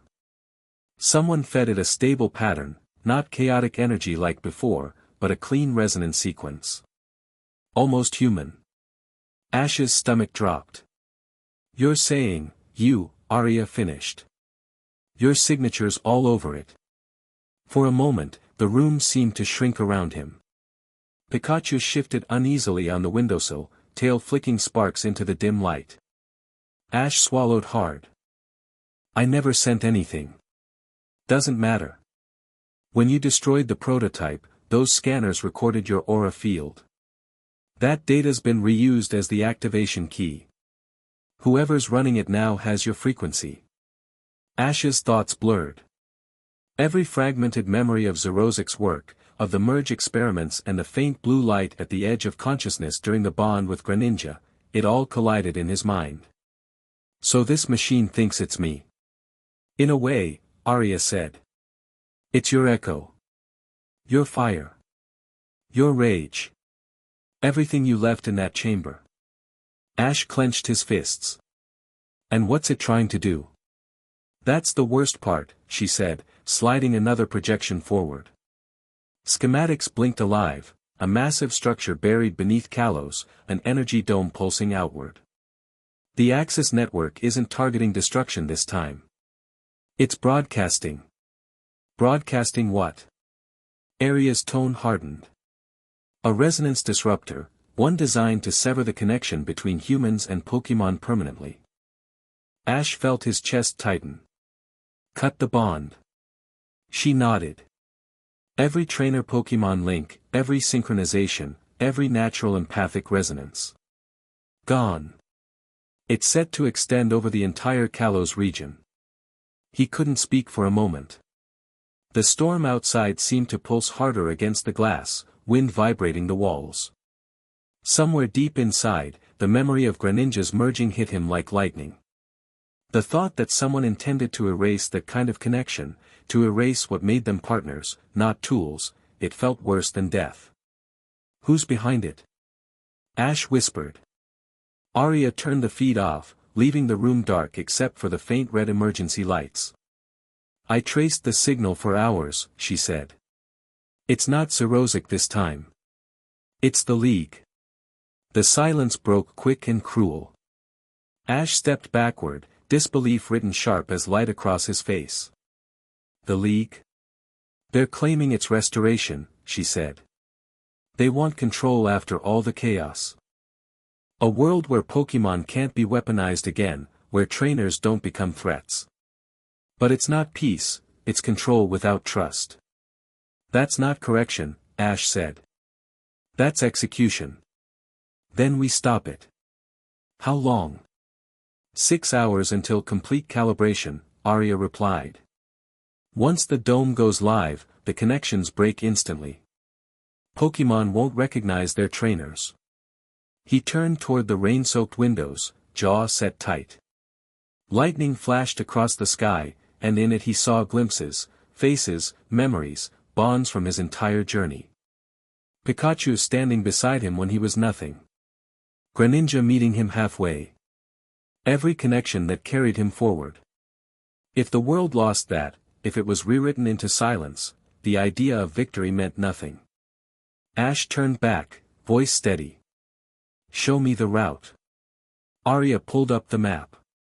"There's an underground access near Geosenge crater," she said. "Old research vein. It should take you directly under the labs. But if the League's running it, they'll have full security, Pokémon, drones, champions. They'll never expect me to break their system on foot," Ash said. Arya's gaze hardened. "You can't do this alone. I have Pikachu." "Not enough." He met her eyes. "Then help me." She hesitated, then nodded. "You realize if this goes wrong, we won't be fugitives anymore. We'll be traitors to both sides. We already are." They began preparations under the wash of stormlight. Arya packed gear into her belt, Ash loaded the encrypted drive still carrying Zerozic's stolen data. Pikachu sparked occasionally from nervous energy, the static reflecting gold against steel. Before dawn fully broke, they were already at the crater edge.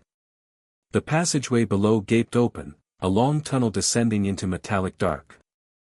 It smelled of rust and power lines forgotten by time. Arya checked her weapon, flicked her wrist light on. No turning back after this. Ash looked down the tunnel. There never was. An hour of descent later, the tunnel opened into a chamber vast enough to swallow a city block. Crystals lined the walls, energy conduits gleaming blue, pulsing in rhythm with every heartbeat of the storm above. In the center of the space, a silver tower rose, crowned by the same geometric flare emblem once belonging to Lysandra, now repainted with the League's shade of white. Ash froze at the sight. They rebuilt it. Arya scanned the perimeter. More like rewired it. That structure's fused directly to Lumios's grid. Once it triggers, every power zone feeds the disruptor. A voice echoed faintly through the chamber. Smooth, even, familiar, too familiar. Impressive, isn't it? Ash turned sharply. Diantha stepped from behind the light column, her coat immaculate despite the cold. Beside her stood Gardevoir, eyes glowing blue with psychic reflection. "You?" Ash said, disbelief cutting through tone. "You're leading this?" Her gaze met his without hesitation. "Someone had to. This isn't peace, Diantha. This is extinction. It's preservation," she said quietly. "You saw what happens when humans wield too much power. Zerozic used pain for progress, and you killed him for it. I'm ensuring it can never happen again. So your solution is to destroy the one bond that kept us sane." Diantha's composure didn't falter. "I lost count of how many lives shattered during Lysandra's war. Pokémon enslaved, trainers corrupted by ambition. The League was founded to protect balance, not encourage gods to play soldier. This machine makes sure we stay human." Ash stepped closer, rainwater dripping down his jacket, voice raw and sharp. "You think cutting the connection will make us human? It'll erase half of what makes us alive. You've seen the damage power causes," she said. "The world worships Pokémon as miracles, and trainers act like divinity. I won't let another boy use a bond to hurt thousands. I used mine to save them," he shouted. The echo reverberated through the entire chamber, striking against every wall until it vanished into the hum of the signal above. Pikachu bristled, readying electricity, but Ash's hand lifted, steady, quiet. Arya stepped forward slowly. "If you flip that switch, you'll undo everything Kalos ever stood for." Diantha sighed. Kalos stood for illusion, beauty soaked in violence. "It's time for clarity." She turned toward the main console. The tower's energy veins surged bright white. The storm outside screamed louder. Ash moved instantly. "Pikachu. Electric light streaked across the room, shattering control panels in an explosion of sparks. Gardevoir blocked the surge, telekinetic light bending around them before releasing outward. The clash threw Ash backward, crashing against the lower railing. Diantha didn't turn, her hand hovered above the activation terminal, 1 second from completing the sequence that would sever the world. Ash pushed against the pane, dragging himself upright, voice low but fierce. You think you're saving them, but you're just trading one tyranny for another. Someone has to control the fire, she said. Ash's eyes narrowed. Not by extinguishing it. By learning to hold it. He lunged, Pikachu darting with him in golden blur. Lightning split the console, scattering raw data into the air. The hum faltered, the tower lights flickered. Diantha's expression broke for the first time, shock, anger, disbelief. You don't understand, she cried. I understand enough, he said. I won't lose them all again. The hall detonated with light once more, but this time, it wasn't mechanical. It was natural, a pulse of energy so pure it turned the air into shimmering blue. Ash froze, he felt it before he saw it. The same signature he'd once shared with Greninja, Aura Connection Reborn. Arya gasped. Ash, what is that? He looked upward, eyes wide. It's the bond. It's fighting back. The disrupted core energy merged with his aura field, twisting the light around them until it overwhelmed the tower's structure. Every link, every pulse, reacted violently to the interference. Alarms screamed. Diantha shouted for Gardevoir, but even their psychic control couldn't stabilize it. Ash's resonance, the very frequency they had stolen as activation key, was destabilizing the system from within. He turned to Arya. Run. What about you? He smiled faintly, the same way he used to before every impossible battle. Save Kalos. I'll save the bond. He threw Pikachu's Pokeball upward. The field burst open, releasing energy in twin flashes. The storm outside shifted color from white to blue. The resonance field expanded, sweeping through Lumiose and every nearby city. The machine's transmission reversed, instead of erasing bonds, it amplified them, linking trainer and Pokémon across the region in overwhelming return. The tower cracked, metal screaming under pressure. Arya escaped through the collapsing passage. When the explosion came, it swallowed the rain and the noise together. A single arc of lightning tore the dome open, brighter than sunrise. For a moment, only a heartbeat, Ash saw something in that light, Greninja's silhouette, calm, unwavering, nodding once before fading into the storm. Then the energy burst consumed everything. The endgame wasn't destruction, it was rebirth. Hours later, far above the shattered ruins, the storm cleared. Lumiose blinked alive one district at a time, technicians staring as power grids pulsed steady again. Trainers across Kalos found themselves surrounded by Pokémon newly awakened, recognizing them in flashes of connection that hadn't felt this alive since before the wars. Arya stood on the crater's edge, wind dashing her hair across her face, eyes fixed on the horizon. She lifted her calm, static whispering through it. Ash? She asked softly. The only answer was the hum of returning life across the region. Maybe he was gone. Maybe he'd become part of the very network he saved. Either way, Kalos would remember. Chapter 20, Betraying the Betrayers. The world wasn't quiet. It only forgot how to speak for a time. The night after the Axis Tower's fall stretched long, a slow uncoiling of energy and smoke that blanketed Lumiose in pale light. Streets once drowned in fire now glowed blue as residual aura shimmer spread through the wreckage. It wasn't a storm anymore, it was residue, humming softly in air that still remembered the explosion. Arya stood in what used to be the central plaza, surrounded by twisted metal and cracked glass. Wind carried Ash toward the horizon, but for once, the air wasn't choking. It was alive. She could feel it in her veins like static, a pulse not her own. Her calm crackled to life. Arya. Are you there? The voice came ragged, half broken by interference. Her breath caught. Ash, she whispered. Still standing, he managed.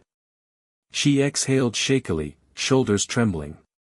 You don't sound fine. I'm not, he said, and behind the thin veil of static she could hear quiet satisfaction. But it worked. The resonance reached everyone.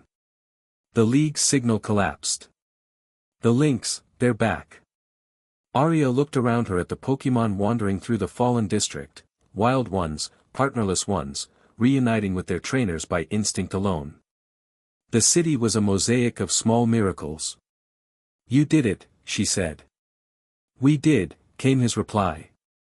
And now comes the part where they try to bury it. She frowned. The League? They'll rewrite the story. They'll say I triggered the energy weapon. That I almost destroyed Kalos. They'll say you helped me escape. Maybe that's the truth they deserve to choke on, Arya muttered. Ash chuckled quietly, a rough sound full of exhaustion. Maybe. But if what we started here spreads, if the world sees what power really means when it isn't owned, they'll come for every record that proves it happened. Which means you want to go after their archive. He didn't answer directly. There's one server hub left in the Western District. It's not guarded, they'll assume I'm too weak to move. Arya shook her head, a faint smile breaking through disbelief. You're half dead and you're already planning the next strike. Because it's the only chance we have to make their lies impossible, he said. Meet me there at dawn. The line cut out before she could answer. She lowered her comm, the static fading into the growing wind. Pikachu, standing nearby in the rubble, looked up at her, eyes bright with recognition. He moved closer, brushed her leg, then trotted off down a fallen concrete ledge toward the west. Guess he never waits for anyone, Arya said softly and followed.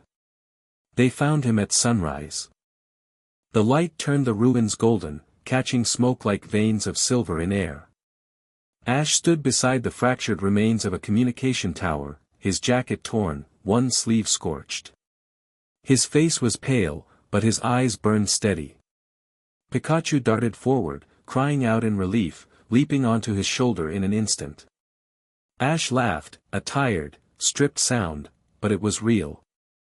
I wasn't sure you'd make it, Arya said. I wasn't sure either, he admitted. He looked up at the city skyline, the twisted silhouette of Lyssandra's labs lying in ruin beyond. But something wanted me alive.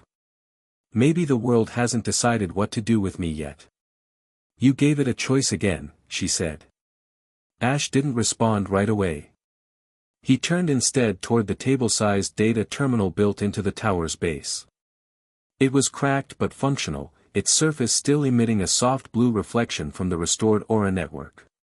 This was one of their data feeds, he explained. League documentation runs automatic backups.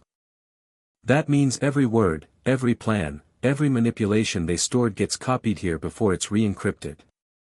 You're going to leak it, Arya realized. Not leak, Ash said simply. Release. They wanted a world free from bonds, from belief. So I'll show them what bonds can do when truth spreads faster than fear. Arya stepped closer. You'll make yourself enemy to every government, every council in the regions. Then they'll finally agree on something for once. Pikachu made a soft sound beside him, leaning closer, the same reassurance he'd given at every crossroads before. Ash rested a hand on his head. Let's finish what they started. They worked fast. Arya rerouted the power grid while Ash integrated Zerozic's decrypted drive. The data loaded in chunks, holographic files flickering above the terminal like ghosts. Audio logs.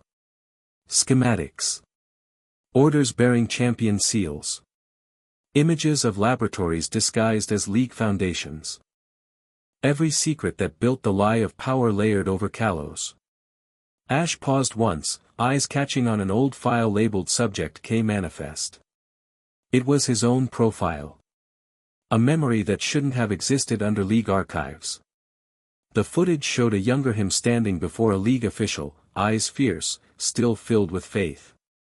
A subtitle read, Bond Phenomenon, Unstable Connection Pending Deletion. They had planned to erase him even before the betrayal in Kalos. Proof, Arya murmured behind him. Proof they built their heroes from sacrifices. He stared another moment before dragging the entire directory into the uplink feed. No more masks. The hum of the signal filled the air. One by one, the files transmitted into the open network, the same resonance field that still linked trainer and Pokémon across Kalos. Within minutes, the data began appearing everywhere. Television feeds. Radios. Screen walls that once celebrated league victories now showing corruption and falsified results. Arya stepped back, watching. You know this will burn everything left standing. Then maybe something better grows in the ashes, Ash said quietly. A distant rumble rolled across the horizon. League intercept ships, drawn by the uplink signature, sliced through the first light of morning. They're coming, Arya said. Ash didn't flinch. Then let them see what I've become before they pull the trigger. He stayed by the console long enough to ensure the signal was irreversible. When the system flashed data release complete, he finally shut it off. Arya turned to him, expression unreadable. What will you do after this? He looked skyward, where the first beams of sunlight broke through the storm clouds. Go off-grid. Find somewhere quiet. Maybe rebuild with what's left of this bond before they shatter something else. You could stay, she said. Lead them. People believe in you now, not the League. A faint smile crossed his face. That's exactly why I can't. I don't want to become another system. Pikachu nuzzled his cheek, small sparks running through Ash's collar. He chuckled softly and scratched behind his ears. We've already done what we came to do. The rest belongs to them. Arya nodded, knowing she couldn't convince him otherwise. Wherever you end up, try not to let the world forget what you just gave back. I won't, he said, voice soft. Because I can still feel it. She tilted her head. Feel what? He placed a hand over his chest. The bond. It's everywhere now. They can't erase it again. The first of the League airships broke through the morning light, glinting high and distant. Ash watched them for a heartbeat, then turned away. Time to go. Arya reached out, took his arm once in silent goodbye. If the world hunts you again, I'll make sure they still remember who you were before they named you monster. He looked at her, gentle but resolute. They need their monsters to remember what fear looks like. But you, make them remember kindness. I'll try. He smiled, faint and real. That's why I trust you to stay. She stepped back, the wind already scattering ash between them. And when she looked again, Ash and Pikachu were silhouettes fading into the white haze, two wandering sparks the League would never catch again. Above Lumios, the new dawn broke. Broadcasts flickered across the region, displaying the truth to trainers who'd grown up believing the League was untouchable. People stood in the streets, silent, shocked, some angry, some awakening. The old era cracked. Somewhere, something began again. In the tower's final working monitor, one image looped, Pikachu standing on Ash's shoulder, both watching the morning light. No titles. No names. Just two figures framed against rebirth. Betraying the betrayers hadn't felt like vengeance. It felt like release. And for the first time since the Kalos League fell, the world no longer looked away. By dusk, the world had chosen sides. The League's denial failed to silence the truth Ash released. Now, Kalos was fractured. Trainers gathered in streets, demanding accountability, shouting beneath broken banners. Others believed the League's version, that a rogue commander named Ash Ketchum had unleashed destruction and stolen their faith. And through the storm of voices, Lumios held its breath, waiting for one final confrontation to decide whether balance could be rebuilt or broken forever. Arya stood atop the North Guard tower, scanning the horizon through smoke-colored light. The city stretched beneath her, half repaired, half burning. Her comm buzzed intermittently with updates from resistance cells scattered around the outskirts. "The League's closing in," she said into the headset. "4 carrier divisions. They're deploying champions from other regions." Static crackled, then Ash's voice cut through the interference. "Let them." She blinked, tension twisting her gut. "You're still inside the labs." "On the top level," he answered. "They'll come here first. They can't rewrite a narrative if I'm still breathing. Don't start with martyr speeches." "It's not martyrdom," Ash said softly. "It's closure." Arya cursed under her breath and slammed her hand against the railing. "I'll meet you there. Don't do anything suicidal before I arrive." Ash's chuckle carried faint warmth. "Can't promise that."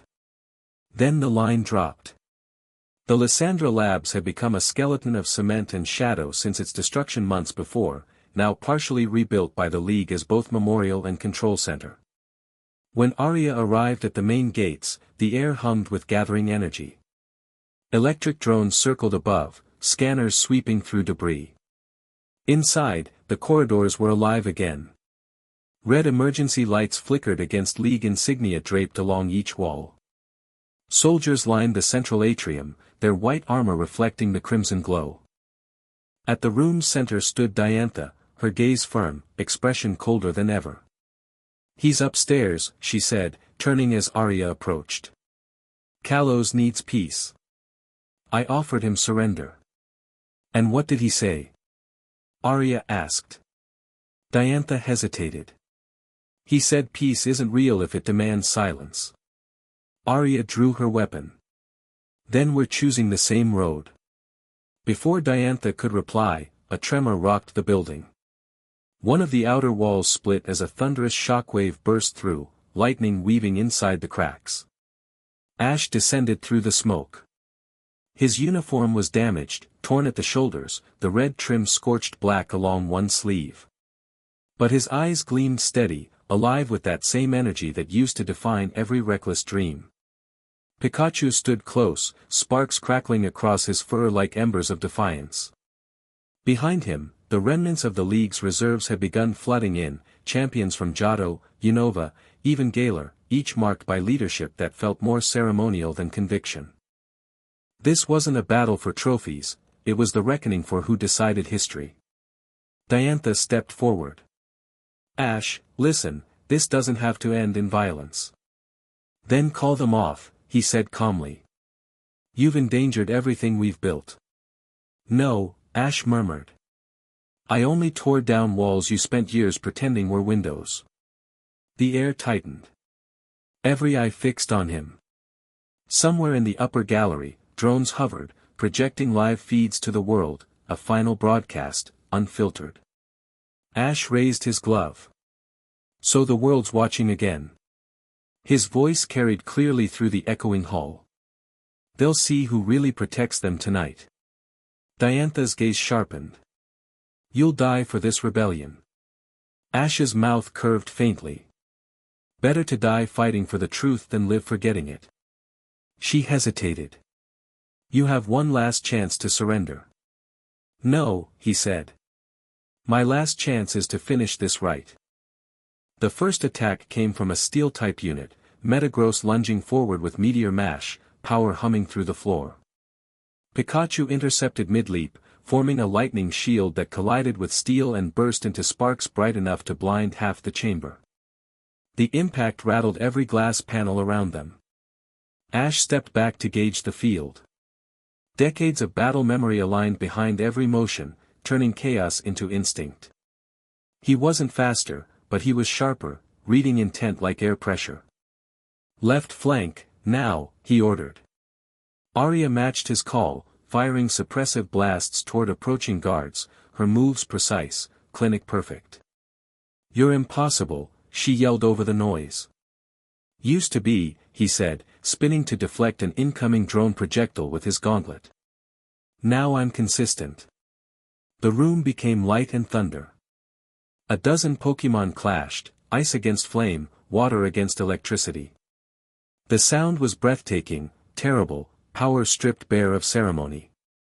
And in the center, Ash moved like something elemental, no longer commander of rebellion but embodiment of choice. Diantha called out orders, calm even as the battlefield roared. Gardevoir vaulted forward, psychic energy slicing clean through the smoke. Pikachu braced and countered with Thunderbolt, the collision painted the air in streamers of violet fire.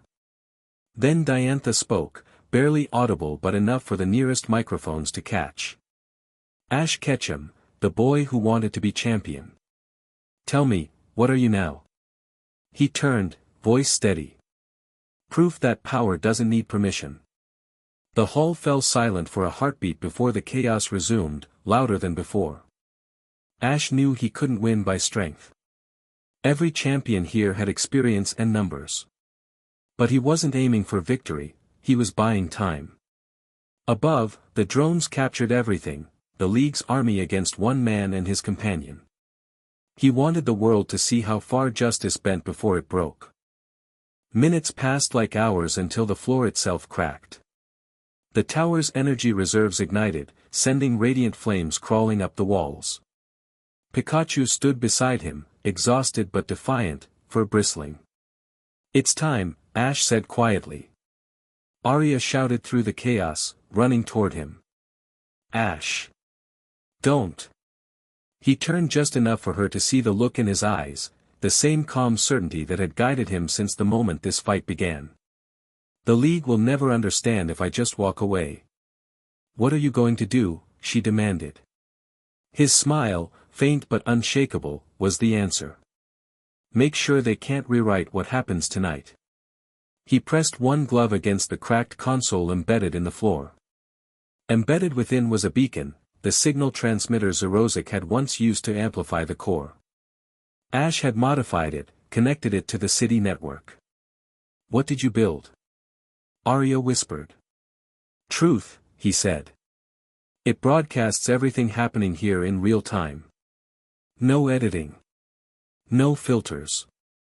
Every region. Every trainer. Every citizen. Let them see what their champions fight to protect. Arya's breath caught. Ash, this will expose every side. That's the point. The moment the beacon triggered, invisible waves rippled through the air. Every screen across Kalos flicked, League stations, news networks, stadium projectors. People saw the chaos directly, unedited, Diantha's face, the broken labs, the clash of legendary power. And they saw Ash, the boy they had once cheered as hero, now standing alone against the system that crowned others in his place. The feed cut to static moments before the structure shook under energy displacement. Diantha's voice rose over the storm. You'll kill us all. Ash faced her one last time. No. I'm freeing you. Pikachu fired the final surge, lightning crawling through the cracked conduits and up the tower spine. The blast hit just as Ash threw both arms across his chest, shielding his companion. The explosion swallowed half the building, bursting outward in a sweeping halo of blue and gold, the color of unity, not collapse. Light tore into the sky. All communication ceased. When Arya woke, it was morning. The labs were gone, reduced to rubble scattered across sunlight. Rescue teams moved through the wreckage in silence. Pikachu was the first she found, half buried in dust but breathing. He woke when she touched him, eyes opening weakly, tail sparking faint recognition. Arya looked around, heart pounding. Ash? No answer. Only quiet wind sweeping ash over the remains of the labs. Above, the drone still hovered, burnt but functioning, broadcasting a final frozen frame that lingered across every regional screen, Ash standing beside Pikachu at the heart of the explosion, light spilling around him like dawn breaking. History would call it surrender. Others would call it salvation. For Arya, it was neither. It was survival, proof that faith could outlive damage. She stood, bloodied but upright, watching as the sunrise reached over the ruins and painted Kalos anew. The world's watching, Commander, a nearby resistance fighter murmured. Arya smiled faintly through exhaustion. Then let it remember him right. When the flames died, Kalos breathed again. The storm was gone. For the first time in months, Kalos woke beneath light that felt honest, not filtered through smoke, not fractured by sirens. The world smelled of something strange and unfamiliar, peace. But like every peace after war, it came awkwardly, limping into existence. People didn't know whether to celebrate or mourn. They just breathed. Across Lumios, screens replayed the final feed from the ruins over and over, Ash standing in the center of the collapsing tower, a figure of light wrapped in blue and gold. Every network called it something different, the Ascendance, the Martyr's Pulse, the Ketchum Incident. The League condemned it as reckless valor, the public called it redemption. In coffee shops and plazas, everyone had an opinion, but no one actually knew what to believe. The League held no official funeral because they hadn't recovered a body. That simple fact birthed hundreds of rumors. Some said he escaped before the explosion. Others swore he had fused into the very aura wave that saved the city, a legend turned literal energy. Zerozic vanished from all records, feeding more theories. For once, the League didn't correct them. Silence was safer than admitting that the boy they disowned had saved their world. Arya knew better. She had seen the flash fade, felt the aftermath settle. Heroes didn't vanish, they folded into myth because the world couldn't cope with their reality. She sat at the far edge of the Lumios Gardens, watching the rebuilt skyline shimmer through morning fog. Pikachu sat on the bench beside her, head resting on her thigh. His fur had regrown, glossy again, though streaked with faint silver where the last resonance had burned through. "You still look for him too, huh?" she murmured. Pikachu's ears perked slightly, eyes on the horizon. There was no cry, no spark, just a stillness deeper than grief. "Do you think he's alive?" she asked softly. She didn't expect an answer, but Pikachu looked up at the sky and gave a quiet chirp, one that felt like agreement, or maybe faith. Arya smiled faintly. "Yeah. I thought so." The sound of boots crunching gravel pulled her out of the quiet. Turning, she saw Clement approaching, his lab coat rippling in the breeze. He looked older somehow, more defined lines under his eyes, less naivety in his step. "I didn't think you'd come," Arya said. Clement paused beside her, adjusting his glasses. "I didn't think I would either." But Serena insisted. "Where is she?" "Still at Prism Tower. She's helping rewrite the League's communications. Making sure Ash's story isn't erased." Arya's brow lifted. "And they let her?" He sighed. "They owe her that much." Another pause. "They owe him more." Arya motioned toward the sky. "They're already turning him into legend. That's how the world pays its debts, by pretending it all happened to someone else." Clement's voice softened. "People need stories, Arya. Legends give them something to believe in." "They had something to believe in," she replied. "They just broke him." He looked at the little Pikachu sitting between them. And yet somehow, he kept believing in them. Neither spoke for a long time. Eventually, Clement reached into his pocket and pulled out a small holodrive, setting it on the bench. Before he disappeared, Ash sent this transmission to all major regions using the resonance field. Serena found the fragment embedded in the network data. "It took us weeks to decode."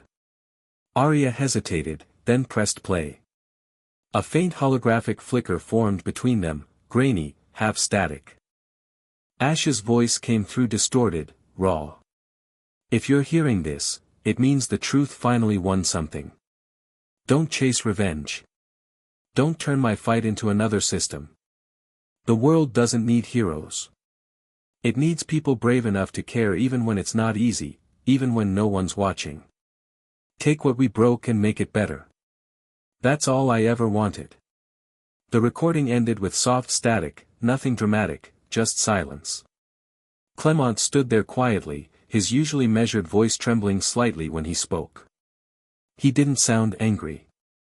Just, finished. Arya nodded slowly. Because he was. For a moment, even Pikachu didn't move. The wind shifted, rippling the trees, and a distant flock of fletchlings swept across the pale morning. You know, Clement said, the League doesn't know what to do with this. Publicly, they claim to have pardoned him posthumously. Privately, they blame him for exposing everything. Their pride's too old to heal fast. Let them choke on it, Arya said. Clement smiled faintly. He said something like that once. Yeah, she murmured. He said worse things too. He chuckled under his breath, but the mirth faded quickly. What will you do now? Stay here, she said. The city needs rebuilding, not from stone, but from memory. If the League's going to write history again, I'll be around to correct their grammar. He laughed softly. I think he'd like that. You? She asked. Clement adjusted his glasses. I'm going back to Lumiose Gym. Maybe it's time I teach something other than energy systems, like honesty. Good luck, she said as he turned to leave. Same to you. He paused a few paces away, looking back. If you find him, tell him I owe him a rematch. Arya gave a faint nod. I'll tell him. When he was gone, she leaned forward, elbows on knees, staring at the metallic horizon. Pikachu climbed to her shoulder, staring too. For a while they just existed there, two survivors holding what was left of a legend. Then she whispered, if you can hear us, Commander. Lumiose is safe again. Your ghosts are tired. You can rest now. The wind carried her words upward, softer than memory. Weeks later, across Kalos, life began without ceremony. Markets reopened. Children ran with their Pokémon again, laughing like nothing had burned. Broadcasts no longer spoke of rebellions, only reconstruction. The Ketchum incident faded from politics and entered mythology, its truth traded for simpler stories the world could digest. They called him the Spark of Kalos, the hero of bonds, the last trainer. Depending on the region, he was a villain, a liberator, or a myth. But in the forests beyond Snowbell, where the snow met quiet rivers, a small cabin stood below the pines. Inside, the fire burned steady. A figure moved slowly from table to window, tracing a hand along the glass. His left arm still bore faint scars that glowed in stormlight. Pikachu sat on the windowsill, tail swaying contently. Ash looked out at the falling snow and smiled faintly. It felt strange, peace had always been something he fought for, never something he inhabited. The world didn't need to know he was alive. It was enough that it lived. He thought of Arya, of Clement, of the world moving forward. Of Greninja, wherever the aura had taken him. Outside, through the storm's hush, came the faint sound of footsteps crunching snow. Pikachu's ears perked immediately. Ash stepped away from the window, heart slowing in cautious recognition. There, fading through the trees, was a silhouette he'd never mistaken, coat pale, hair catching what little light winter allowed. Serena. She hesitated when she saw him through the glass, disbelief etched across her face like the first light of dawn. Ash smiled for real this time, touching the fogged pane between them. Outside, Serena's lips formed silent words he could only guess, you kept your promise. He opened the door. The wind rushed in, but it didn't feel cold anymore. Pikachu bounded down from the sill into the snow, warmth flickering against the white. Ash stepped into the open air to meet the world he had remade and vanished into one last unfinished story. History would argue about who ended the war, who shaped Kalos's second age. The League would claim order. The people would claim freedom. But neither would truly understand the truth Arya carried like a secret, that the world hadn't been rebuilt by victory, but by forgiveness. And somewhere in those woods, far from the noise of monuments or councils, Ash Ketchum lived quietly beneath an honest sky, no longer commander, no longer legend, just a trainer at peace, finally standing still in the world he saved. Spring in Kalos never asked permission to soften things, it just arrived, unapologetic, painting the edges of every ruin with green. The snow had melted over the last few weeks, pulling rivers out of ice and coaxing life from soil that had forgotten how to breathe. The cities hummed again, low and tentative, rebuilding themselves without the urgency of survival. Kalos wasn't perfect, but it was open. Ash felt that change long before he saw it. He stood on the ridge overlooking the plains between Snowbell and Anistar, an old travel pack slung over one shoulder, his jacket traded for a simpler one, dark, worn, ordinary. Pikachu sat on a rock beside him, staring at the horizon that flickered with new light. Behind them, the cabin was quiet, its chimney cold for the first time in months. Serena had left that morning for Lumios to take up a mentoring position at the city's newly formed Bond Academy, a league initiative inspired by the very connection they'd once tried to destroy. They had talked until midnight before she left, sitting by the fire as if the years between them had never stretched into rebellion. Neither said goodbye. They just promised direction. Ash turned back once, watching snowmelt stream down the foothills, carrying fragments of old leaves toward brighter valleys. He smiled faintly, peace was strange company for someone who had only known persistence. "You ready?" he asked. Pikachu chirped, tail flicking. "Then let's see where this road leads." They started walking. The world beyond Snowbell looked healed in places, but scar-touched in others. Granite still blackened by artillery glowed dull under sun, half-grown forests hid the frames of collapsed towers. Every scar hummed faintly with aura resonance, what remained of the explosion that saved them. It wasn't haunting, it was reminder. Small towns had begun to reopen. Everywhere they passed, people recognized Pikachu before they recognized the man walking beside him. Merchants waved cautiously. Trainers offered food, some whispered thanks they were too shy to voice aloud. Others avoided him entirely, still unsure what to call him, still stuck between hero and ghost. Ash didn't hold it against them. Words never fit truth neatly anyway. At the edge of one village, he stopped at a fountain newly rebuilt from old flare metal. A child tossed pokeballs into the water for play, laughing when bubbles danced around them. A young trainer near her released a fennekin, who stretched and yawned under the warm light. Ash watched quietly, heart tugging with something between memory and pride. Pikachu nudged his foot gently. "Still think all this was worth it?" Ash asked. Pikachu looked up, expression firm, direct. Sparks glinted faintly across the water. Ash smiled. "Yeah, me too." He continued south into Anistar territory. By sunset, colors flooded the sky like liquid fire.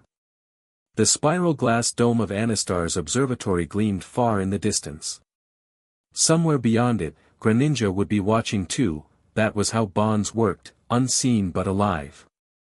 Ash felt him now and then, faint echoes in his chest, half-sentences that didn't need words. When they reached the observatory, a crowd had gathered to watch the new league broadcast, a ceremony meant to unify trainers and Pokémon post-reform. The old league leaders had stepped down, Serena and Clement stood on the council beside Diantha, who had chosen reconciliation over rule. The world, fragile but moving. Ash lingered at the edges, letting the noise wash over him. He didn't need spotlights or applause anymore. He only needed to know the light they built didn't burn anyone this time. A reporter brushed by, nearly missing him, then paused and looked twice. "Hey, wait." She blinked. "You look familiar." "Just passing through," Ash said with a small smile. You're him, aren't you? The commander?" Ash Ketchum. He hesitated, then shook his head lightly. "Not anymore." She frowned. "Then who?" "Someone finding his way," he said simply, and continued walking until the question didn't matter. As night fell, he left the city behind. The road opened ahead, straight and dim beneath starlight. Halfway down the trail, he found Arya waiting by the river bend, leaning against a boulder like she'd been expecting him for days. He didn't ask how she knew he'd come, she had always known things she refused to explain. Going somewhere? She asked as he approached. Everywhere, he replied. She half smiled. The council wants you back, at least officially. They're rewriting history again. Thought you'd want to proofread it. I already wrote my chapter, he said. Then this one's epilogue? More like prologue, Ash said, adjusting his bag. I've still got promises to keep. Arya nodded slowly. To the world. To myself, he said. Always dramatic. Always human, he countered. She laughed softly, the sound easing what little tension remained between them. You'll disappear again, you know. That's what roads are for. He turned toward the moonlit path but stopped when she called after him. Ash. He looked back. People will chase your legend long after they stop needing it. Don't let it catch you. He smiled at that, not gratitude, but acknowledgement. Thank you, for staying. Arya lifted 2 fingers in a half salute. Someone has to remember the commander who wanted to save the world by setting it free. Pikachu waited for him at the edge of the path. Let's go, Ash murmured. They left the river behind, their shadows stretching long under the white glow of the moon. Every step carried the easy rhythm of permanence loosely held, like the way heartbeats don't realize they're steady until quiet reminds them. At dawn the next day, the road curved toward plains blooming with wildflowers. Ash stopped to watch the horizon, sunlight creeping upward slow and golden. Pikachu yawned beside him. Funny, Ash said, hands in pockets, I used to think roads led somewhere. Now I know they just teach you how to keep moving. Pikachu's tail sparked once in agreement. Ash smiled. Come on, partner. I hear Johto's got storms this season. He took the first step forward. It wasn't grand or heroic, just motion, honest and human. But in that small act, something eternal stirred across the region. People would tell stories of Kalos as savior, the commander-turned-wanderer, the boy who traded thrones for freedom. But Ash would spend the rest of his years proving that heroes aren't meant to stay immortal. They're meant to outlive their legends by living ordinary days. The wind pushed behind him, gentle, like farewell. Pikachu ran ahead in short bursts of yellow spark, laughter-like chirps punctuating the morning. Ash followed, smiling into the new horizon, not chasing glory anymore, not escaping ghosts, just walking toward whatever the world still wanted to teach. And with each step, the memory of war faded, leaving only movement, and light, and a promise kept. The legend of the Dark Commander ended in fire. But the story of Ash Ketchum began again with the dawn.